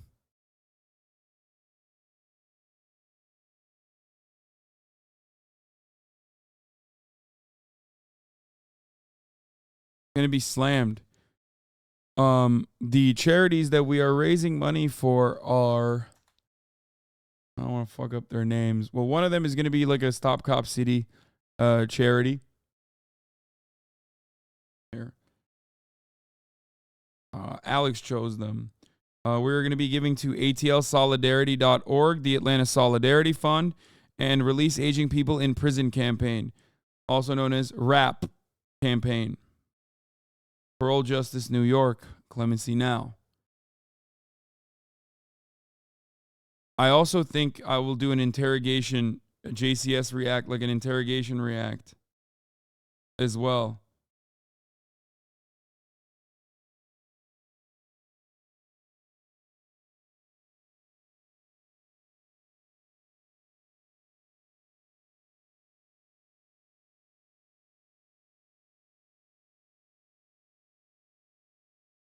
Milestones, bald at 100K shit. Yeah, I'm going to shave his head too. So get excited for that.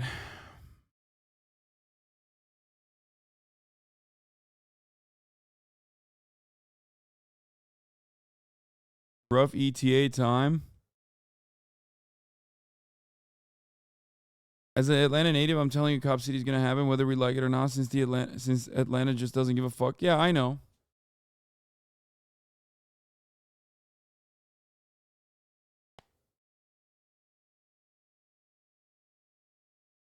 No, the whole stream.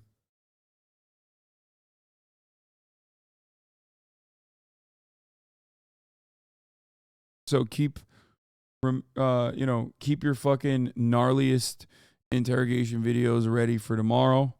We'll have some fundraising goals as well. And I'm very excited to have him on. My plan is to start at 1 p.m. Well, maybe 12 p.m. We'll see. I have to take Kaya to the vet tomorrow for her worms situation. So I'm going to figure all that out.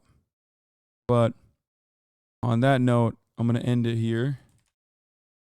I have to figure all this shit out. I have to do some back end work because we have to set up like a charity fundraising portal and things of that nature. And my manager who normally sets it up is in the Philippines, I think. So anyway, now I gotta go wash poop out of the stickiest fucking fur of all time from my puppy, shat in her crate, and then rolled around in the fucking shit. Very exciting stuff. I mean, incredibly exciting stuff. That's what I'm gonna have to go do right now. So, fun. I'll see you tomorrow.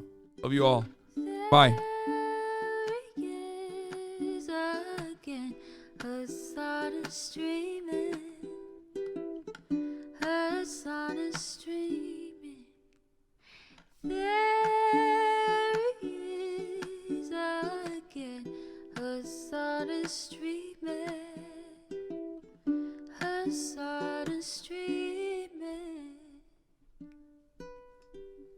Reviewing the P.O. box, Uncle Uger's face.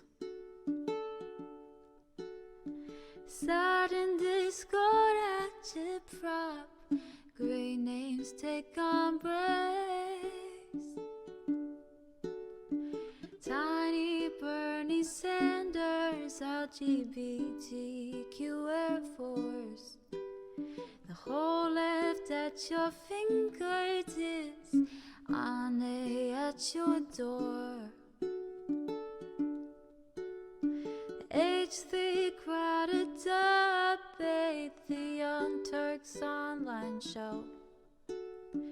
3 full fucking years of this, plenty more to go.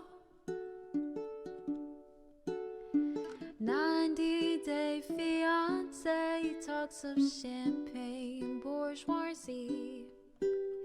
A Trump rally live reaction, a mass riot at DC.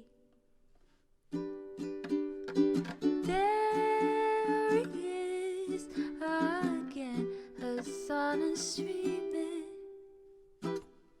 Hasan is streaming. There he is again, Hasan is streaming. Hasan is streaming. Reading a live stream, fair comments, Austin show chat advice. And all the ways the right-wing pipeline can suck you in online. JCS react, Lord frame gets broken, cover blown. A full-blown mass pandemic, monster streaming at your home. Total radicalization coming out to find. The system you were taught to trust in was broken the whole time. All these daily streams, whether big or